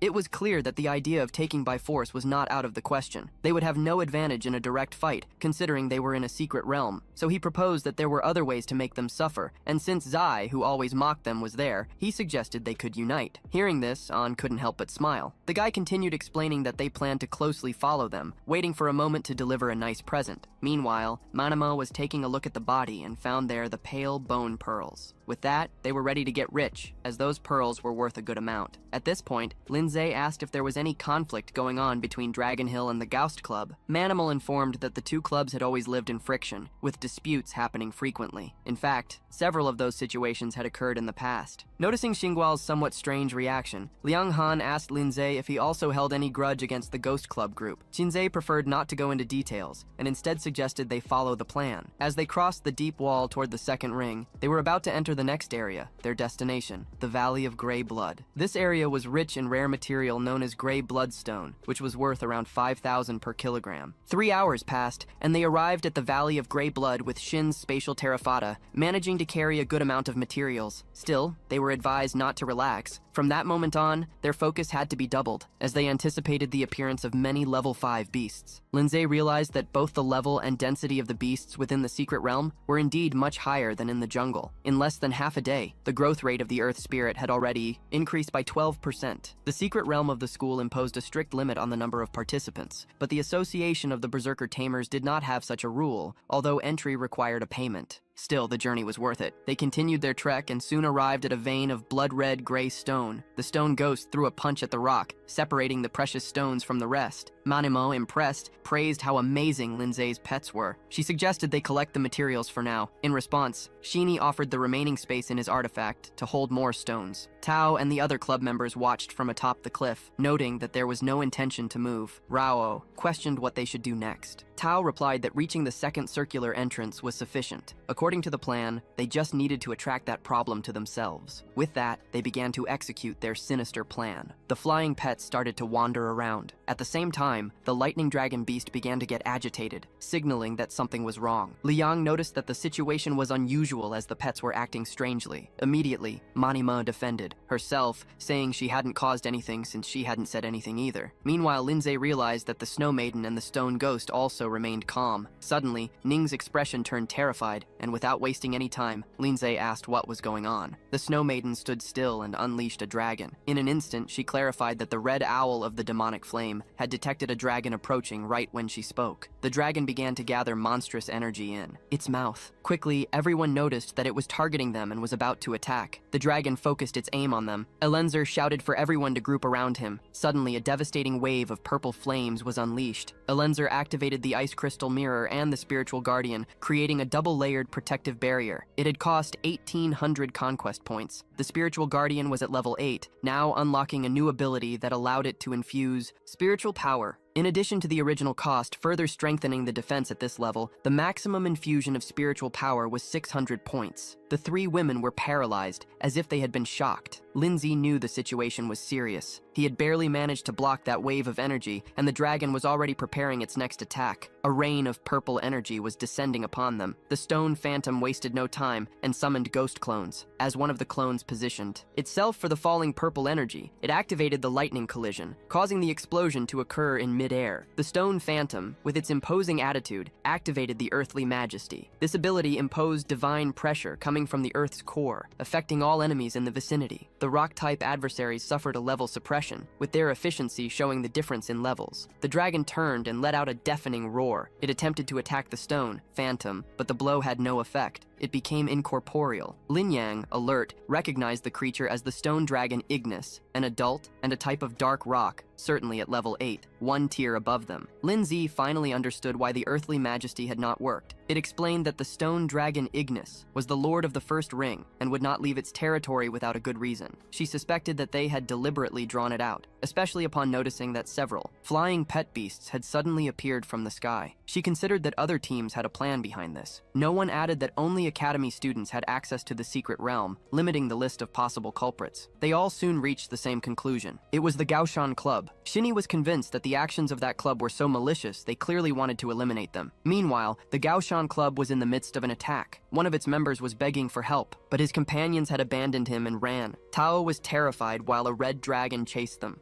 He ran as fast as he could, screaming as if there were no tomorrow. Well done, no one noticed that situation. He reported that the other stone dragon, Ignis, was chasing Glupakal-chan. Its location wasn't far. It was heading towards them. This could only mean one thing. They had deliberately drawn the stone dragon, Ignis, there. Leginhan, ever shrewd, began to piece things together. They had found the male dragon. The creature that was chasing the Club Gaoshan was the female. Dragons were generally solitary creatures, except during mating season. During this time, male and female dragons stayed together until the eggs hatched. The reason they appeared in the second ring was that they chose that area to cover their eggs or the ground. It must have targeted the dragon eggs, as they were connected to their parents. The dragons pursued them relentlessly. Meanwhile, Tao was completely lost in that situation. He froze upon seeing the other dragon in front of him, while the members of the Dragon Heart Club were still alive. This realization only heightened his fury, and with things in this state, he decided to take them all down with him. He quickly warned Lin Zhe that Ritao was trying to lure the dragon. Without thinking twice, they pummeled him. Ao was speechless, unable to process that Lin Zhe had actually done that. But in the moment of distraction, the dragon attacked, and Lin Zhe realized it was too late. The dragon eggs had been stolen, and the dragons would no longer spare them. They were in trouble. Meanwhile, Lanium called upon the dragon Ice Thorns and Ice Spikes simultaneously. The beast dragon Blitz Relampago joined the attack and unleashed a devastating electric storm. The dragon was hit squarely, and the intense pressure created fierce winds that exploded outward. However, as soon as the attack ceased, the beast dragon Blitz Relampago let out a shrill scream. The dragon slowly turned its gaze towards him and countered with a devastating breath of fire. The beast dragon Blitz Lightning was instantly turned to stone. A few seconds later, the dragon shattered it, and then Ling Gyung spat blood. My friend Ling revealed that all of this was the result of the backlash from the death of one of those pet beasts. Ling Gyung, with an expression of urgency, warned that the dragon had used that blood mist, Ignis, which is the most powerful ability of a stone Ignis dragon. The situation was sinister. It was also seen that there was someone with a high level of resistance to these abnormal statuses. Any creature that was not stronger would become like a stone statue as soon as the blood mist collided with them. One of the pet beasts was already petrified from the waist down. Within seconds, the little beast was completely transformed into stone. Manamo, in critical condition, was spitting blood. If that continued, it would be a catastrophe. It was a matter of time until the situation became even more complicated. Ning's demonic flame, the Crimson Owl, was struggling with all its might to escape the spreading mist. It dodged between the two gigantic dragons, a task that was absurdly insane. No one helped Leng Yung to get up, but the reality was harsh. The Crimson Owl would not hold on much longer. Today was not a viable option. In speed, it was impossible to outpace the two enormous dragons. At that moment, Manamo had an idea. She pulled out a beautifully decorated bell and announced that she would hold the dragons while the rest fled. Jimin recognized it immediately. It was the sinister artifact known as the Bell of 1,000 Layers. When activated, it would trap anyone, but the cost was very high. The user would become paralyzed, unable to move. Manamo calmly said that sacrificing herself was preferable to everyone being doomed. A heavy silence fell over the group. She stared at Lin Zhe with a firm look and asked why he was still hesitating. She insisted that he take the others and leave, and even made sure to guarantee that Lillian would deliver the blue tear as she promised. As soon as he escaped, Lin Zhe felt incapable of leaving his friends behind. Now, more importantly, he couldn't believe he had come to this point, so he summoned the Snow Maiden and the Rock Phantom, activating the fusion of spiritual art. A strong wind rose, making visibility difficult in the midst of the storm. The Snow Maiden and the Rock Phantom merged, bringing the cold giant, Absol, Absol to life. At rank 6, stage 2, he would last 60 seconds. Manhwa was left dumbfounded at the sight. Shinny was on the opposite vibe, appearing excited. It was the same pet beast she had sensed before. Chulengion's unique spiritual technique recognized that the aura emanating meant that it was definitely, at least, rank 6. Still, against 2 rank 8 Ignis and Rox dragons, the situation didn't seem to favor them. But our protagonist had not yet given up. He activated an explosion seed card. The crystalline blue body of the cold giant Absol began to glow, emanating waves of intense cold. My rank rose to rank 8, my friend, stage 4. Good lord, the guy is so overpowered. She also noticed that this explosion seed card would last about 60 seconds, but she wasn't stunned, unable even to process how he had jumped from rank 4 to rank 6 and was now at rank 8. Are you crazy, my brother, in such a short time? Everyone was wondering if that card was some kind of rare artifact that would elevate the rank instantly, without wasting time. Lindsay commanded the cold giant, Absol, to take out the 2 dragons. The giant launched into the air, rising with explosive strength, and then, my friend, he activated a special ability called Absolute Zero. This ability caused brutal ice damage that deeply froze any enemy it caught. The 2 dragons were thrown against the ground. One of them screamed in fury, trying to get up with panic in its eyes, but without giving the creature time to recover, the spirit of the ice giant Absol attacked with the technique called Ice Ground. Binding of Absol Arctic.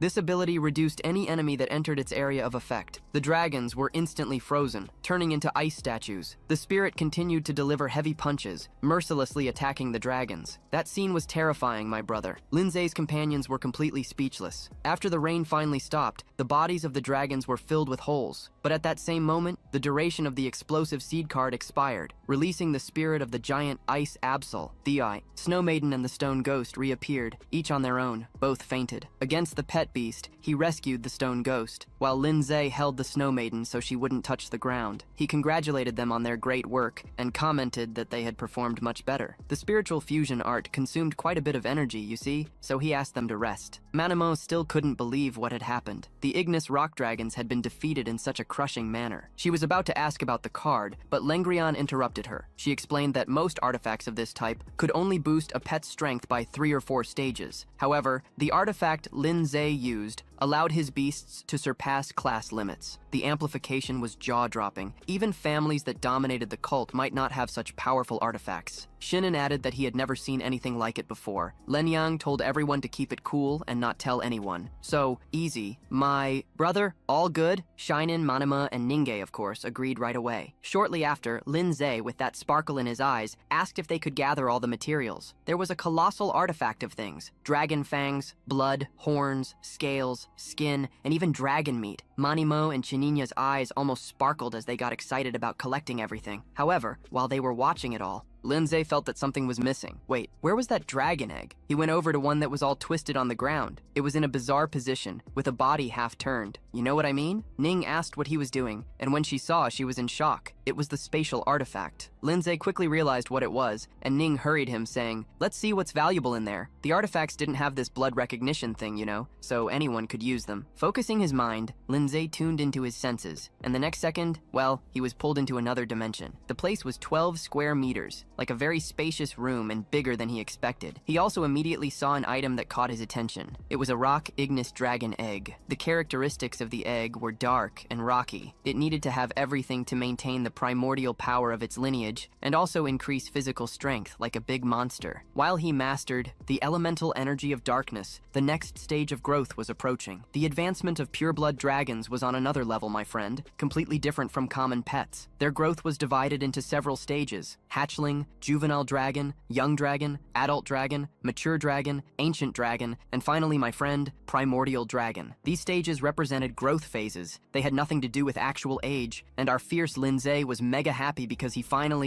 had his third pet. As soon as he left the secret realm, he would participate in the Beast Master assessment. The dragon egg had been hidden inside this artifact. It was already clear why the dragon mother wouldn't stop chasing them. The lion had commented that everything had gone well because of him, and as promised, everything they obtained on the mission, including the egg, would belong to Lindsay, and there would still be the materials they had already agreed on. Also, Lindsay mentioned that the egg and the cold blue tear were already a huge prize, and he could divide the rest with the crew. Armani, very close, held his hand and blurted that they could return to the secret realm any day. But their life was one, and without Lindsay, no one there would have survived, regardless of how rare the materials were. The hero was quite emotional about what Manhua said, yet he still didn't accept it, and she insisted. In the end, he agreed to keep 80% of the total. Are you crazy or what? Alright, you're giving me 80%. That's fine, you're crazy, man. Ning remembered that dragons like to hoard treasures and suggested they check out the dragon's den area, the demon fire. Cross had already located the dragon's nest, so Ning said it was worth taking a look. Everyone agreed it was a cool idea, you know? Before long, they reached the cave. Jane made a strange face and commented that it was quite different from what the tales said. There was no treasure hoard at all. The lion explained that the dragon's nest was more for reproduction, you know? Dragons preferred to keep energy replenishing crystals there. At that moment, Lindsay felt tempted to grab some, but Ning had a strange sense of familiarity. She felt an aura, but I didn't notice anything. She said the source of the aura was coming from behind a wall. As soon as she reached out and touched the wall, it opened and she froze. Stunned, Shinin blinked, taken by surprise. Wait, can dragons make secret doors? This is very strange. Lindsay, on the other hand, thought it was made by someone else. The idea that someone might have lived there made him uneasy. But of course, the secret realm could only be accessed by those from the academy. So when he looked at what was beyond, he was shocked. The corridor was dark, filled with strange marks, hanging chains, and a dark aura tightening around them. In the center of a magic circle, there was an egg with a sinister appearance. Ning started to act strange, saying the egg was calling to her. Wow! Ling Gyong tensed as soon as she saw it. It was a demonic beast egg. Staying there was a bad idea, so she ordered them to grab the egg and leave immediately. Not long after they exited the secret realm, Shin was surprised to see them come back so soon, especially since they had said they would stay for the full 7 days. Legion simply commented that it was time to take a break, you know? But the guy couldn't shake off how rushed they were to get back to the academy. Legion exchanged some words with Shu, saying they would turn all the money they could into cash, and, as promised, he would hand over his share and no one else's. She also passed him the ice blue tear and 10 more ice element essences, and regarding the egg they got from the right dragon's nest, she told them to wait and not to hatch it right away. That was a pet demon beast egg. Moreover, she had her suspicions that the secret camera was connected to the Red Moon group. Legion also joined that conversation about the Fallen and that Red Moon group, which was an infernal cult with all fallen members. If that group was just a headache, the Red Moon group was like the devil himself trying to drag the world down. Their shadow was behind a bunch of huge terrorist attacks that shocked the Alliance. Countless lives of civilians and monster masters were lost due to their manipulations. Those demon beast eggs would only appear with very specific summoning rituals, you know? But suddenly, one showed up in the secret realm of the school. Are you kidding me, man? Someone put it there too, right? For sure. Could it have been this group? Ian questioned if she meant there were members of the Red Moon group hiding at the school. Of course there are. She asserted that this would be the worst-case scenario. It was also possible that the shadows of a ritual had slipped into the secret realm. Regarding the demon egg, she suggested finding an opportunity to report it and destroy it quickly. Manhua, getting to the heavier part, told them to keep in touch, and of course, they would be welcome to the Dragonheart Club at any time. As they said their goodbyes, Ning turned to Lindsay and asked what his plans were. Lindsay explained that he intended to buy what was missing, since his pet beasts were about to evolve. Night fell, and a huge pile of superior ice element essences occupied his bed. He handed everything over to the Snow Maiden. She happily devoured it all and flashed a seductive smile, amusing the guy. The rock ghost felt all shy seeing this. When Zay sighed and commented that she was up to her tricks again with that whole stack of items, he still felt like something was missing, you know? Then he remembered that he hadn't claimed his conquest rewards yet after defeating the 2 stone dragons, Ignis, Coxie. Giant Ice Spirit, Absol, had unlocked a new achievement. The guy was in such a rush to leave that he hadn't properly checked the rewards. Then the system just notified him that the achievement had been unlocked. It was from the Dragon Slayer mission, which required him to be the first to take down a dragon-type beast. The rewards were 500 conquest points, 10 low-quality dark element essences, and a dragon fang, the dragon blood, and a dragon heart. Another achievement came from the Ant Shaking a Tree mission, which required him to defeat an opponent with double the level of his best beast. The rewards were about 1,500 conquest points, an explosive seed card, a revitalization potion, an evolution stone, and a growth crystal. He was pleased with those generous rewards. The rewards from the Dragon Slayer were all essential materials for dragon evolution and would be a huge help when it came to hatching the stone dragon, Ignis. Even though he had used an explosive seed card before, an Ant Shaking a Tree had offered another one. Besides that, there was also a resurrection potion, an amazing item full of vital power. Once consumed, it healed all wounds instantly and worked for both beastmasters and their pets. The growth crystal was a special item that accelerated the growth potential of a pet beast. When used, it increased the chosen beast's growth rate by 10%, and this effect only applied to pets below level 7. There was also the Strange Evolution Stone, a crystal that bestowed the power power of evolution. After absorbing, it could awaken a beast's evolution potential, making it evolve all at once. However, after evolving, the creature could not surpass level 5. Lindsay felt relieved. The rewards arrived just in time for him to hire his third pet beast, especially the evolution stone, which was worth gold. But then, out of nowhere, he noticed that the situation was odd. His bed exploded. The Snow Maiden was evolving. She rose majestically, with white hair flowing like ice, as sharp blue ice. Crystals emerged all over her body. A cold energy enveloped her, tranquil yet powerful, making the air around her shimmer with freezing power. She had evolved into Ice Blue Maiden. Now she was at level 5, stage 1, with a growth rate of 0%. The next level of evolution was Arctic Princess. The requirements were a growth rate of 100%, 30 low-grade ice elemental stones, and an Arctic Millennium. Zay asked if there was any strange resonance between her and the merger of the Rock Phantom. He was aware that just because her level was higher, it didn't guarantee that the soul fusion technique would work. She shook her head, and that was a great sign. It meant that when they unlocked the fusion, even beasts of different levels could unite. She was already at level 5, while the Rock Phantom was still a bit below evolving. The Rock Phantom was at level 4, stage 5, with a growth rate in the 73% range. His next evolution was to Rock God, Soldier, and for that, he needed to achieve a 100% growth rate, gather 10 low-grade earth elemental stones, and an item called Infinite Earth. With the power they had now, the two were ready for the assessment the next day at the Beastmaster Examination Center. Suddenly, a guy cleared his throat and asked for silence, introducing himself as Yeshua Ping. Wow, these names are getting more and more complicated to say. He began explaining to the candidates that it was time for them to choose the difficulty of the test. Based on tradition, he gave wise advice to choose the difficulty most suitable for each person's strength. He asserted that it was better not to overdo it and waste such an opportunity. He asked the assistant if the selections were finalized. The assistant confirmed that everything was ready. On the crystal before them, the results appeared. One person moved on to the higher difficulty, 4 to the high difficulty, 34 to the medium difficulty, and 24 to the low difficulty. Ping then questioned whether anyone had really chosen the higher difficulty. The man confirmed it was a first-year student named Zhang Ning, or rather Lin Jie. 2 months ago, the Pingyang branch had reported that a candidate had passed the higher difficulty apprentice assessment. The guy recalled that person's name, Lin Jie, indeed. Our dear Zay. He had heard a lot about this boy's achievements. Everyone was calling him a prodigy. That wasn't an exaggeration. The question was, could Lin Jie pass the higher difficulty assessment in bronze? So, he asked all candidates to prepare, as that assessment was about to begin. The countdown rolled. Lin Jie wondered if the duel would be in arena mode. Then, the evaluation finally started. And look at that, there were 5 stages in the higher difficulty, and the crowd was warned to stay alert. Right at the start, a ferocious abyssal rat appeared, a shadow-type beast with level 3 fire stage 9. And wouldn't you know it, a flood of rats showed up. The Snow Maiden inhaled and unleashed a wave of ice. That freezing breath came crashing down on the swarm of rats. The Snow Maiden's sigh released a new ability that generated a cloud of icy snow, wreaking havoc as if it were a fan of extreme cold that hit everyone. It was then that the host announced the first stage was clear, and what challenged next? From the cell came another creature, a multi-headed lizard beast, level 4, stage 2. The Snow Maiden, agile as ever, raised her finger and sent a rain of ice, piercing through the lizard and making clean holes. Then a shadow of the night appeared.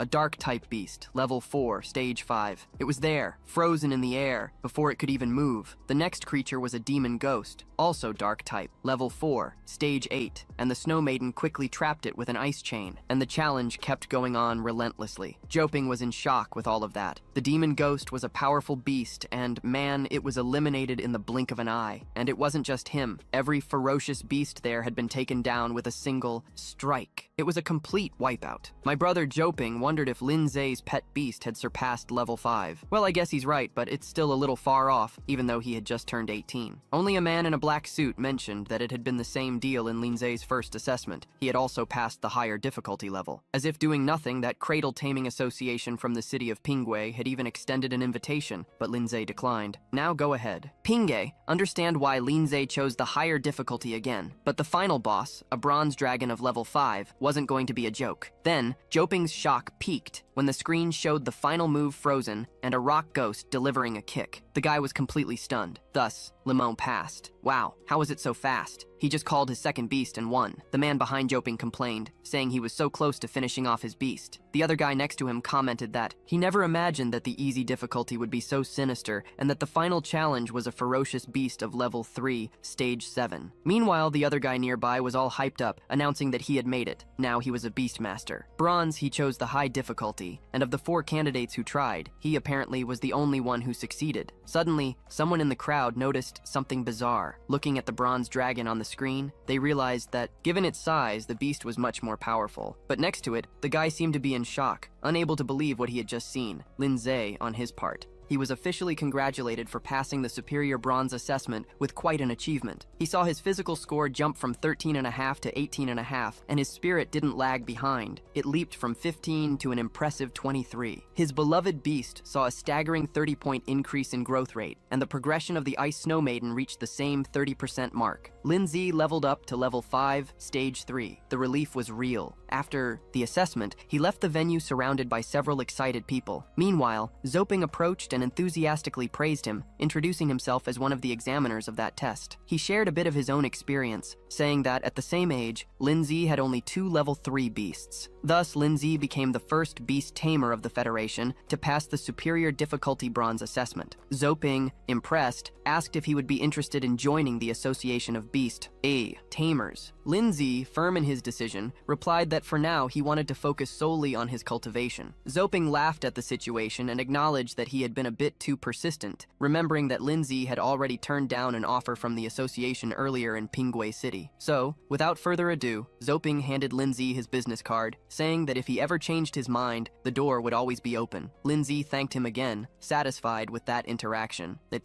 Very night at home, he settled in the living room with his 2 summoned beasts by his side. With the dragon egg in hand, Lindsay recalled Lin Yang's words who had guided him. As soon as he injected spiritual power into the egg, it would hatch, allowing them to form a contract. Determined, he began channeling his spiritual power into the egg, but it didn't take long for him to realize the enormous cost. Even with his 2,300 spiritual power, the pressure was intense. A common, bronze-level beast tamer would likely have exhausted themselves in the blink of an eye. But out of nowhere, the egg started to shake. Everyone turned their attention to the scene. Cracks began to spread across the egg's shell until it shattered completely. And then, the little cute black dragon emerged, looking around with a confused expression. The creature even swallowed its own shell. It was a rock ignis dragon. Despite being just a little dark, rocky hatchling, it was level 1, stage 1, with a growth rate of 0%. Its abilities were Dragon Breath and Rock Claw. Lindsay didn't hesitate to reach out and stroke the little dragon's head. The dragon's lineage focused on unlocking an evolutionary power within it, continuously improving its physique and strength while enhancing control over the dark elements. The maximum potential of this lineage was at the king grade. The next evolution form was the juvenile rock ignis dragon. For that, a 100% growth rate, 5 low-grade dark elemental essences, and a dragon tooth would be needed. He didn't care if there were other evolutionary paths. After all, his potential was already at the king grade, and even if there were hidden paths, he believed they wouldn't surpass what they had. The blue ice maiden and the rock spirit observed as the rock ignis dragon burped and rolled over, relaxing. Although it was only at level 1, stage 1, Lindsay was aware that pure dragons evolved quickly in their early stages,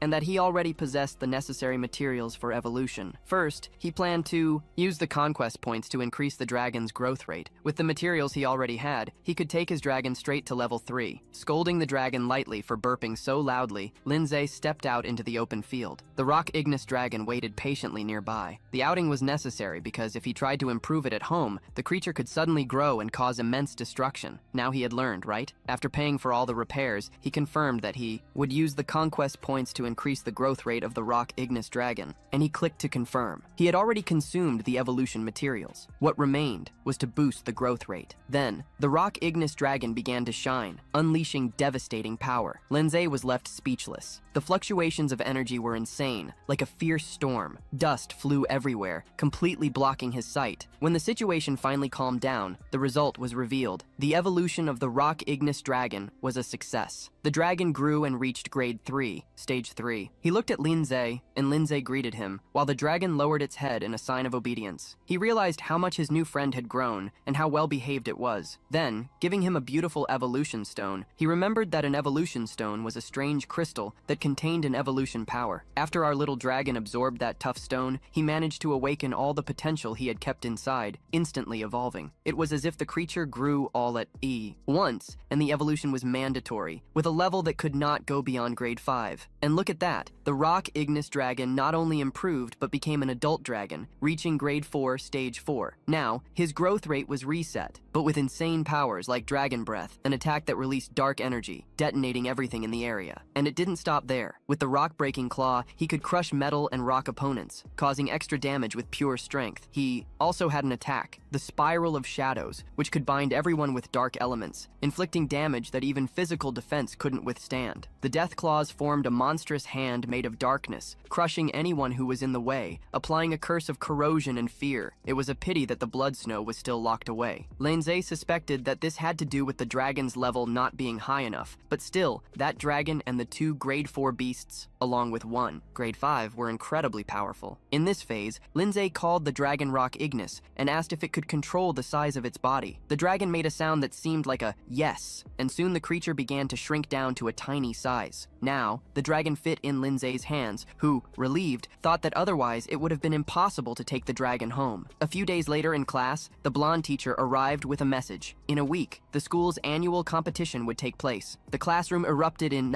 excitement when a system screen appeared in front of Lindsay. He unlocked an insane mission to achieve first place in the competition and become the best student at the Zhang Ning Academy. And well, the rewards were very good. 1,500 achievement points, a spiritual technique scroll, and a random artifact. Moreover, it was still possible to unlock more achievements along the way. Lindsay raised his hand and asked if lower grade students could register. The teacher smiled and confirmed that any student could participate, regardless of their grade. But the competition was an elimination format, and most first-year students had a better chance of gaining experience than winning, except for the exceptional ones, namely, our famous Lindsay. This information deflated everyone. They all knew who was going to crush it, especially after the name of student Zhao was mentioned. They were all from the same class, but the power difference within the class was brutal. Just a few days ago, Zhao had already smashed the bronze level assessment. The guy was insane, also sinister. Then, Shinigami called Zai to form the team, and Shinigami did the same. In the next moment, the 2 girls started pulling the guy, each grabbing one of his arms and arguing. Yang watched this with internal anger, not believing that Shinigami was sticking to another. The penguin was spying through the door with narrowed eyes, secretly vowing to take down Lindsay. On the opposite side, a dark and ritualistic setting with flickering candles, blue ground, strange spiders, skulls hanging from the ceiling, and strange symbols covering the walls. It was clearly a place of summoning or forbidden magic. There, a group of hooded figures gathered around a long table, with skulls and dark artifacts scattered about. The atmosphere felt like a secret cult, completely tense and mysterious. One of them broke the silence by saying that Xing Tao had disappeared. This guy was one of the deacons of the Red Moon group. So, if you liked the video, of course, leave your like, comment down below. Don't forget to subscribe to the channel and let us know what you thought of the video down below. Thank you for watching, and of course, if this video does well, there will be a continuation, my friend. And stay tuned for the next video. Look, this crazy guy with silver hair, all hooded up, showed up making threats towards Mr. Ian, saying that the Ninja Academy was training in a secret realm. Then he drops that it's normal not to have news about the little boy who is there, but out of nowhere, a vine attacked, tearing everything apart and making the guy bleed. What the hell, man? He was like, how could this happen? My lord attacked me. That doesn't make sense. Ian's face turned grim, clearly pissed off by this story that it was normal to lose contact, remembering that it was the same guy who said the realm was safe and that no one would find out anything. The silver-haired man tried to explain himself, but of course that only made Ian even more. The guy's aura just vanished, man, like it never existed. Ian demanded an explanation. He already knew that the only way out was theft. What tension! If the guy was still there, the maternal organism would feel his presence. Where did he go? Either the little boy is hiding in some relic, or he's done for. The others were encouraging Ian to cool his head, but he didn't take it. He just insulted them, calling them trash. He shouted for them to investigate immediately. He needed to find out who was training and who had seen the guy. The Ninja Academy wasn't that big. He didn't believe they couldn't track what happened. The guys accepted the mission without a second thought. A week later, the area was full of people, everyone curious. Ninte asked if Lindsay had been training all week and if he had already hired his pet dragon. He could only give a mischievous smile and said she would see as soon as the competition started. Ninte was all nervous and bothered by that suspense. Then someone called. It was Man. Linhama put her arm around Lindsay's shoulder and said she was cheering for him. The year's rewards were really fierce, with a prize of 1,000 and an invaluable artifact. The school offered an artifact for the champion, and completing the conquest gave another. If Linzer won, it would be a combo of artifacts covered in loot. Some students were worried and hoping not to run into him in the preliminaries. Suddenly, someone bumped into the concerned student. It was Liang Jum, a former president of the Gausham Club. Next to him, Shui Li, the current president of the third year, was soaking in the vibe. Jum greeted Mom, but she got sharp, as if she was sensing trouble in the air. She kept asking what he was doing there. Total security. Jum made a scene, saying she made him look like a villain. He just wanted to chat, but he had another motive. He asked if she had seen Luan Shintal or the gang during training. Mom, with all her attitude, said that the Gausham Club was lost and that now he was coming to beg for help. She even poked fun, saying that the choice of the new leader was terrible and that the guy was a failure. It was so much trouble that just watching it made you get. Shulei's expression became clearly offended by her words, but Jum remained, said it was just a question, if he couldn't see patience. After that, the two left. Ning noticed that suspicion was starting to towards them. Li and Yang said they were the victims and had no evidence of conflicts. Mom, always smooth, commented that Ju loved to create confusion, they were already used to it. Oh, and not forgetting that Chu signed up for the competition. Even though it was flashy and aggressive, the guy was tough, packed with power. He was a third-year student with 2 level 4 beasts and one already at level 5. He was pushing it. Mom warned Linzer to stay alert if he bumped into that Shui. The guy liked dirty fights. Linzer just confirmed and said he was aware. Meanwhile, Li and the gang rolled over there. Shu and Li punched the wall. He demanded to know if they would really let them be so calm. John, being cool, replied that without proof it's all good. Even if they were guilty, nothing could be done. He suggested that instead of burning energy, he should focus on Linzer. Man, it was absurd that someone normal like Linzer had such strength and still didn't want to join the Gaucho Club. Damn, things are insane. The crowd was already using Linzer to mock their opponents. If they let him shine in this competition, their reputation would be ruined. Larry laughed disdainfully and shot back that talent is worth nothing if the guy is broken and can't buy expensive evolution materials. In his view, Linzer had already hit the ceiling. He thought of himself as the best of the best, claiming that if they faced off he would definitely teach Linza a lesson. And it doesn't stop there. The announcer's voice echoed in the area, calling the competitors of Group 11 to prepare for battle. There was going to be a showdown between Shu and Li from the third year and the rookie from the first year. Li's eyes sparkled with excitement. He charged at his target, promising to give a lesson. So the battle would be between Shu, Li, and Linza. Man, the teacher was shocked to see Dean Lucicia there. Everyone freaked out because the guy almost never shows up at the competitions. The dean is one of the 10 brave members of the Federation. Dude, normally a guy of that level is too busy to be idly watching a student game, but when he shows up, everyone knows the competition is serious this year. Then Captain Yuyan of the Beast Taming Association asked what brought Kitty into the fight this year. Idea smiled and said that the strength of the students this year is fierce, much greater than before. He heard rumors of several new talents emerging in the area, including a prodigy. Yan informed that the dean was so swamped with work that he didn't have much time to check on the students, and that's why he sent some updates to Kidian just in case. Someone might try to recruit that prodigy who, by the way, passed the higher difficulty bronze assessment. The guy remembered the name Lindsay. Ian gave a thumbs up and even said that Lindsay helped the group catch the hunters from the symbiosis group. It's hard to say because Lee is like the boss of the third year, but Zai is not weak either. One person commented that Lee had a better chance since Zai was just a first-year student. Another guy agreed, pointing out that Lee has 3 pets, one of which is rank 5. Then Lindsay approached and hinted that he heard the genius came from a common background, and also implied that he has one last chance to join the Gaussian Club. In his view, who knows? One day when they eat meat, he could have a soup. But Lizzie laid it out, he's not interested, and even said he disagrees with how Lee intimidates people and belittles the Thames. Lee was furious with this response, and the supervisor announced that the battle was about to begin. Lee thought to show Lindsay the difference in power between them and summoned his beast Shark Lizard rank 5 stage 2. The crowd went wild because this is Lee's lead beast, the strongest he has, and now everyone believes Lindsay is screwed. He thought one beast would help Lindsay. He commanded the Shark Lizard to unleash a destructive wave, a giant wave towards our boy. But then Lee got confused because Lindsay hadn't summoned his beast. He thought the guy was so scared he couldn't even do it. He even decided to mock him because trash is always trash, and he was just conserving energy with the beast. Lee wanted Lindsay to remember what happens when you provoke the Gaussian Club, but suddenly Lindsay shot a water blast with his fingers and blew up Lee's beast. Lee's eyes almost popped out. He yelled that it was impossible. His beast Shark Lizard. He was hit by a spiritual arrow. The crowd was in total shock when they finally understood. They couldn't believe what they had just seen. Linzer didn't call any pet, but he ended the Shark Lizard with a single spiritual arrow. Damn, Mom was so proud of Linzer. This was exactly what she expected from the younger brother who came along. And Nin shouted that her brother is awesome. This also caught the attention of Din Katinya, who quickly realized that the boy's arrow must be above level 6. Lei was thinking that Linzer didn't call his beast to belittle him, but Linzer just stood there and released a powerful aura. Lei warned, "Don't get carried away, I just underestimated you before." Deep down, he thought it was just Linzer's luck. He then called his elephant man Lo So. a level 4 stage 8 Manhua, along with the snow monkey, level 4 stage 6. He ordered them to rip Linzer to pieces, thinking this would be easy, but Lee's conviction was becoming clearer. No matter how top-notch Linzer's spiritual arrow was, he knew that generating an arrow consumes energy, and that attack must have drained Linzer's strength, so he prepared himself. Then the guy decides to challenge Linzer, asking him to summon his pet beast and really go for it. But out of nowhere, bam! Both beasts are hit by spiritual arrows and fall, like right away. Lee can't even process this, man. He's there with trembling knees, pale face, he can't understand what happened. Zoe, warns that he doesn't even come close to Linzer's level.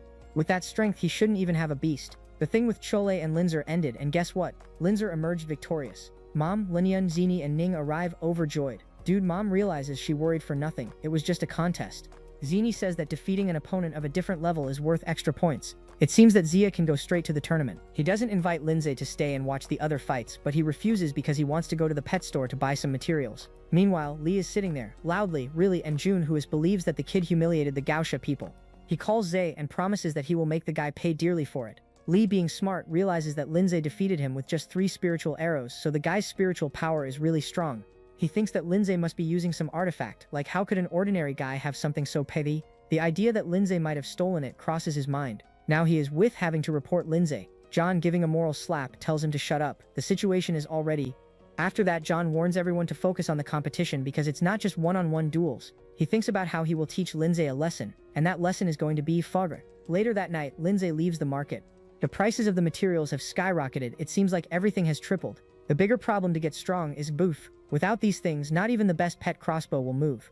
Lindsay, thinking that he has to find a way to make some money, and if he could cultivate materials directly from secret realms, that would be whole. He turns into an alley when he notices something. The situation is weak. He remembers that this alley was not a dead end. How so? He took the wrong path. The dragon Ignis Rock notices his confusion, and someone appears behind him asking if he has realized it yet. 2 people are behind him, like, what's going on here? The woman calls Mo from the Red Moon team and seems to know him.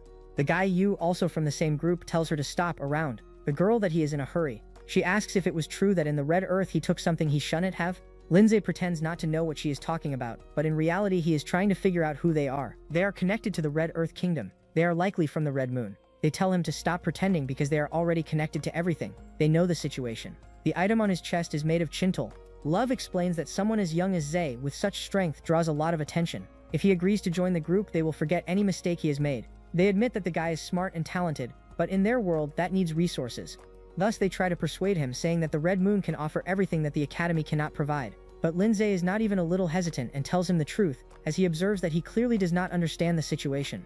The area is sealed and no one is coming to help. He only has 2 options: join the Red Moon or be worse off. At that moment, they summon their pets. She reminds him that he is not alone in this mess. She mentions Lindsay's friends. If he cooperates, the Lord might want to free them. Lindsay's expression changes. He starts to laugh nervously when he realizes they are threatening him. If they are giving 2 options, he creates a third. He will gun everyone down. He calls forth his pets. The fight is about to begin. An insect similar to a worm received a brutal attack of thorny earth. Lindsay summons the frozen blue maiden. She prepares for a fight, releasing ice crystals that pierce the monkey beast in the chest, and it goes down immediately. Then, a muscular dark humanoid monster appears, with glowing red eyes, leaning over the wounded body. This is bizarre, man. Lindsay simply went into shock when a sinister light exploded in the alley. What did he see? Then, the humanoid monster, which looked like a tank with muscles, was none other than the corpse of that monkey, and the creature was scraping the flesh directly with its mouth. How bizarre, right? Lindsay was in disbelief that the monster was cannibalizing its own kind. And it doesn't stop there. The monster let out a loud belch, and his eyes widened, and the body gained more muscles as if it had taken a super juice. The brunette next to him seemed impressed. Of course, the monster was a Class B experiment, and this level of strength is not for everyone. She even said the guy was quite handsome and had a tough body. Look at the situation, man. The girl commands the tear demon to shred the human before her, and all this to prove to Lindsay that challenging the Red Moon was a tremendous folly. Lindsay, completely caught by surprise, just watched as the fissure demon splattered red liquid everywhere. The guy went into gross mode, and he even comments that it's disgusting, but the enemies were offended. It's the creation of the Red Moon group, man. This monster is not just another pet beast, no. He is an experimental creature that surpasses a lot out there. And the system dude detects a bunch of things, but this muscular monster cannot be recognized. That's where Lindsay's realization kicks in. The beast doesn't even have a name, and on top of that, it looks like a programming error. After devouring the monkey demon, the monster's strength increased massively. Lindsay concludes that the more they kill, the stronger the guy becomes, so he decides he's had enough of information and wants to bring down the monster once and for all. But the beasts he summoned are tied up, and he has already burned a lot of spiritual energy in the fight. Meanwhile, the Blue Maiden is busy with the man-eating centipede, and what is Lindsay doing? Relying on the rock dragon Ignis to get out of this mess. Love is straightforward, saying it's futile to resist. Seriously, no matter how much Lindsay struggles, his fate is sealed. And then, with that smile, he adds that even though he is somewhat strong, it is impossible to defeat them with just 2 beasts. They notice that he passed the bronze evaluation, and that our boy brought the rock dragon Ignis from the secret realm. And by appearance, they think the dragon is still in its juvenile stage, but then Lindsay asks who said it was juvenile. And man, the magic happens. The kid transforms and the whole area shines, raising dust and making everyone cough. And astonishingly, it is an adult rock Ignis dragon. Love goes crazy and demands to know how he did that, and he, super chill, says he owes nobody an explanation. Then he orders the rock Ignis dragon to attack, and the dragon breaks the barrier, turning the alley into a new battle arena. But while all this is happening, Captain Ian arrives with his squad, blocks the area, evacuates everyone, and checks if anyone is injured. He is utterly by the scene. The captain did not expect to see Lindsay there and asks, "What are you doing here, man?" Since Lindsay has already tied up the 2 people, Captain Ian wants to know if he captured the guys, and Lindsay firmly says yes and has something important to mention. He tells that the Red Moon Group infiltrated the academy and that they might be behind a sinister experiment in the team's office. He is offered a cup of coffee, and the captain says he has already received reports about suspects near the academy. He never thought it would be the Red Moon Group, especially targeting Zia. Lindsay confirms and says the situation is more suspicious. It seems there are people infiltrated in the academy. He mentions a spatial ring that belonged to someone named Shintal from the Geishaun Club. They bumped into the secret realm and there was a conflict because of a rock Ignis dragon. They tried to steal a dragon egg, but it backfired. Instead, another dragon paraded with them. Later, Lindsay went to the cave and found a secret room that the Red Moon used. It's a lot of trouble, man. And Captain Ian is bestialous. Man, Lindsay had already suspected this trouble for a while. He just didn't understand how the Red Moon Group members could show up in those secret realms of the Academy. Ninja N, before he realizes it, the mind has already connected the dots. The space artifact belonged to Chintal. Basically, this indicated that Chintal and the Red Moon Group were in it together. Captain Ian caught on and promised to send someone to investigate this mess. He was expecting to get a lot of good information from those 2 prisoners. Then Lindsay asked if the guy he had just killed could still be used for research. Captain Ian thought about it and decided to tell Lindsay a very secret thing, since the young man had helped a lot. Dude, the Red Moon Group was creating some self-made demonic creatures. It's surreal. Lindsay remembered that the Beast Tamers Association was also involved in creating some pet beasts. Captain Ian confirmed and explained that the spiritual mastiff their team used was a breed cultivated in the past, you know. But hold on, because the demonic beasts were different. Some might have mixed blood, but the true demon type only appears through summoning rituals. Therefore, the research continues without stopping. They have already destroyed several secret incubators. Now the Red Moon Group is keeping an eye on Zai. So Captain Ian warns Lindsay to stay sharp.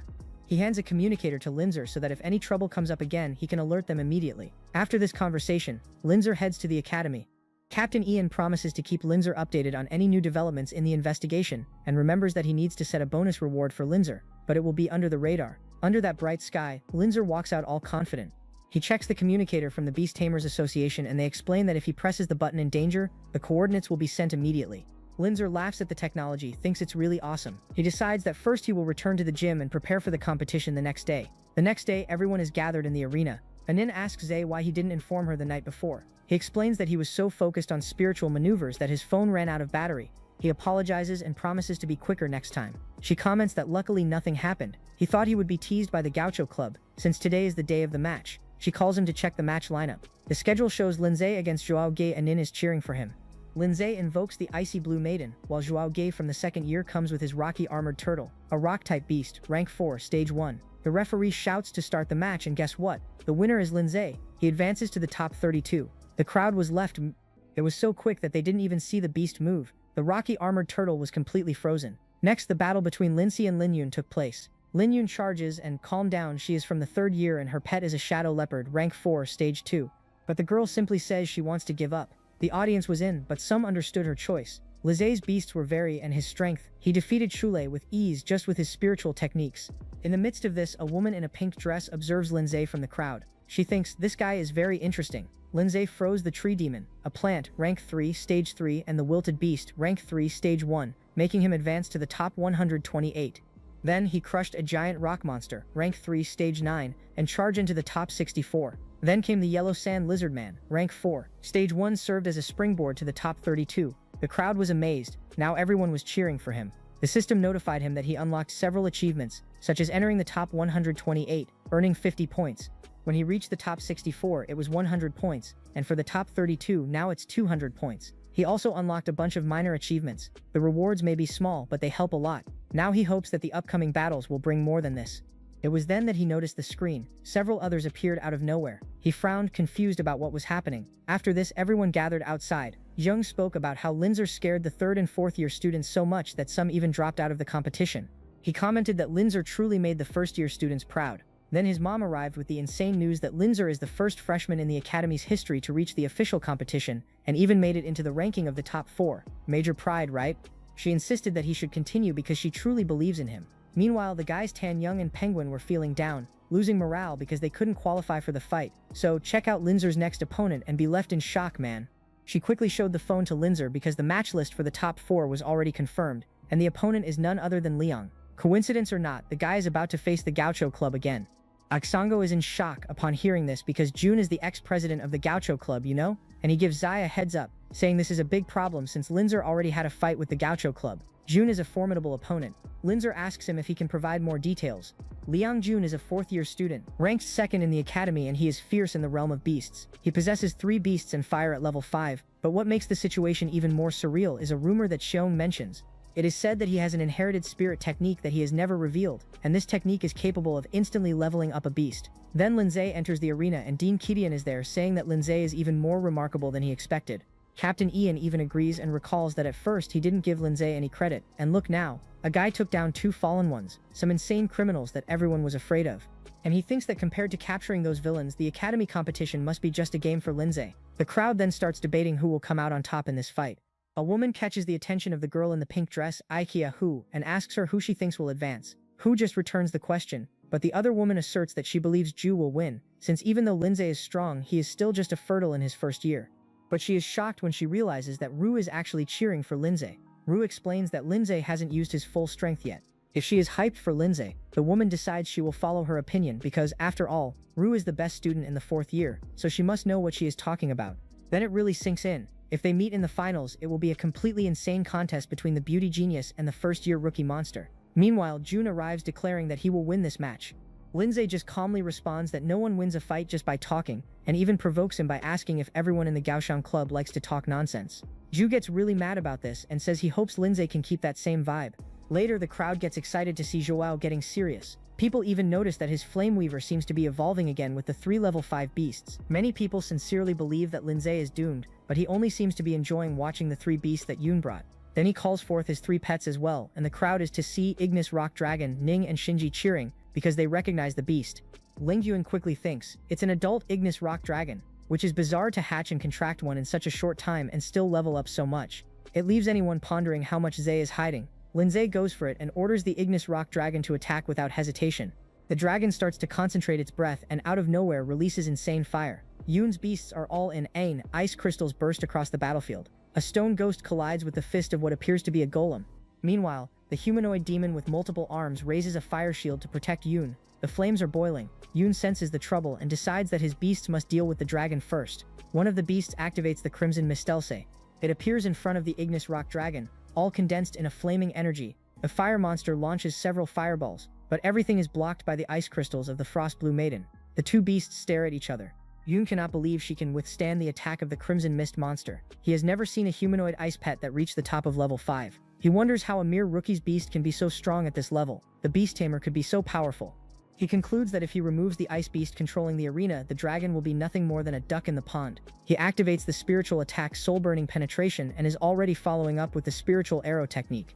The attacks collide and cause a massive explosion. Linzai gave his boss the signal that trying to get his bee into a fight among beasts, it would only make him look like trash, but on the other hand, it matched perfectly with the way of the Gaucho Club, and John freaked out with rage. Dude, he activated a magic circle, and soon his pet beasts started to writhe in pain. How sinister!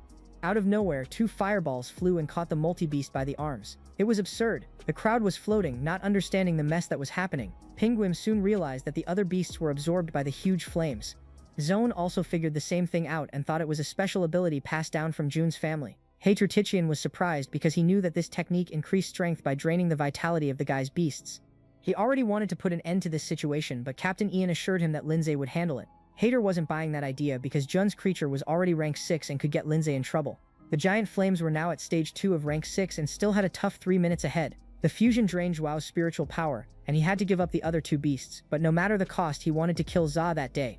Lindsay commented that John's trump card was mediocre and unleashed a fusion that sacrificed the lives of friends. It's nothing more than black magic. And with that, he sent his two beasts to perform the fusion. An intense light illuminated everything during the process. When the light faded, a giant ice absol appeared. Lindsay was a bit surprised, but it was exactly what he imagined after the evolution of the frozen blue maiden. The fusion had completed its transformation. Now it was a level 6, stage 4 ice giant Absol and could withstand a mini Lindsay. He thought this would be more than enough to finish the fight. The crowd exploded in euphoria, shocked that Lindsay's beasts could also fuse. Xiaoyan was in shock, not understanding how Lindsay managed to do something similar to John's family technique. Ninga thought that the power of her brother's technique was in fact much crazier than John's. The dean couldn't believe what he was seeing. Captain John, all arrogant and proud, said that as he had already mentioned, the boy would handle one. He fell into despair, asking how Lindsay had done that, but soon started growling and told the guy to screw off. His pet beast prepared to unleash a colossal flame called the Purgatory Meteor Explosion. Zakamli said that in theory, fire should beat ice, but in the presence of absolute cold, John's spark was just a flickering candle. Out of nowhere, a bunch of ice fragments grouped together, turning into a giant block of freezing power. This technique was called the Absol Ice Core Collision. The mega ice block fell on John's pet beast. With this, the fusion, which was his greatest asset, went down the drain. The dust and smoke slowly dissipated from the battlefield. Now John was already feeling the effects of the fusion. The flaming Texaloun no longer had the strength to fight, and the other monsters had completely lost their growth. He couldn't accept that he lost in this way. The referee announced that John and his beasts could no longer fight, so the winner of the semifinals was Lindsay. The crowd erupted into applause. Some even said that the Gausha Club finally reaped what it had sown, as they had always underestimated others. The Rocky Ghost and the Icy Blue Maiden ended their fusion. They were very weak, so Lindsay helped the maiden while the ghost leaned on the tail of the rock dragon Ignis. Lindsay praised the three, saying they did very well. He realized they were on the verge of passing out right after the fusion. He noticed that the stronger their power, the less energy they consumed during the fusion. For now, he sent them back to respect the energy and rest. The system notified that he unlocked an achievement. Becoming a finalist in the competition gave him 600 points. Now it was time to win in the final. Then Rui appeared, saying she was going to bow out of the event. Everyone was in shock. A girl next to her asked why she was quitting, as she was very interested in the fight. Rui responded that it was her trump card. It was meant for real enemies, and as for training with Lindsay, she thought being the toughest student in the academy was just the beginning. For him, she wanted to see him defeating the students from the top schools in the next Beast Tamer League tournament. She approached him. Lindsay thanked her for letting him win. Then, look at that, she comes up and congratulates the kid, saying he truly deserved the title of the toughest student around. She even mentions that she hopes to meet the guy again in the future, like, who wouldn't, right? Lindsay responds that he is also looking forward to fighting side by side with her one day. Awesome. They greet each other and the mood is high. Then out of nowhere, the system sends a crazy notification. Another achievement unlocked. He crushed it in the championship, and the rewards were 1,500 achievement points, a scroll of spiritual technique, and a pack of random artifacts. After that, the guy stays on the podium all set. The medal reaches the hands of Dean Kitchen, who is not joking around. Tiao mentions that the kid surprised a lot of people several times and says he is ready to shine on a bigger stage. He lifts the medal and says, "From now on, you are the top student of the Ninyang Beast Academy." Kichao places the medal on Lindsay and explains that this represents the statue. With this, if Lindsay needs any permission to enter the secret realms, it will be a priority. Lindsay, feeling thankful, says thank you. Regarding the other rewards, like the money and artifacts, he can pick everything up tomorrow at the school administration. Jin and Tiaon have already set aside some cool artifacts for him to choose from. After that, everyone will have 3 days off, got it? Ningui, already full of plans, informs that she and Shine will go to the secret realm of Greenwood to train and evolve. Lindsay asks if it will just be the two of them and is like, how come? Since when is everything so chill between them? Even knowing that the secret realm is smooth, the place is kind of complicated and people can easily get lost. Lindsay thinks that one is kind of impulsive and the other is full of energy, which doesn't provide much confidence. Shine tells him to relax because they will handle the secret realm just fine, and Nin adds that they didn't even go through the eliminations, so they should train more. Lindsay agrees, but the concern doesn't go away, right? He realizes that with the strength he has now, having artifacts is somewhat irrelevant, but if the system gives a badass artifact to no one, that could save her life. Then he opens the reward package, and what comes out? The Teleport Shadow Sphere. This sphere allows the user to teleport instantly to any place they can see, with the ability to be used 3 times in a row with a 24-hour recharge. It's badass. Lindsay thinks this is perfect. He approaches Ning and says, I have something for you, gives her the shadow and teleport spheres, explaining that it could save her life in critical moments. He also reminds her to keep the communication line open if she encounters fierce beasts and not to try to assert herself, you know? She thanks him and promises to be careful. Alright, Yine suddenly comments that the artifact is very expensive and starts to think that Lindsay is really good with Ning. Ning laughs and responds that he is just her brother. Deep down, giving her a trump card makes Lindsay feel much more at ease. Now he needs to prepare the materials to enhance the earth spirit and the dragon rock Ignis, but the dark element stones are extremely expensive. Going straight to the source would be the best option, so Lindsay asks Cheon about it. Sion tells him that there are many in the secret realm of 1,000 insects, but it's bizarre there, filled with high-level insects and heavy beasts. The place is gloomy and sinister, and he asks if Lindsay is going to face that alone. In the lobby of the Beast Tamer Association, it's packed with people. His pet beasts, a team member, asks what service he wants, and Lindsay replies that he wants to sign up for the exploration of the secret kingdom of 1,000 insects. She takes the ID card, tells him to wait, but when she looks, she is shocked. She realizes who Lindsay is. He is wearing a mask to hide his identity, so he signals her to be quiet. She quickly understands and all excited. She says that she saw his fight and thought he was cool, and even asks for an autograph. Lindsay thanks her for the compliment, but kindly asks her to focus on the request first. This calms her down and brings her back to work. A fierce competition at the Ninzan Academy is already happening, and everyone outside is watching. After the championship, Zay became a celebrity. Everywhere he appears, people recognize him and want to take pictures to post. The team member is still blushing like super. Embarrassed over time, she finally processes the request. Lindsay's entry is now registered on his card. She tells him to turn left when he leaves the building and go down to the underground where the entrance to the secret kingdom of 1,000 insects is. He thanks the woman at the entrance of the Beast Tamers Association. A crowd is already forming. Lindsay soon realizes that a lot of people also want to enter the secret kingdom. A guy approaches and asks if he is also into exploring the secret kingdom.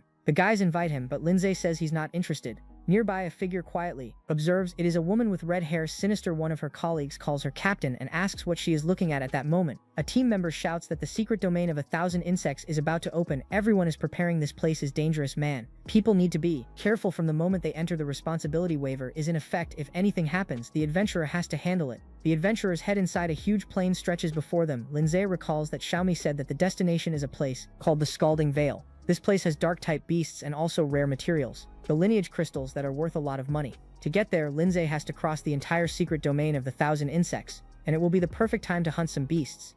He calls his beast, the Rock Ignis Dragon, and sets off. From his back, seeing the journey from above is much easier than walking. The Glacial Blue Maiden needs to improve her control, the Earth Spirit needs to practice more in combat, and the Rock Ignis Dragon has to get the hang of aerial fights. Everyone still has room to evolve, and off they go. The first monster Lindsay encounters is the Thornblade Insect, a level 3 stage 4. The Earth Spirit thrashes it, which helps raise the level. That night, Lindsay sets up a camp and starts grilling some meat over the fire. He can use the conquest points to directly increase the growth rates, but if the beast doesn't engage in real combat, it'll become lazy. So he has the Rock Ignis Dragon fight during the day and the Earth Spirit at night. This rotation is working beautifully. For now, the beasts they encounter are too weak to help the Glacial Blue Maiden, so Lindsay considers leaving her to face stronger enemies. That night, while the Earth Spirit is fighting, he suddenly hears a noise in the leaves. Lindsay also senses that someone is approaching. Meanwhile, the approaching group sees the campfire and assumes there are other adventurers there. These guys seem like bandits, laughing and commenting on how lucky they were to find a camp.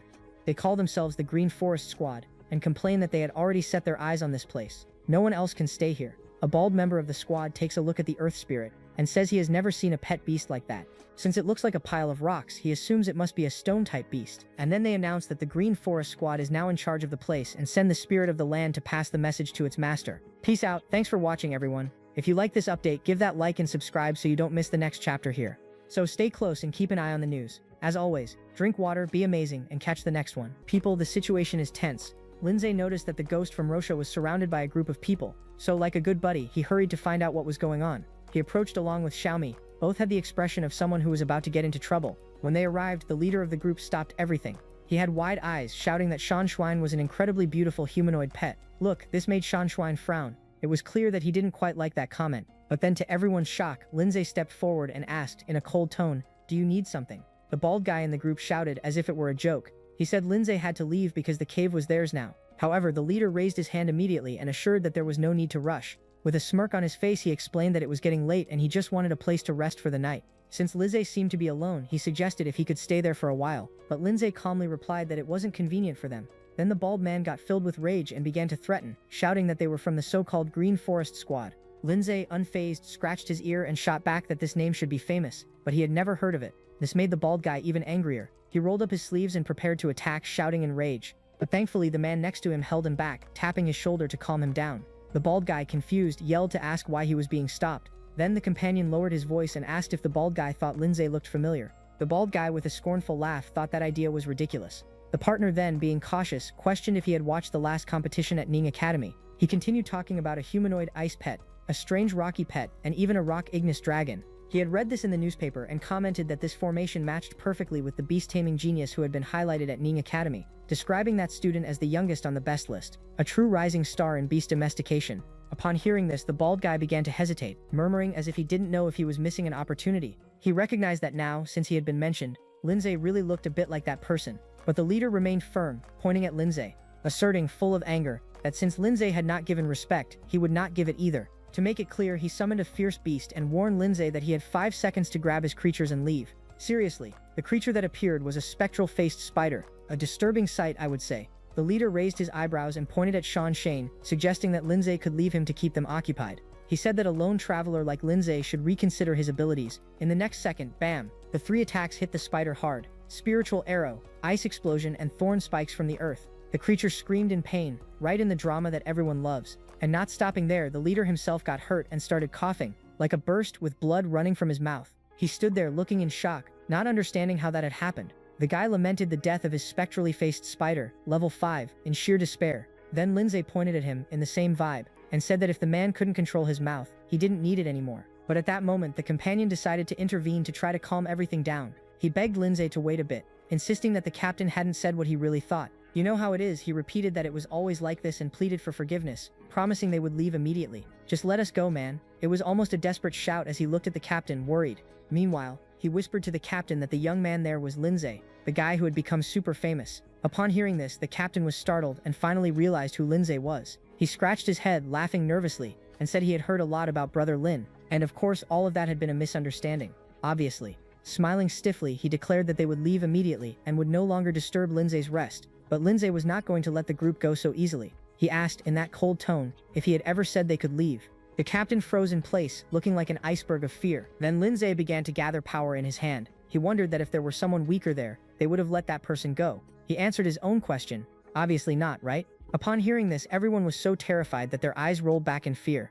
But in the midst of all this tension, a sharp and unexpected noise nearby caught everyone's attention. Wow, things got insane. A swarm of lineage ants charged forward with unbelievable speed. It seemed like they were possessed by the devil. One of the team members simply screamed in panic. He was in shock, cursing and shouting that there were too many lineage ants. The group didn't waste any time. They ran as if they saw the devil, desperately shouting that there were hundreds of rank 4 lineage ants. They said that maybe dealing with a dozen could be possible, but facing more than 100 ferocious rank 4 beasts? No chance, even if they called their own pet beasts. So, the only option left was to run. However, their run was slower than a sloth after lunch. Unfortunately, they were too slow. A lineage ant jumped forward with a speed he didn't even see and bit one of the fools. The bald man, poor thing, panicked and ran towards Lindsay, desperately screaming that he didn't want to die yet. He begged everyone to run while they could. Meanwhile, Lindsay was there, calm, watching the scene with a look of astonishment. How could such a favorable situation already be happening? With a slight smile, he thought, look, hundreds of ferocious dark-type beasts practically delivering materials to my doorstep. But out of nowhere, a lineage ant attacked. The ghost of Rosha, like a true hero, turned and spinning in his general form, unleashed an electric collision. The whole crowd was instantly electrocuted. It was like a light show. They became paralyzed. Lindsay looked back and saw Sean, Shane, and Ignis. Without saying anything, he gestured to them. The spirit of the earth could handle rank 4 lineage ants, stage 1. Then he remembered that fighting opponents of the same level would be good for them to grow, and warned them to only intervene if there was no way out. Soon after, the stone dragon Ignis jumped. Amazing. He transformed into a colossal dragon. He released a dense white smoke that simply obscured all vision. As Lindsay jumped onto the dragon's back, he began to hear desperate cries below. Someone was begging him to wait and not leave. The person was apologizing for what they had done. They pleaded to be taken along and insisted that they were all adventurers. They kept yelling for him to stop, but who said Lindsay cared? He continued to think to himself that those ants in lineage were wild beasts from the ferocious valley. He noticed that the distance between where they were and the ferocious valley was about 100 kilometers. After thinking for a while, he found that strange. A colony of ants searching for food should not travel such distance. Obviously, some strange event must have occurred in the ferocious valley. Suddenly, Lindsay spotted something in the distance, freezing for a moment before pointing at it. He instructed the dragon Ignis to go there first. Meanwhile, the swarm of lineage ants continued crawling in groups. Suddenly, one of them raised its head. By that moment, Lindsay had already flown far atop the rock dragon Ignis, but the ant's eyes sparkled as it launched a spiritual attack. The invisible wave struck Lindsay, leaving him gasping in pain, grinding his teeth.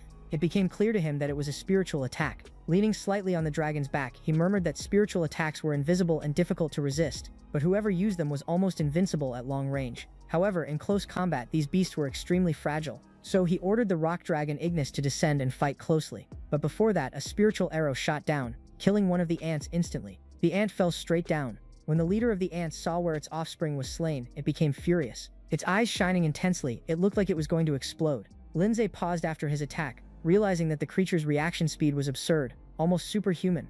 A notification panel appeared in front of him, identifying the creature as a dark-type lineage ant, rank 5, stage 2.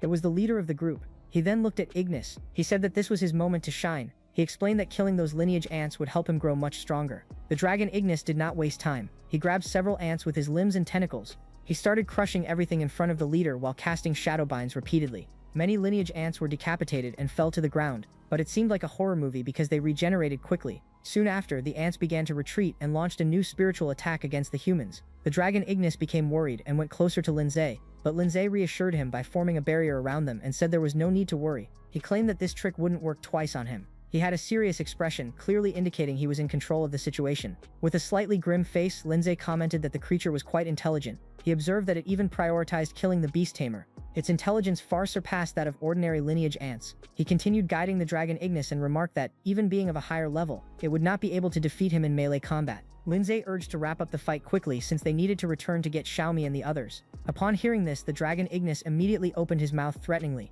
He stomped heavily on the ground with a roar that shook the earth around. Blood splattered everywhere while the lineage ant continued absorbing the blood of what it had killed. Meanwhile, a wounded man screamed in despair, saying he had many lineage ants and the eastern defense line would not hold. The captain beside him furrowed her brow and firmly ordered that, even if they could not resist, they should still do so. She then took a deep breath and reminded everyone that the lineage ants were not the ones who fought to the death and would retreat as soon as they lost many. Next to her was a level 6 electric-type lightning pattern doll, stage 1. Talk about responsibility. The captain made a plan, stating that they were surrounded and that their only chance for survival was to hold their position and fight to the death, killing the ants until they retreated on their own. When Lizzie finally landed on the ground, wow, everything seemed to have collapsed. The aggressor who had been so arrogant before, now he was lying on the ground. Elenzer was there, coldly observing. Without mercy or pity, totally detached, he slipped by. He thought that this result was probably a reckoning for always taking advantage of the weak. Look at the morals, people. It wasn't until he found Shan Shuai and the Ghost of the Rock that he spoke. He greeted them enthusiastically, saying that Shan Shuai was back.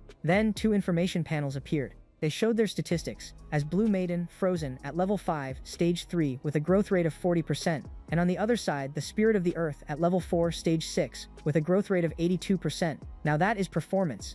After taking a look, Lizzie couldn't help but exclaim that the results had exceeded his expectations. He thanked both for their work, but as a good leader, he cautiously suggested that the discoveries near the camp and the ant colonies along the way did not look very good. Then he said they would need to go deeper into the Fierce Valley to take a look. The 2 nodded positively. They were totally confident in his plan, so everyone positioned themselves, climbing onto the back of the stone dragon Ignis, and left ready for a new adventure. Suddenly he spotted a whole bright area ahead. Then he warned the others that there was fire over there. Putting his hand on the rock dragon Ignis, he called everyone to take a look below. But look, blood stained the stones. There were remnants of smoke and flames floating around. A young man, all injured, screams at the captain that everything is wrong. He looks at a swarm of bloodthirsty ants coming in hot and at a pile of corpses nearby. Desperate, he expresses his panic. He has killed a ton of ants, but they didn't seem to want to back down. His last beloved crossbow had already gone to waste in the battle. He asks what to do now. Then he screams, confused. This is the end. These ants could heal their wounds by eating their own, but here they had no way to heal. A lightning bolt strikes and exterminates more than half of the ants. The captain, totally exhausted, is there, gasping, admitting he didn't know what to do. With a frown, he realizes the gravity of the situation. They had managed to deal with one wave, but another was already coming right after. Looking around the battlefield, the captain noted that the ants' attack had already injured or killed more than half of the team's beasts. It was only thanks to the thunder pattern doll that they were still holding strong. She warned that this wouldn't last more than 10 minutes. Without it, the last line of defense was going to crack. As the team positioned themselves, she analyzed the situation. The beasts with daily abilities had already gone to waste. Eliminating such a large group was clearly impossible. To make matters worse, she felt her spiritual power draining. She wondered if she was really going to die there. Then, suddenly, the young man had an idea. He shouted that they couldn't hold on much longer. The captain should get going. He insisted that she couldn't let everyone die there. The others began to encourage her too. They told her not to worry about them. They pointed out that the other beasts were already gone, while the doll was still fighting. So, it was better for her to hurry and leave. But the captain angrily reprimanded her, asking what everyone was saying. She was their captain. If they were going to die, they would all die together. Things got strange because she saw snowflakes falling. Looking at that snowy sky, she was confused. She asked if it was really snow. The team members were also perplexed. They wondered when Face Valley had snow and if this was a hallucination before death. Then a young man noticed something and pointed ahead. He shouted that it wasn't a hallucination. Someone was coming. A dragon was approaching carrying someone. And who was it? Lindsay and Sean. Sean was in command of that incredible mount. Sean's expression changed. She became very serious, furrowed her brow, and in an instant took action. With a powerful movement, she unleashed a blizzard that hit the swarm of ants surrounding the group. The captain watched the layer of ice forming and was in shock. Were they finally saved? A guy with glasses suddenly shouted that the figure on the dragon looked familiar. And didn't he recognize Lindsay? This genius beast tamer not only passed the bronze level assessment with flying colors but also won the championship at the Ningijiang Academy. Another excited young man joined the celebration. He said it was Lindsay, the genius capable of merging pet beasts. They were safe finally. In the blink of an eye, the crowd began to celebrate. They shouted for help from the incredible Lindsay. According to them, he literally saved them from the brink of extinction. Everyone was on the way to despair. But now joy reigned. From above, Lindsay spoke calmly. He asked Sean Shane to clean up the area. With determination, she nodded. She raised a finger and began to form a snowflake. She launched it towards the ants. The hail of ice fell swiftly. Soon Ignis, the rock dragon, descended, allowing everyone to disembark. The captain stepped forward, filled with gratitude. She said it was a true fortune to have found Lindsay. Otherwise, they would have probably been completely eliminated. One of the young men behind her also expressed his gratitude. He said they owed a lot to Lindsay. Then she took Lindsay's hand and thanked him insistently. She introduced herself excitedly as Ia Fujing. She revealed that she recognized him when they entered the secret realm, but her shyness prevented her from approaching and greeting him, fearing she might cause offense. Lindsay responded with a friendly smile. He told the captain not to worry so much. Then he mentioned that they also faced the flames of the ants and Linhagem. He asked if she was aware of what was happening in Fierce Valley. Ia Fujing seemed restless. With a cautious look back, she said it was not the best place to discuss those matters. With everything, she revealed they had followed a suspicious trail. She dropped a bomb by mentioning that the commotion in Fierce Valley could be linked to the Fallen Ones. This caught Lindsay completely by surprise. He held on for a moment, astonished. He repeated the name of the Fallen Ones in disbelief. What do you mean? Those beings were in a secret realm maintained by the Beast Tamers Association. Ia Fujing quickly pointed to the star stretching ahead. She mentioned they discovered it while collecting materials, alongside some strange drag marks and footprints. They followed all of that to Fierce Valley. Lindsay shrugged, feeling lost. He added that they never expected to be attacked as soon as they found a place to camp, and they did so by 2 consecutive waves of thousands of blood ants. It was all quite unusual, as if those creatures had been forced to act. He looked at Lindsay and commented that after this attack he appeared and saved him at the most critical moment. Upon hearing this, Lindsay became thoughtful. Stroking his chin, he mentioned that the Fallen Ones were not necessarily plotting something evil. However, it was also quite plausible that their actions had altered events in Fierce Valley. While mentally analyzing the facts, he recalled that Captain Yu had commented that the 2 felines from the Red Moon clan, captured earlier, had not provided useful information. Then he turned to Yu Foding and asked how far those marks went. She calmly pointed in the right direction and explained that the trail extended for about 2 kilometers towards a mountain to the northwest. They hesitated to go any further. After that, he felt a slight concern on his face and asked if he was thinking of venturing out. Lindsay put the stone dragon Ignis on his head and said he would take a look at the situation. Then he ran his hand over the ring he had on his finger. The boy next to him was shocked and practically shouted that he couldn't do that. He started to question what could be happening and what would happen if Lindsay got into trouble. The people behind him chimed in, stating that it was a huge risk. They suggested it would be better if they all left together. After they left, they would report to the Beast Tamers Association and ask for help to resolve the situation. Lindsay countered, saying that if they waited to report the situation after distancing themselves, it might be too late. He contemplated that, due to the strange activity they had noticed, their plan could be about to come to fruition. Waiting would only draw more attention. And then Fuding was gradually convinced. She hesitated when she began to speak. Noticing this, Lindsay raised his hand, showing the ring. He tried to reassure everyone, explaining that he had already called the investigation team. He would go in first to perform a distraction maneuver. This would delay the enemies and prevent them from escaping. After a pause, Fuding declared that she would accompany him. The young man, surprised, called her captain. She then turned to her team. He raised his hand and ordered them to take the injured away. They should retreat through the same route. He added that if he found the investigative team, they would take them along. They continued to worry, murmuring that the situation was very risky. However, the firm Fugim stated that he would not stand by and watch his savior put himself in danger. He also had skills in tracking and reconnaissance. And of course, it's always better to have 2 people looking out for each other than just one putting themselves at risk, unless suggesting that they were weak. Raising his voice a bit, he posed the question. Lindsay smiled and replied that she was certainly not weak. While thinking it was ridiculous to consider anyone with a level 6 crossbow as weak, he smiled and almost sincerely replied that of course she wasn't weak inside. Lindsay laughed at the idea of considering a beast tamer with a level 6 crossbow as weak. He was joking. Lindsay looked at Ia Foding with an evaluating gaze, realizing that she had more experience in exploration. Therefore, it would be good to have someone like her as support. He would need reinforcement. Then he decided and said he would leave it in her hands. Trust was in the air, and Foding happily agreed, stating that it worked better this way. that it was positive energy. Out of nowhere, Linza threw a test tube to her and said that it was a potion of spiritual power. He instructed her to drink it, knowing it would help.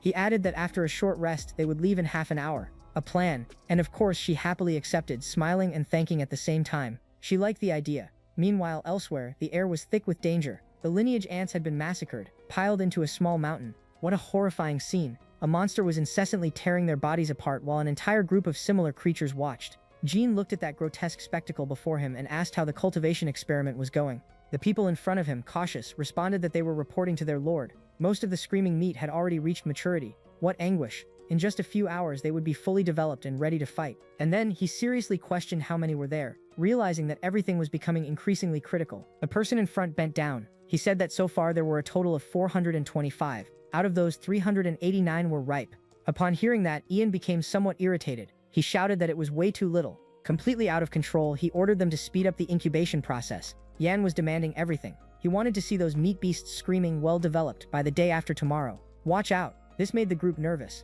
One of the guys, not knowing what to do, choked up and said, "Sir Yan, our ant colony has decided to migrate en masse and we are out of fertilizer. Can you imagine? Attention, Yan? No." He felt sorry for them and lashed out, calling the team idiots. He told them that if they didn't have enough, they should go find more. He even asked if he really needed to explain the obvious. The guys, already a bit lost, lowered their heads and begged him to calm down. The tension in the air was palpable. One of them, looking somewhat lost, raised his head and promised they would quickly get what he asked for. Ian, holding his anger, huffed and warned them that it was better to resolve this soon. Otherwise, he threatened to use them as lunch for the howling meat. What a situation. The group quickly agreed when they understood the message. Deep down, Yan thought that those two idiots Mo and Yu couldn't even handle an 18-year-old girl. They didn't just fail the mission, they ended up getting caught in the investigation team's net. What a shame. He frowned, completely irritated, and muttered that they were just trash. Because of that, Ian decided he would have to teach the beast tamers a very good lesson. But wait, he also found that boy Lindsay somewhat interesting. Suddenly someone came running in and announced, "Sir Ian, something happened." Everyone tensed up. Ian, with a cautious look, asked what it was this time. The guy knelt right there and in a hurry told him there was an invasion. The enemy was extremely strong, and almost all the external guards of the howling meat were dead. Wow. Upon hearing this, he couldn't contain his surprise. Meanwhile, outside, Xiao Shuai was blowing everything up using ice explosions against the howling meat. In a matter of minutes, he had already eliminated a bunch of those monsters. That was devastating. The system, connecting to the action, triggered a notification that the growth rate of the Blue Ice Maiden had increased. New abilities had been unlocked. It was a flood of new powers. Among them was Ice Meteor. It was an area attack skill that caused destruction with icy blasts, creating a general explosion. Unlocking it cost 500 achievement points. And it didn't stop there. There was also the Ice Beam, which was a single target skill but with massive damage. In addition, it applied a debuff to enemies, also for 500 points. And there was the Ice Dragon Break, which could freeze multiple targets. This skill condensed ice into a powerful dragon that could hit several targets at once. It cost 800 points. Lindsay, feeling very happy, smiled and said that real combat was the best spice for everything. He noticed he had 3 brand new abilities, all very powerful, and he still had 4,650 achievement points left. So he declared he wanted them all and decided to go all out, pressing the option or link to unlock everything around him. And Fuxing in turn cast a glance at the howling flesh spread across the ground and said it hadn't been easy getting there. As soon as they entered the cave, they were met with an attack from those monsters. Imagine the shock. She then turned to Lindsay and asked if he had seen that before. Lindsay took a breath and explained that he had never seen it, but suspected that the Red Moon was trying to create demonic beasts and artificial beasts. As soon as she heard that, Efudim was in shock, exclaiming that the Red Moon was involved in that. She realized that the situation was much more serious than she had thought. What craziness. Suddenly, Lindsay's expression hardened. He looked back as if he sensed danger. He said something was coming and that there were many of them in the dark cave. Pairs of glowing red eyes watched them as if they wanted to devour Lindsay and Efudim. One of the creatures lunged forward like a tiger ready to attack, followed by a horde of monsters emerging from the cave, as the wind blew, making the scene quite sinister. As they appeared, Efudim shouted a warning. She alerted them that they were Class S demons, and he asked everyone to be careful. Then, out of nowhere, a group of hooded figures appeared. They advanced as if they were the very villains of the story. They called for Lindsay and were fleeing from filthy, cursed rats. Absurd, right?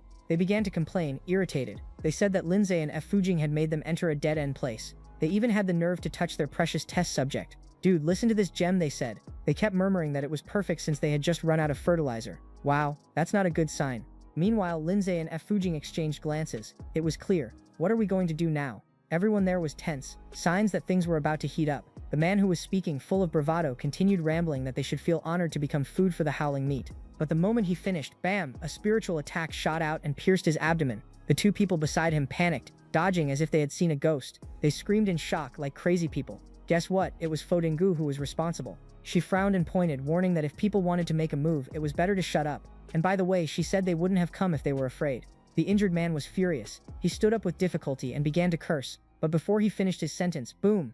A spiritual arrow pierced his chest. He fell backward and lost consciousness immediately. What a surprise! Lindsay was the one who shot that arrow. Now there was a tense atmosphere in the air. The two remaining men began to feel fear. Meanwhile, Lindsay exposed them, saying that the symbol they carried proved they were members of the Red Moon Group. At that moment, something caught his attention. And dude, a system notification appeared saying an achievement had been unlocked. Fallen's Nemesis. The first skill of a Fallen. Look at that level. He came with a reward of 500 achievement points and a potion of spiritual power. Lindsay was somewhat surprised, wondering if such achievements existed. Goodness, he realized it was even part of a set, as if all this had been planned. The guy was a strategist. No way. After a little while, he ordered Shan Choi to check on the demonic vacations, tie up the two guys who were still left. He did not hesitate. He stepped forward and boldly unleashed his abilities. Arctic Chains and Ice Dragon Break. A giant ice dragon advanced, freezing the chains that bound the hooded figures. Then a brutal shockwave came with Ice Meteor and Ice Rain. Who can withstand that? The brown-haired man was in shock. He was screaming that it was impossible and that Zay looked like just an uninformed boy. Oh, poor thing. But he was hit so hard that the screams were interrupted right away. Boom! And Fojing, watching the scene, was stunned. She exclaimed that the abilities were incredibly powerful. She praised the pet beast, saying that its strength was not inferior to her 6th level Thunder Doll. When everything calmed down, there was Lindsay, approaching one of the hooded men who was still standing firm. He coldly asked what monsters those were and what their purpose was. The man, showing no fear, replied that it was better for Lindsay to leave and that he would not say anything. That was settled, right? But Lindsay did not waste any time. He raised a finger and shot a spiritual arrow straight through the man's head. That was right on target. The remaining man began to tremble with fear upon seeing this scene. Elize merely cast a powerful look at him and asked if he was going to speak or not. The man started to stammer, unable to form words. But after a while he regained his voice and begged for his life, pleading not to be killed, saying that he would tell everything. He began to explain that they had been sent to create and train an experimental subject called the Howling Flesh. What did he detail next? The entire process and the plan of the Red Moon Group. He explained that the Howling Flesh was an egg of a demonic beast they had created. And here's the detail. This growth method was completely different from ordinary pet beasts. Look at that hot information. He revealed that the Howling Flesh could reproduce and expand its population by dividing. That's right, man. Adult individuals could reach up to stage 5 of the 6th level. How fierce. The brown-haired man was crying as he spoke, saying that those in command treated him like a treasure and had already ordered his training and experimentation. He explained that the howling meat required large amounts of meat and blood to reproduce. That was why they chose that place for their activities. After hearing all of this, Lindsay rested his chin on his hand and murmured that it now made sense. A large number of bloodline ants could fulfill the reproduction needs. However, the disappearance of the species had caused a sense of crisis in the bloodline ant colonies. Everything was falling into place. Fudging also came to the conclusion, commenting that it was no wonder so many bloodline ants had migrated from the Wild Valley and attacked humans like crazy. After some time of reflection, Lindsay lifted his head and continued to question the man. He demanded that the man speak and reveal the purpose behind all of this. The brown-haired man, not hiding anything, confessed that Lord Ian's plan was to wait for enough howling meat to hatch. Then, he would launch a large-scale attack on the branch of the Beast Tamers Association in the city of Ningjan. Upon hearing this, Lindsay was shocked. He exclaimed in disbelief. Meanwhile, Fudging, standing behind him, frowned and began cursing in anger, calling the crazies lunatics. The brown-haired man stood there, lowering his head and sobbing, pleading that he had already told everything and asking if they could let him go. But poor him, he didn't realize that 2 tentacles were approaching him from the shadows, like in a horror movie. In the next moment, boom! They pierced his chest. The guy writhed in pain, collapsing to the ground and saying goodbye to life. At a certain distance, Ian appeared with a mocking tone. He scoffed, saying they were a bunch of trash who couldn't even guard a door. What audacity! Then, he led his group of pet beasts forward and arrogantly questioned how they dared to invade the Red Moon Group's territory, swearing he would skin them alive. His gaze soon fell upon the carcasses of the fallen howling meat on the ground. Instantly, Ian became furious. His furrowed brows were about to burst. He bitterly commented that it was good, very good, and demanded to know if they had any idea how many resources, manpower, and materials he had invested to create the howling meat on such a scale. He cast a resentful glance at the two. He murmured that, because of those 2 brats, everything had gone to waste. Suddenly, Ian's expression darkened as he realized something. It was as if a light bulb went off. What could be coming next? Soon after, 2 more attacks were launched. Who would have thought that the puppet with a thunder pattern and the thunderstorm would take action like this so boldly? The lightning struck directly at the flaming shield of the monster. The shock of power created an explosion so violent that everything around erupted. Dust and smoke filled the air. It was a devastating scene. Seeing that his attack worked, Ifugen turned with great confidence. He suggested that he deal with the spirit of the blazing flame while Zay confronted the people. That was a plan, right? Zay agreed but seemed a little hesitant. You know, like, I get it, but is this a good idea? At that moment, the ghost of Rock was there, leaning beside him. But then his eyes suddenly sparkled when he heard Zay call the spirit of the earth. It was like, it's my turn. The ghost of rock didn't think twice and began attacking the stone walls around. The guy started breaking everything, and the explosion was so massive that even those far away were shocked. Ifujing's subordinates, confused, wondered what was going on. They realized that the chaos came from the direction where Captain and Lieutenant Zay had gone. It was about to explode even more. Soon the cave was explosively opened, creating a huge hole where the moonlight flickered. Things were heating up. Sitting calmly on the rock dragon Ignis, without Zay, he explained that the cave was narrow and gave the people an advantage with their tentacles. Oh, and that they couldn't use their daily skills well. Ifujing threw out that cheeky compliment, saying it was a smart move, and that changing the battlefield made everything easier for their side. He was furious, commanding everyone to attack without giving the enemy room to breathe. He was all about the attack vibe, like, go for it. Meanwhile, the rock dragon kept attacking relentlessly, unleashing strikes, ice dragon breaks, and arctic chains. Up there was a display of power. The rock dragon Ignis radiated such a powerful aura that it left anyone speechless. He roared and spun up in the sky. What a sight, looking from above. Lindsay was there, calculating everything in his mind. He knew that, although his spiritual arrow could help, it was rare to face high-level enemies, so he decided to let them fight alone for a while. Down below, Sean remained totally focused on the battle. In the blink of an eye, she shot a beam of ice straight at the fire squid. The chains held tightly onto the creature's head. The ghost Rocha transformed and advanced in the form of a ghost general. He stepped on the squid's head as if it were a walk in the park. What confidence! After defeating the opponent, the ghost Rocha gained enough experience to level up. The system sent a notification saying that the growth rate had increased. New skills unlocked. That's right. 3 new skills appeared. Mountain Smasher, which dealt absurd damage, costing 300 points. Rock Guardian, a defense with crystals that cost 500 points. And Earthquake Impact, which created a shockwave with a slowing effect, costing 800 points. Wow, so much stuff. Without thinking twice, Lindsay reached out and unlocked everything. He noticed that before leaving, the spirit of the earth had already consumed the materials necessary for evolution. Not caring about the economy, seeing the ghost Rocha erupt with evolutionary power beside him, Lindsay smiled satisfied. He thought that as long as the growth rate was met, the evolution would happen immediately. It was all joy. Shortly after, the ghost Rocha completed his transformation, becoming his evolution form, Soldier God Rocha. Look at the vibe he got. A status panel appeared, describing rock and ghost attributes. He was at level 5, stage 7. What a climb, man. With a growth rate of 0%, the panel indicated that the next evolution form, the God of Rock General, would require a growth rate of 100%, along with 10 elemental origin stones, and a celestial meteorite. Whoa, what a level of demand, right? Seeing this, Ian was in a total state of shock and exclaimed in disbelief that he had evolved. During the fight, he cursed and questioned how Lise could be so lucky. Then, the tables turned. He was analyzing the situation, stunned. He commented that the aura was close to level 6 and had almost skipped an entire level while evolving. He asked how that was possible. Imagine the scene. Lise was in absolute peace because everything was going according to his expectations. The guy was calm. He reflected on how he had already noticed the absurd potential of the Ghost of Rocha since the very first time it evolved. Even when he and Shan Shuai evolved, its starting level was always much higher. Then, he called the soldier God of Rocha, telling him to show his current strength. Now it's up to you, my buddy. The Ghost of Rocha jumped and struck, unleashing an earthquake impact that shook the whole area. Look at the damage, man. The ground shattered, burying the fire people under the rubble. Poor thing, there weren't even crumbs left. Meanwhile, Yefuding's pet beast attacked like lightning. It was getting sinister. Seeing his 2 pet beasts defeated in an instant, Ian began to tremble with rage. The kid was freaking out. He shot a furious glance at Lindsay and yelled that he shouldn't think he could face him like that. Of course, right? In an explosion of anger, Ian ordered the Carnivante, which was lying on the ground, to rise. The guy was full of attitude. The creatures quickly merged, forming a twisted mass that in the blink of an eye, transformed into a colossal monster advancing aggressively. What a surprise box, son. Ian declared that no one would leave alive that day. Look at the explicit threat. As he spoke, Ian reached into his clothes and pulled out a wooden box, tearing it apart eagerly while shaking violently. How nerve-wracking. He noticed something was strange and urgently called Lindsay, asking him to look at the wooden box in Ian's hand. The atmosphere grew tense. Looking at the pulsing thing inside, he exclaimed alarmedly, asking what it was. Now that's suspense. Ian held the pulsing heart in his hand and presented it, explaining that the heart, a source of blood, was a trump card to attack the branch of the Beast Tamers Association, and that he never expected it to be used against the two. The guy was crazy. As soon as he finished speaking, he smashed with force. Fresh blood spread everywhere. A strange smell began to invade the air. How disgusting. This quickly covered Lindsay's nose with disgust. He realized something was wrong and warned that there was a problem with the blood mist. He wasn't wrong. While the two were still confused, the enormous body formed by the Avante's flesh began to absorb the substances released from the heart. It was turning everything into a powerful source of energy. That was a crazy step. Its body underwent drastic changes, absorbing all the viscous matter. Soon its limbs began to develop visible blood vessels. What is this monster going to do now? It was just getting started. What will happen to Lindsay and Ifuding now?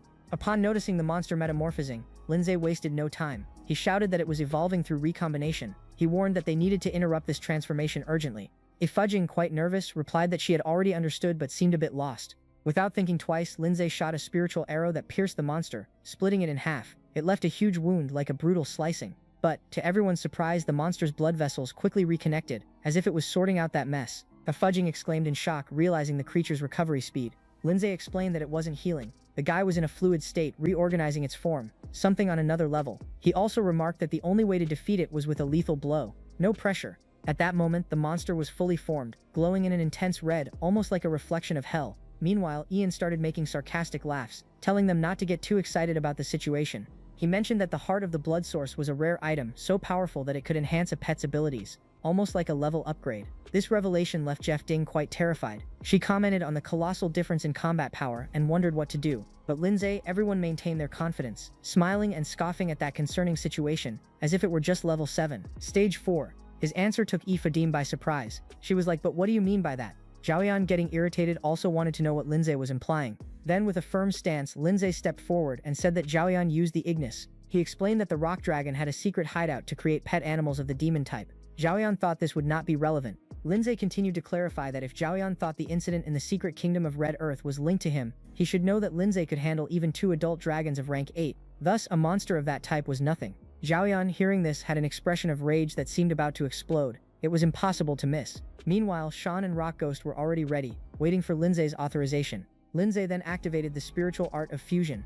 In the next moment, the two disappeared as if they had been vaporized. In the blink of an eye, they transformed into something much more powerful. The ice giant Absol now emerges at rank 7, stage 4. It lasted 60 seconds. Lindsay smiled, realizing that the ice giant Absol had also reached rank 7, stage 4. He felt relieved, as this way he would save an explosive seed card. However, upon seeing this, Joao panicked. He shouted in disbelief, asking how the rank could have increased so quickly, since the report stated that Lindsay's pet's fusion form was only at rank 6. Finally, in total confusion, Zhao raised his hand and ordered his monster to hold Lindsay, trying to take control of the situation, grinding his teeth in anger. Zhaoyan turned with the intention of dealing with it all at once. He thought that as long as he was breathing, there would always be a new opportunity. When he got out, he would tell the lords about the weird behavior of the boy. But soon he felt that something was very wrong. Confused, he looked at his legs, not understanding why he couldn't move any of his fingers. At that moment, he and his beast were frozen from the waist down. In despair, Zhaoyan lifted his head, trying to discover the source of it all. Then he realized that everything was the result of Absol's ice prison Arctic domination attack. The snowflakes began to spread across the area.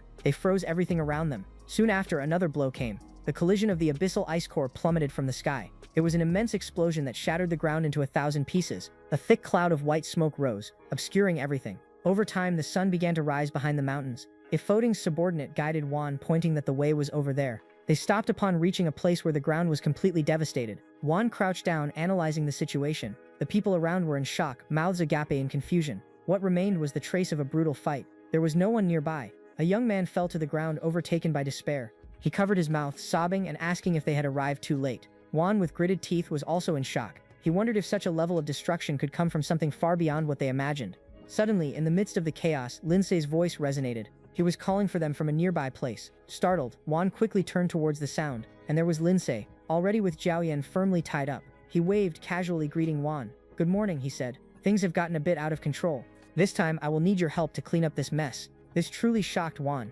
His eyes bulged, incredulous, as he exclaimed that Lindsay had managed to capture another living one. Then he turned his gaze to Zhuao Ian, tied up, still in disbelief. He was wondering if that figure was really Zhuao Ian, the Dieko, from the Red Moon Group, a guy with incredible strength, level 6, and this is how the story keeps getting crazier. Man, if you like this recap, hit the like button, because it really strengthens the channel. And tell me in the comments what you would do in his place in this situation. Now, without further ado, enjoy the next video.